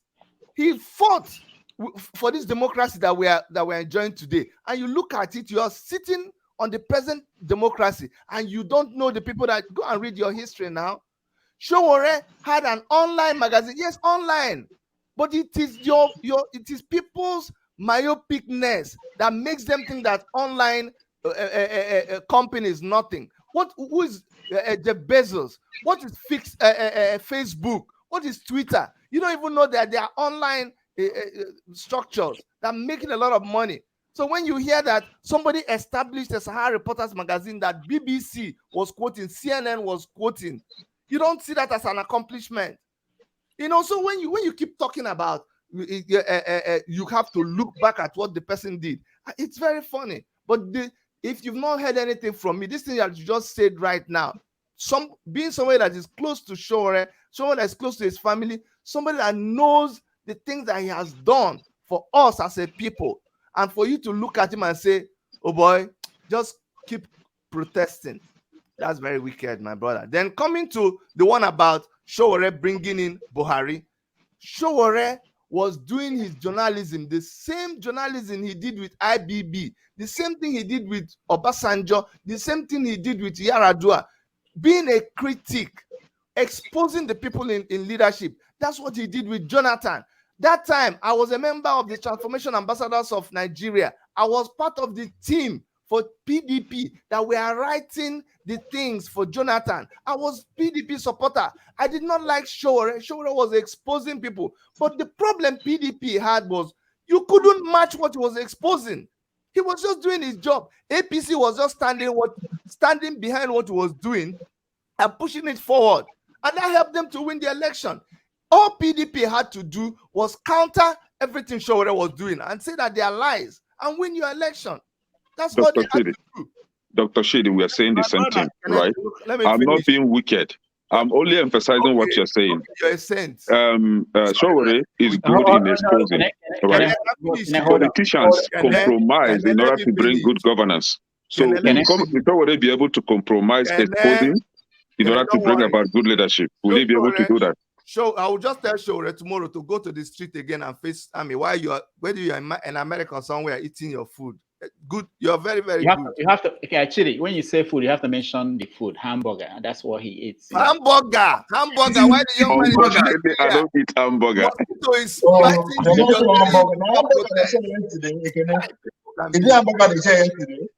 So finally, Rudolph, because thank you so much for having me. Mazes, okay, it's good to see you again. Can all of you doing a good job? I have to leave right now. But you see, the people who think that they like Shore's activism, they think Shore did well.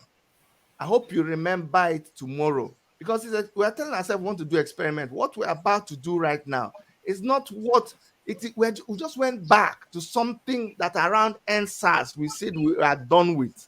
Just remember that tomorrow, because if we continue like this, I think we know the results.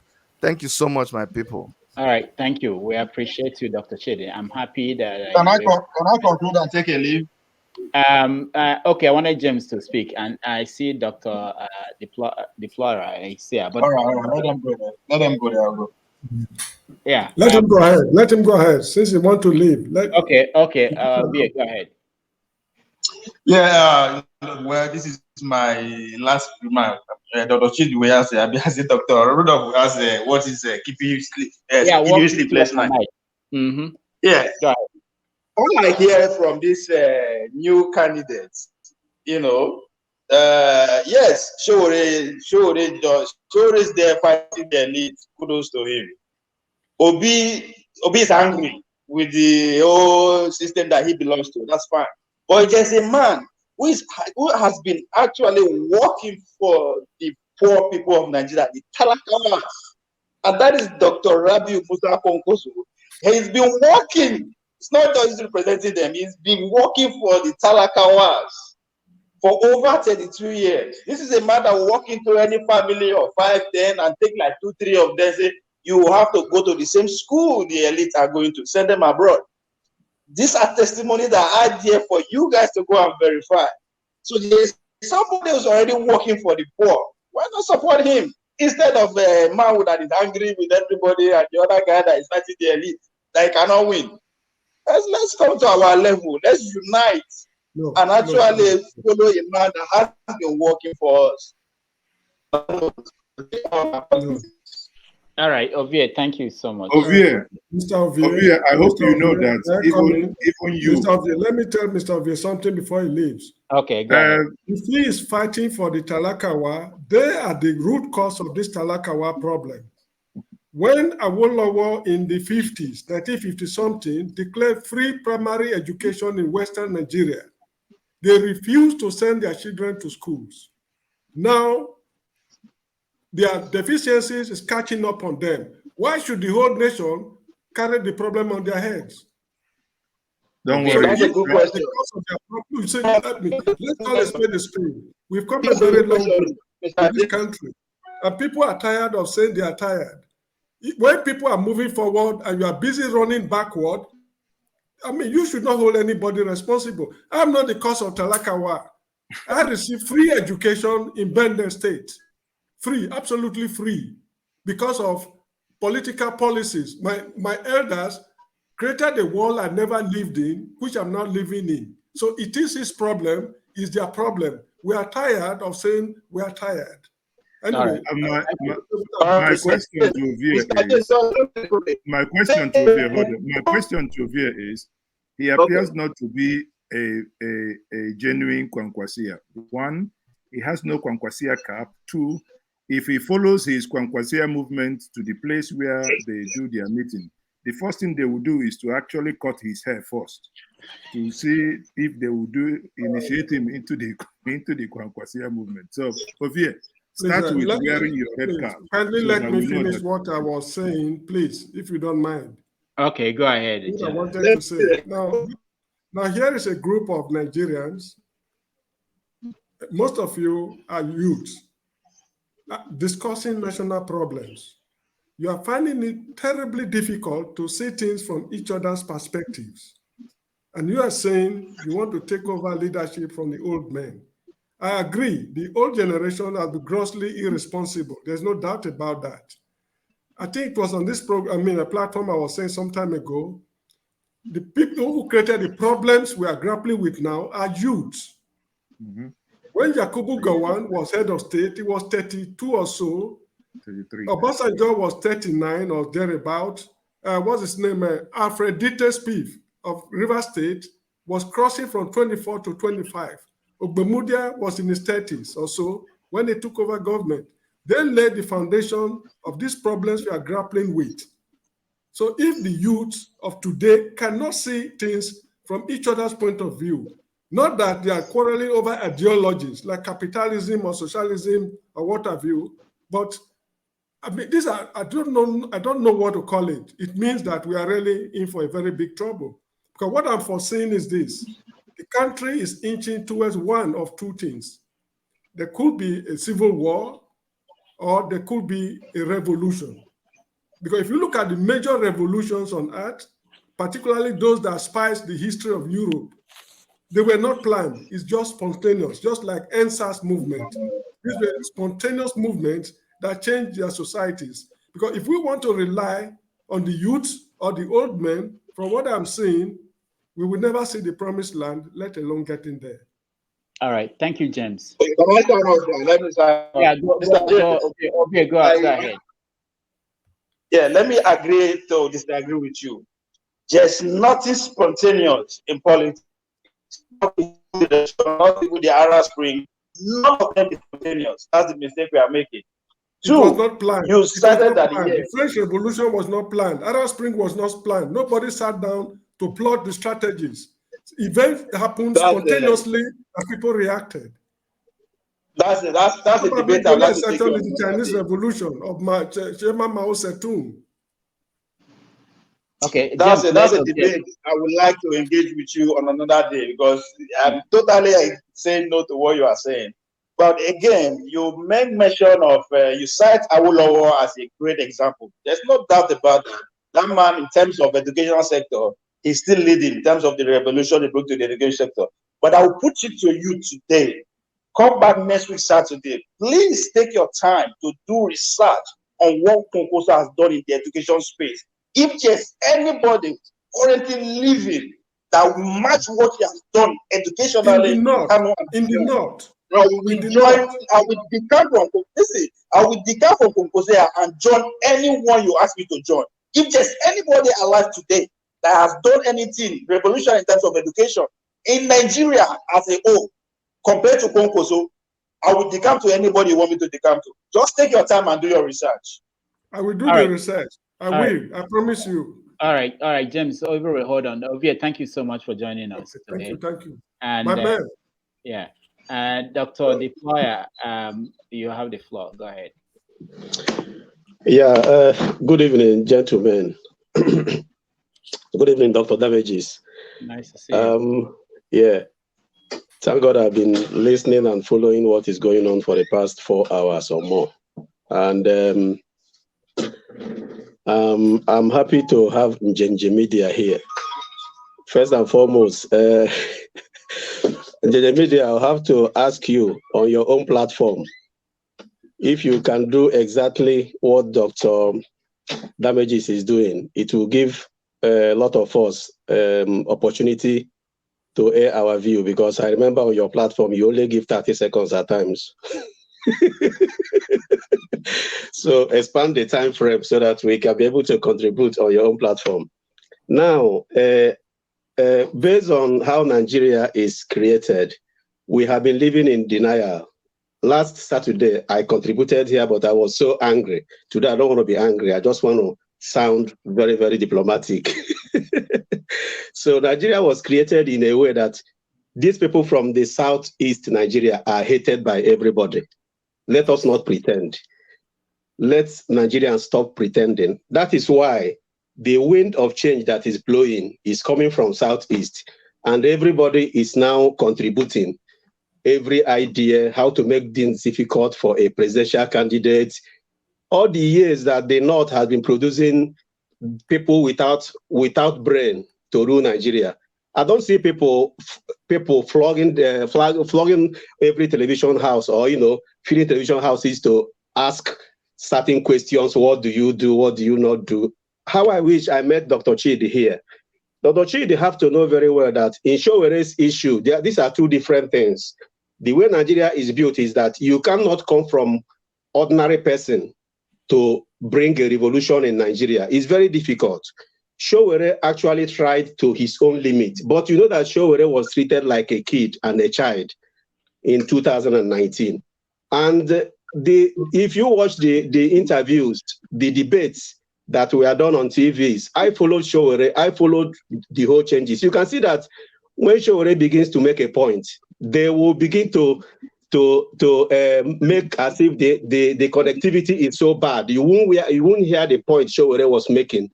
In every of the interview where Showere has appeared in channels, in Arise TV, he was intimidated. Any good point he was making, you will see either people are talking from the background, making a loud noise so that you wouldn't hear what he's saying. I don't know why Nigerians don't even talk about it. Even Showere himself, when he came out from all those interviews, he could not even tell them. Why is it that each time I'm talking, the network will be bad on TV houses? But when Buhari and Osibanjo is talking, network will be very clear for people to hear. Hold on, Dr. Deploy, hold on. So what we are going to do, I'll give you an assignment. Tomorrow, next week on Saturday, before Saturday, can you send me the video where there was this thing you are talking about? Just one or two. Just send me 2 videos where Showere was making a point and the network went bad. Send it to me. I'll play it on this show because I watched. Jesus Christ! All of you here, nobody knows about it in Channels TV, in Arise TV. None of you. Hold on. I watched the interview for yesterday's interview. I watched it live from the beginning to the end. I didn't see 2019. I'm talking about, not now, not yesterday. 2019. Okay, I don't 2019, know. Yeah, when Buhari and the stuff that brought in this calamity, these last 4 years we are facing now, all the TV mainstream media that Showere appeared, we are just problem. You won't hear anything he's saying. When once he begins to make a point, you will see the whole thing will make a some point they were making a very loud noise at the background so that they will cover the whole thing Showere is saying. Nigerians should be so bright. So why the same thing would have happened to Peter Obi? That's where I'm going. Okay. Peter Obi, the same thing would have happened to him if Peter Obi has not been a part of these very people. They will treat him the same way, like a dog, like nobody. Why they cannot play that pranks on Peter Obi is because Peter Obi belongs to a group. You can be a non-smoker. You belong with people who smoke Indian hemp. It all depends on individual. So I don't know why opportunity have come for Nigeria to get it right. And here we are. Every Nigeria, you see them talking about So how can somebody not ask Atiku, what is he looking for in 2023 as a president? What did he forget in Aso Rock? It's a good question to ask Atiku. He didn't forget anything. 8 years with Obasanjo. Buhari has just finished with 8 years disaster. And the Atiku has the gut to come back again from north to come and rule Nigeria. And people are keeping silent. It doesn't make sense. All right. Okay, hold on. If I have opportunity, I will ask him. Finally, Dr. Damages, I know you want to drop me now, but remember, I'll be here for 5 hours listening to all of you. Give me another 2 minutes, please. Don't shut me up. Please, I've been dying in pain. Now, let me tell you one thing. Let me tell you another thing. It is very, very good. These people should know that had it been opportunity that came now for Nigeria to be delivered, not that P2B will do a miracle. Any person thinking of miracle, she's just wasting time. I am not a believer. I have lost hope in Nigeria, as a matter of fact. I have lost hope in Nigeria. Most of us here are clamoring. There may not be election in 2023. The Nigeria might divide. Of course, this has been what the Southeast has been clamoring for since, and everybody saw us as the winch of Nigeria. They saw us as the people who were killing Nigerians. Now the whole Nigerians have known that the people killing them are the Fulanis. Every one of us here knows. But in the mainstream media, they won't allow you to mention Fulanis as the killers. They want you to call them bandits. Don't call them terrorists. Call them bandits, so that America will not be hearing terrorists and be paying attention. And everybody is dancing to that tune. Who are we kidding? Mind you very well that if they had brought Ojo Zokalo, if they had brought what do you call it, Okorocha, Hope Uzodinma to come to be the person coming from Southeast, there will be Nigerians will be left with a two choice. Either you follow the Tinubu with his terrorist assistant that is already waiting by the sideline to deal with these Igbos that he has been planning for. Even the videotape that they made between him and the governor of Ogun State, Nigerians are not even paying attention. Any day you meet him in any channel, somebody should pick on to ask him, that voice there, are you the one? This question should have to come up. Nigerians don't ask, they ask blunt question. You want to see P2B to ask him, what will you do for Nigeria? What will you build for Nigeria? What will you do this? God had planned Nigeria that this year, you people will be delivered from all these shackles. That is why in the whole Southeast, they gave you P2B. The only person that can be able to beat every doubt in Nigerian people's mind. That's why in Sokoto, you see people shouting P2B. You see people shouting P2B in Kano. You see people shouting P2B in Zaria. Because God never wanted them to bring all the criminals we have. And P2B has got a habit. He didn't know, unknowingly, he planned his future very, very well. Ruling Anambra for 8 years, being Fidelity Bank general manager or whatever for how many years? No dent on his clothes. No dent. He prepared this 40, 50 years ago. All these other criminals in Igbo land, they were eating their tomorrow every day, eating it. That is why you can't hear them talking. They're not talking. They're all quiet, like vultures, waiting to see when the wind of this victory will come towards P2B finally. All of them will begin to, I want to join. Nigerians, have patience. P2B wants to bring into Nigeria politics, a kind of politics where you don't jump from PDP in the morning, APC in the night, PRP in the afternoon. He wants to bring a situation where as soon as you come up, as soon as Nigeria begin to practice it, what you have to see is ideology. If you believe that Oduduwa should be a country, stand on it until Jesus Christ come. Not tomorrow you will believe from Oduduwa, next tomorrow you are no more Oduduwa, like America does. A Republican does not wake up in the morning and become a Democrat.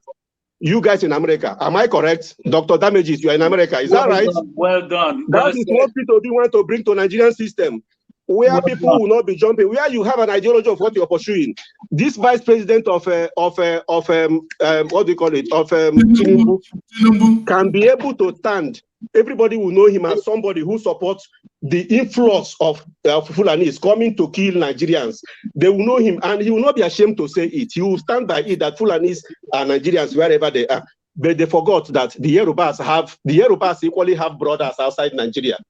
Togolese, in Cotonou. Supposing Yorubas open their territories for those ones to come in, and we, the Igbos, open our territory for Bakassi people who are now in Cameroon, and the southern Cameroon people, the Amazonians to come in. Nobody is a fool. But we are just fearing because we don't want to go to jail. Let us say the truth and die. Dr. Deployer, thank you so much. Deployer. What you said that threw me away was I had to respect the fact that you've been watching for 5 hours. So yes, thank you so much. I appreciate. Let you have your say. Lux, welcome to the show. I know a lot of people want to continue the conversation, but we have to round up at one point. So let me before I want, okay, I'm happy you are here. I want to play a video so that the P2B people will know that our people here are interested in having them and getting them on the show so that we can have this kind of conversation where people will be able to talk to him. So let's play P2B promising that it will happen. Starting with the first person is Rudolph Okonkwo, whom I'm sure you probably know is one of the biggest critics. I'm just reading the names of the people that are already in the studio. Please don't sign out, even if you are not seeing your picture yet. But Abuchi Oi Ola and Chukwu Dala, Joshua, Ahana, Judah, Osamudiane, you all are in the studio. Grace and Eta. Is there somebody's my and one of your biggest critics. He's on your stage. Nobody's my critics. Everybody, they're all contributing. Yeah, exactly. Critics are people who also help you to do better. So please and please, you only have 10 seconds. I'm sorry. Just go straight to your point. Say your first name. Go straight to whatever you want to ask. I beg of you. The man is tired. No we appreciate his time and the event. He's enjoying it. What they are trying to drag him out since. He says he's enjoying the interview, sir. Go and start the program. He will come later. All right. So please, once you get in the studio, sir. Yes, please go straight to your question. Please don't drag anything. Rudolph Okonkwo, you have 10 seconds.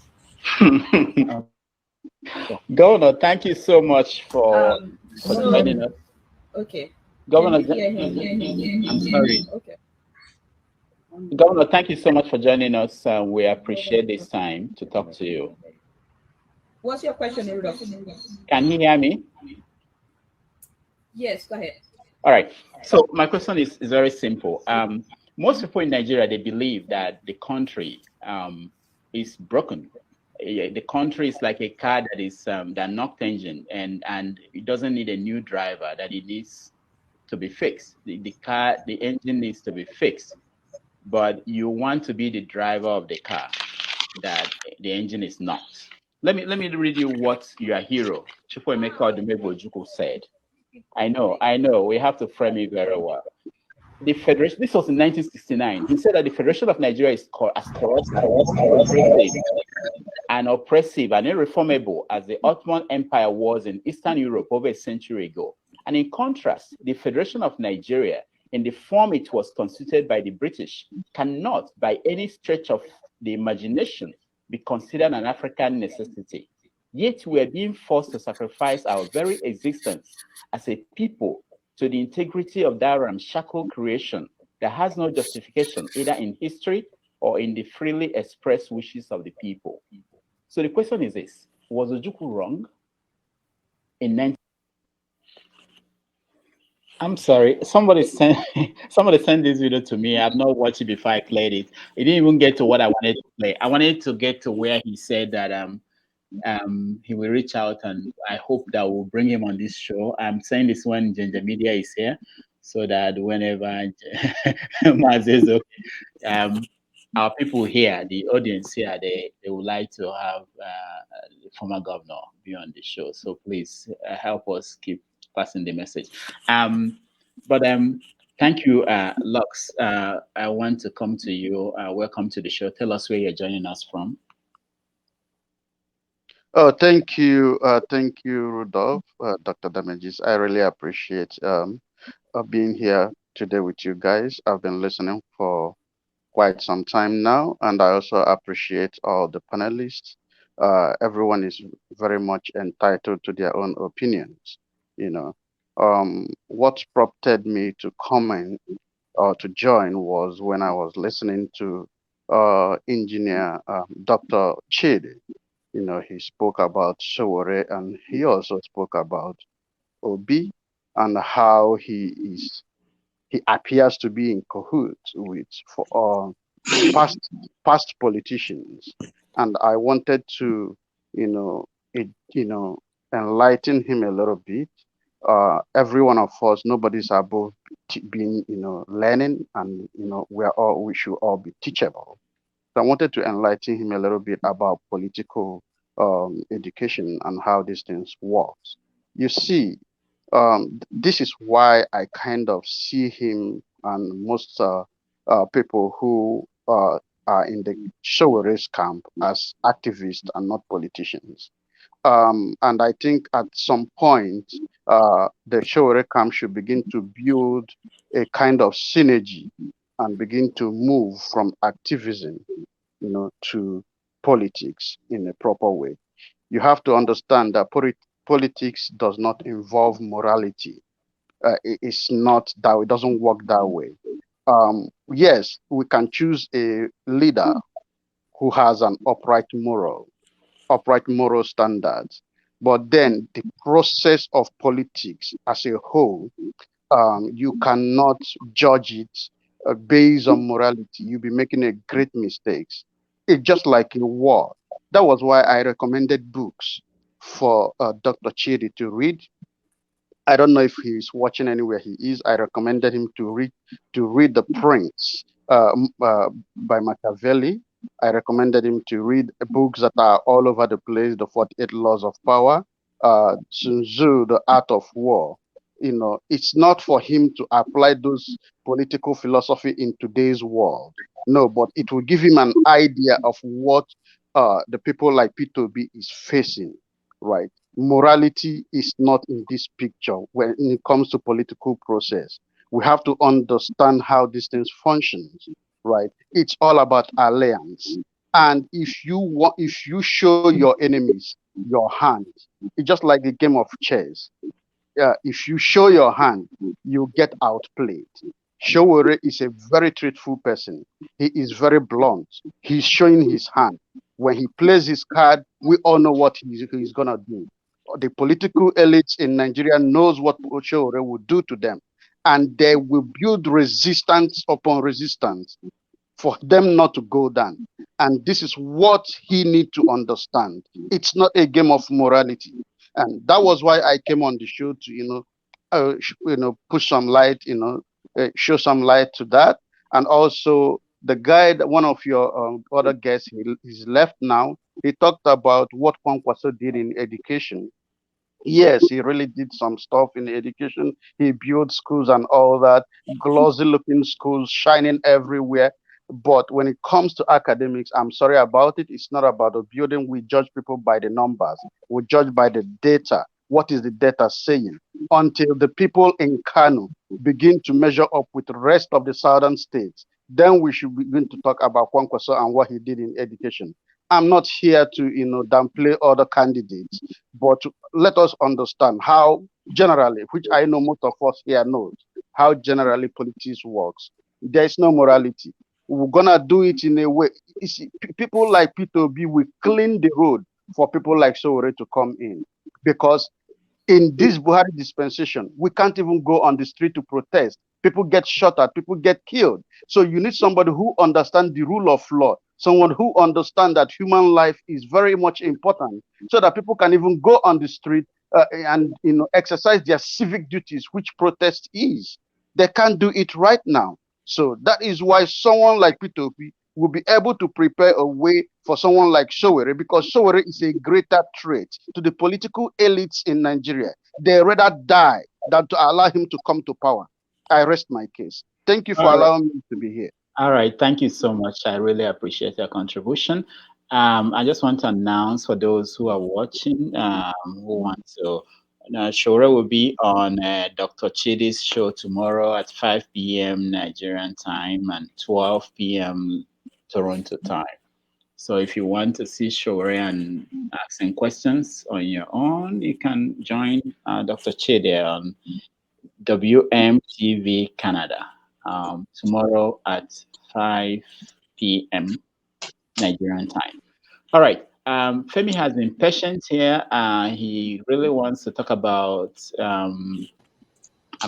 the economy, and I played a video of the vice president in Washington, D.C. Approaching. They were meeting the American officials, talking about how to help Nigeria. We all know we are talking about politics, and we know that whoever comes in as president next year will face something that is unprecedented. You have a country that is broke. There is no money to pay salaries. There is no money to pay back the money we are borrowing. I mean, it's a terrible thing. You have a country, you are going to be president when the first day in office, the oil subsidy is removed. You have serious crisis in your hands. It's not going to be easy for whoever becomes the president. So the vice president was here, and based on the news reports we're getting, basically telling the American government to help to get some of these debts forgiven, so that Nigeria will contribute its own quota in climate change. So that's the trade-off. So we'll talk about it briefly, and then we'll close with what keeps you up at night. So Femi, help us understand what's going on. Okay, thank you. This is one of the things that I typically my go-to whenever you ask what keeps us at night. If you recall, several times I'll point to this fact. Now, if these statistics don't mean anything to anybody, then I wonder what else will make sense to us. As of this moment that we are here, our debt profile, according to the woman who I forcefully have come to know her name by force, because she's always appearing in the news when it comes to reading out the level of debt we're in, Mrs. Peshanonia, who's in charge of the debt, the Director General of the Debt Management Office. Our debts as of this moment stands at, maybe that's even what we know, 41.60 trillion naira. Now, this is the same country that Bubu had the audacity to give $1 million to Afghanistan. The same Afghanistan, which the International Monetary Organization, we were always in cahoot with, lets us realize that out of 197 countries in the world that are being rated economically as of this moment again, we are number 195. We only bettered the same Afghanistan and Yemen. Now, the reason why I bring this to point is it's funny, it's sad when the same America that just repatriated extra, is it 20 something? 3 million. Exactly. You now come over, and right from Nigeria, where we have all the energy, what do you call it? We have different sources of energy. Is it wind in abundance? Wind, solar, gas, hydro. You now leave the same Nigeria and come over here to America or even China, who are not really bent on all these. Yes, they can say with word of mouth about how we're trying to move towards a cleaner energy, but in reality, it's not the truth. You leave Nigeria and come here, and at the same time, on one hand, you're talking about trying to go into energy sustainability. On the other hand, you're asking for debt forgiveness. Forgiveness. Meanwhile, we have wastages that include things like the fact that we're unable to get rid of such a huge chunk of the air fleets, the aircraft that make up the air fleet. And if you recall the damages, and a lot of us here, one of the things that our dear president stood on, in addition to fighting corruption and security, was getting rid of the many aircraft in that air fleet. But what have we come to realize? Not only have they kept the same amount of air fleets, but they actually use the same aircraft. I don't know if you realize this. They use it to actually ferry some sister president or brother president, including the Niger president. That's what they do. Now, in addition to that, the wastages that we have, because when I listen to that lady, the debt man, what makes me laugh is when she points to the fact that one of the reasons why we find ourselves in this situation is because of the level of the reason why our debt stock is at this point is because of the fact that we're not making earning enough net revenue. My question is, what do we produce? After all, again, we keep exporting what we have, things like oil. I mean, what we keep importing what we have and exporting what we don't have. So it is laughable. Again, it's laughable because one of the pictures I saw, one thing, let me just summarize now. One of the pictures one of the abiding pictures I saw from that visit that makes me laugh every time I look at it. Because Nigeria, again, if you don't have, you cry, or the other way around, is where Kamala Harris was pointing to. I don't know what she was pointing to. And now it was as if he was just talking to a child. That's just an opinion. It's just unfortunate that this same erudite professor, because the man is very, very smart when it comes to book, but apparently he's not learned from the fact that he's the one that they send on errands, either trader money or when they just want to get rid of him. But basically, and ultimately, I weep for this country. If it remains a country, the person that's going to come in to rule, because I don't even know where they're going to start from with this amount of debt, because we're in serious trouble. Thank you. All right. Thank you so much. James, go ahead. Yes, I think Osibajo went to the wrong country.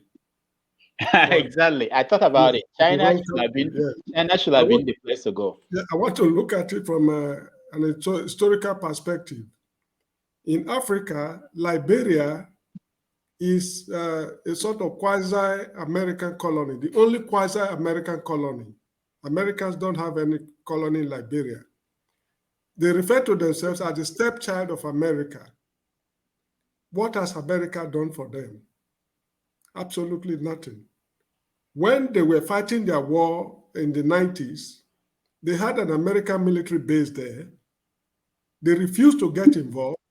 When Saddam Hussein invaded Kuwait, they removed the military base from Liberia to the Middle East to fight for an undemocratic emir to be restored to power. Now, since we gain in fact, look at our relationship with them. They always talk about trade.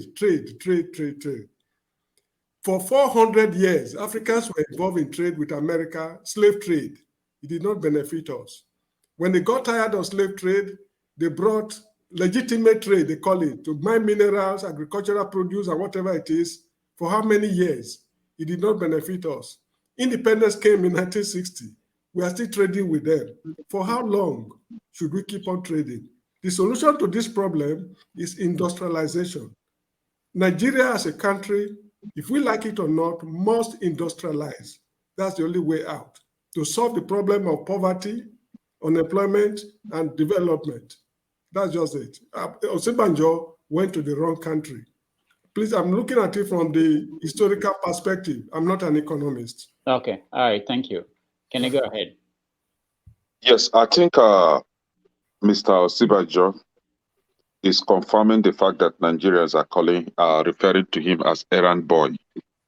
So it is when it comes to traveling out the country to speak good grammar that they will remember Osibanjo. It is when they want to send someone into the market to share money that they will remember Osibanjo. Now, remember in 2019, June 2019, Osibanjo was sent to America to meet with Mike Pence over, they call it international relation, right? Now, Osibanjo is sent to US again to meet with Kamala Harris over what they called, I think they call it for Nigeria upholding international rules based on I don't know, that kind of nonsense international rule, whatever, but they know what they are falsifying, because Nigeria is a country that you should not even mention when it comes to respecting international rules. If Nigeria is a country that have regards over international treaties, why didn't Kamala Harris ask Osibanjo what did they do with international extradition treaties with Kenya that included to extradite Nnamdi Kanu without going through the due process? So why will you be commending Nigeria about international treaties when you know that Nigeria has been disrespecting international treaties? So they are not being truthful to themselves. Now, you, Osibanjo, you're talking about forgiving Nigeria over some useless debt, senseless debt that you guys are amassing. And Kamal Harris, you've forgotten, or maybe I don't think if these people read news like Nigerian news or international news, have they not heard that in February 2018, Monkey swallowed 70 million naira in Nigeria? In 2018, I think in May or June, baboon or whatever, or snake, swallowed about, I think I wrote it out, about $300,000 in Nigeria. In 2019, Ebe 2019, snake or rat swallowed 39 million naira. So where are those monies going to? Did she not know that Nigeria gave Niger Republic $4 billion to build refineries in the Niger Republic when Nigeria has no functional refineries? Can she ask these useless criminal politicians what Nigeria is doing with terrorists? How much money Nigeria is doling out to terrorists? Can she ask them the names of terrorist sponsors that UAE, United Arab Emirates, released to Nigerian Republic, Nigerian government, what they have done with those terrorist sponsors? Can she ask them this question if what they are doing is honest, if they are being honest to themselves? Why is Nigeria allowing a whole ship to dock into Nigerian dockyard, sip crude oils worth billions of dollars, take it out to Nigeria, sell it, and then Nigerian government will come out and tell us that we are losing crude oil, or the criminals are stealing crude oils? Can she ask them, why are you guys so loose in losing money? All right, Kenneth, thank you. I don't want to. I said that I will put a new segment where I can question somebody. Just pick one person and question, as a guest, as part of this show. It would have been interesting to do that to you now, but we've done 5 hours. We don't have much time, because I would like to ask you, this is, when you talk about international diplomacy, we have to also understand that that's what's playing out. Different countries with different issues, they go to other countries, their representatives, and they have conversations. There are certain things that are not said in public, and certain things that to be totally undiplomatic for the vice president of the US to be saying what you are saying here. But I understand the issues you are raising, but it's not something you expect to see on an international stage. It doesn't happen. Not because those things are not there, it wouldn't happen. All right, Omori, go ahead. Yeah, on which place, sir? Oh, I know. If you're not interested, I think we're rounding up. Let me play a video before we go. We cannot hold on, no, Murray. Before we go, we cannot go without showing you something happened in Lagos 2 days ago. I think Bishop Kuka had his 70th birthday. Bishop Kuka, 70 years. For those who do not know Bishop Kuka, let me play a video of Bishop Kuka during that event. He was dancing at that event.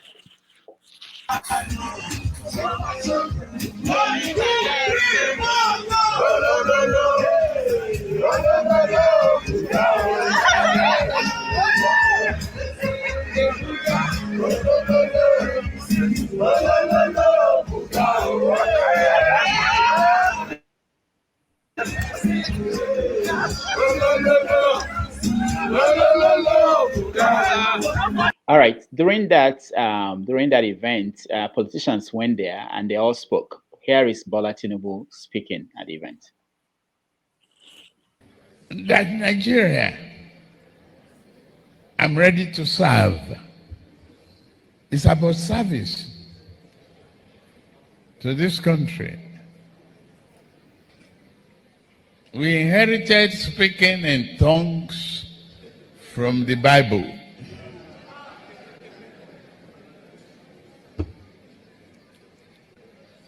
But our diversity is a promise for prosperity. Wow. You know, this would have been quotable if it was actually we inherited speaking in tongue from the Bible. Now, you know, now, can you look at that speech? What relationship has speaking in tongue and the diversity that we inherited according to him? What is the relationship within that? Is there any sense in that? In just what he just? But to his credit, he didn't. It has relationship when it comes to dementia. Wait. To his credit, he didn't say he's now talking about it's about service. It's not about ruling. It's my turn to rule. I mean, what has speaking in tongue got to do with service? Wait. We have to acknowledge the good one too. You know, when people say we criticize these people in government, sometimes they get it eventually. Now he's not saying that he's there to rule us. This is about service. So that's a good thing. Yeah, but then what has speaking in tongue got to do with that service he's talking about? I know that Omore What got to do with our diversity? That's why I played the video for This you. man, people should see each time he talks that this man is mentally incapable of even ruling his own family, not to talk about Nigeria. Okay, hold on, Jude. Omore, go ahead. Yes, on the debt forgiveness issue, the trip of Osubajo to America, I think is quite unfortunate. And there's a saying that if he wants equity, he must come with clean hand. With the reckless and the executive rascality going on in Nigeria, with the way they are spending the money, with the corruption index going on in Nigeria, I think they were just making a fool of themselves. Nobody want to forgive Nigeria any debt, You don't borrow to embezzle it and go back and beg for forgiveness. On the Tinubu issue, it's only in Nigeria you see comedians trying to become sorry to say, these are my words though. He was one of the people I look up to in our school days, who were the youth wing of Nadeco, who were on campus. He was a master strategist, so to speak, quote unquote. Little did we know that the same Abacha and IBB wanted us to chase away. He was coming to loot more. Now, if you look at this guy, people try to give him some credit. They said he performed in Lagos and all that. That is not even my headache. The same Tinubu of 1999 from 2007 is not the same Tinubu of today. Mentally, physically, and psychologically, they are two different personalities. Remember recently he was talking on people tweeting on WhatsApp, recruiting 50 million Nigerian youth into the army to end the insurgency and all that. So if you look at this, the guy is incoherent. I don't know why they push him, and probably the way they push Buhari to make work for themselves, they use Buhari to win an election. I don't think, they're taking advantage of that to enrich themselves. It's something they want to do with Bola Tinubu. They should have been smarter than that. I mean, if nobody is asking you for the loot, he has been able to give you a cover. I know EFCC is not coming around. You have been able to buy your way through. Why not enjoy quietly your palace and enjoy your stolen wealth? I don't know what they want. The guy is not the same Tinubu we used to know. The guy is incoherent. Mentally, physically, he does not have what it takes to be a president of Nigeria. That job is energy sapping and time consuming. It's strenuous. It's not going to last. See, I'm not a doctor, but we don't need a medical doctor to see that, to tell us that the features are not okay. The shaking hands, the shaking tongues, the incoherence. If you ask him 10 questions, he's going to give you 9 wrong answers. So, we borrowed making it tough for the Bible, and we have a promise. I don't know what's the other time he said he was a youth. Hey, I'm a youth. So, if people could be a youth at that age, with your chances, with the body language, I don't think they mean well for him. Even those package him for this job, I think they prepared him for a suicide mission.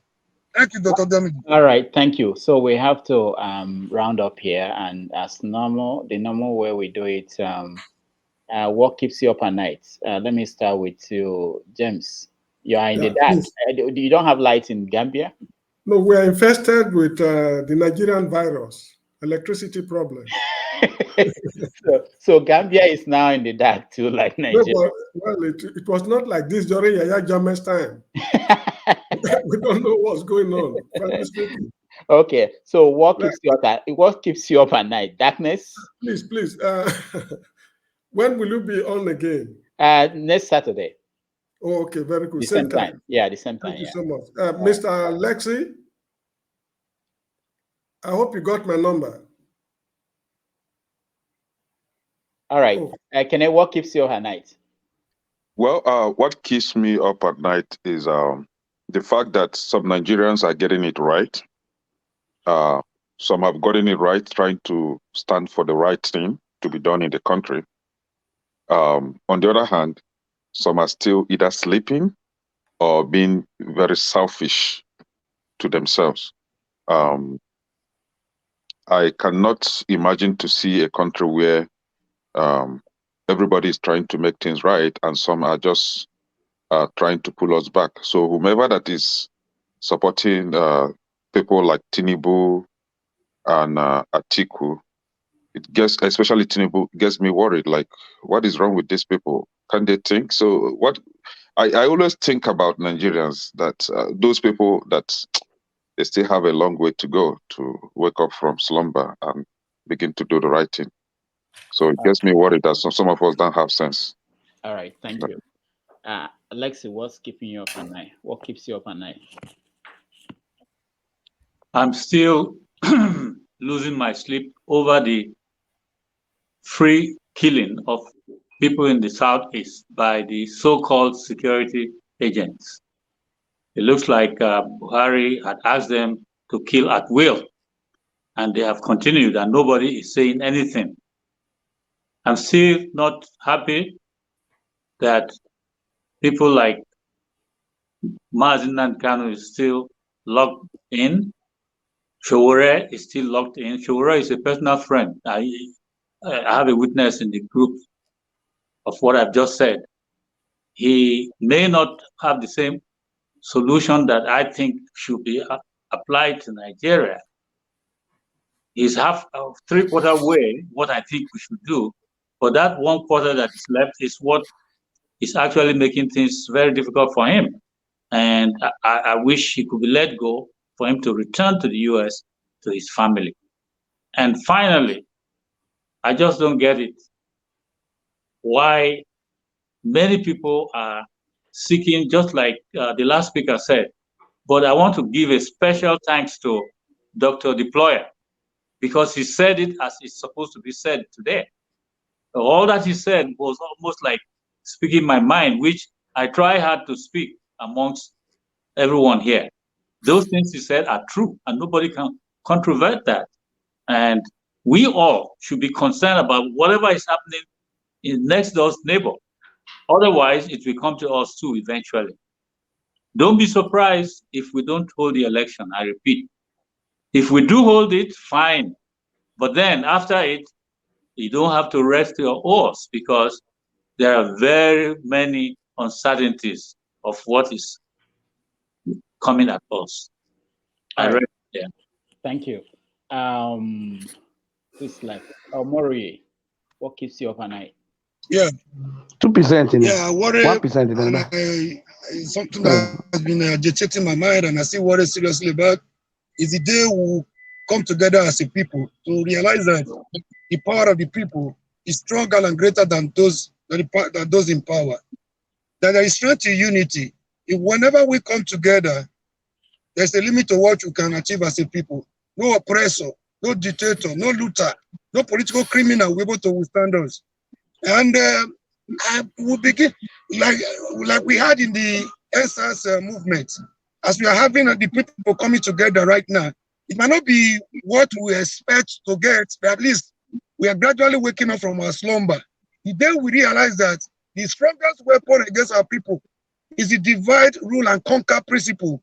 I think we will be 90% to where we want to be. And look at what is happening everywhere. I'll give you a vivid example of the Niger Delta pipeline contract that was awarded. So Tom Polo now is happy that he has been given a contract. Instead of fighting for our resources, they will begin to fight themselves now because they feel one person is favored. No, they are. It's a calculated attempt, to divide them so that they can conquer them. Look at the NAS. The NAS we used to have was National Association of Nigerian Students. There was no zone A, no zone B, no zone E, no zone 0. We were powerful. We could move from south to north, north to east, east to west. During most of Saturday, and we could achieve a common purpose. I'm from Bender State. I used to come from Bender State. Now I'm from Edo State. So they want me to see my Delta brother as my enemy. No, these are not the enemies we have. We have a common enemy. The time we realize this, that the greatest weapon against us as a people is the divide and rule and conquer, I think we will be 95% to where we hope to be. Thank you very much. Thank you so much. I appreciate you coming on the show, everybody. Casey, I saw that you were struggling in the dark. I assume that you are in Nigeria. And where are you? Casey, can you hear me? All right. Probably he cannot. James, thank you so much for joining us. Yeah, the people get the government they deserve. Thank you. Kenneth, thank you so much for joining us.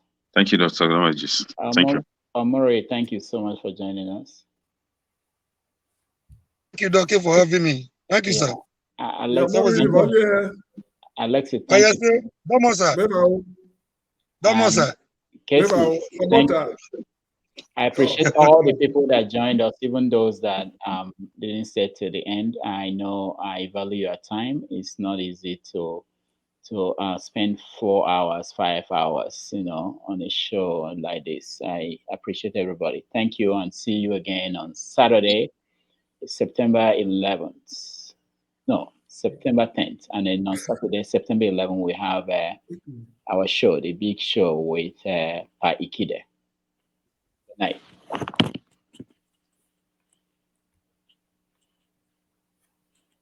Okay, my closing. Bye.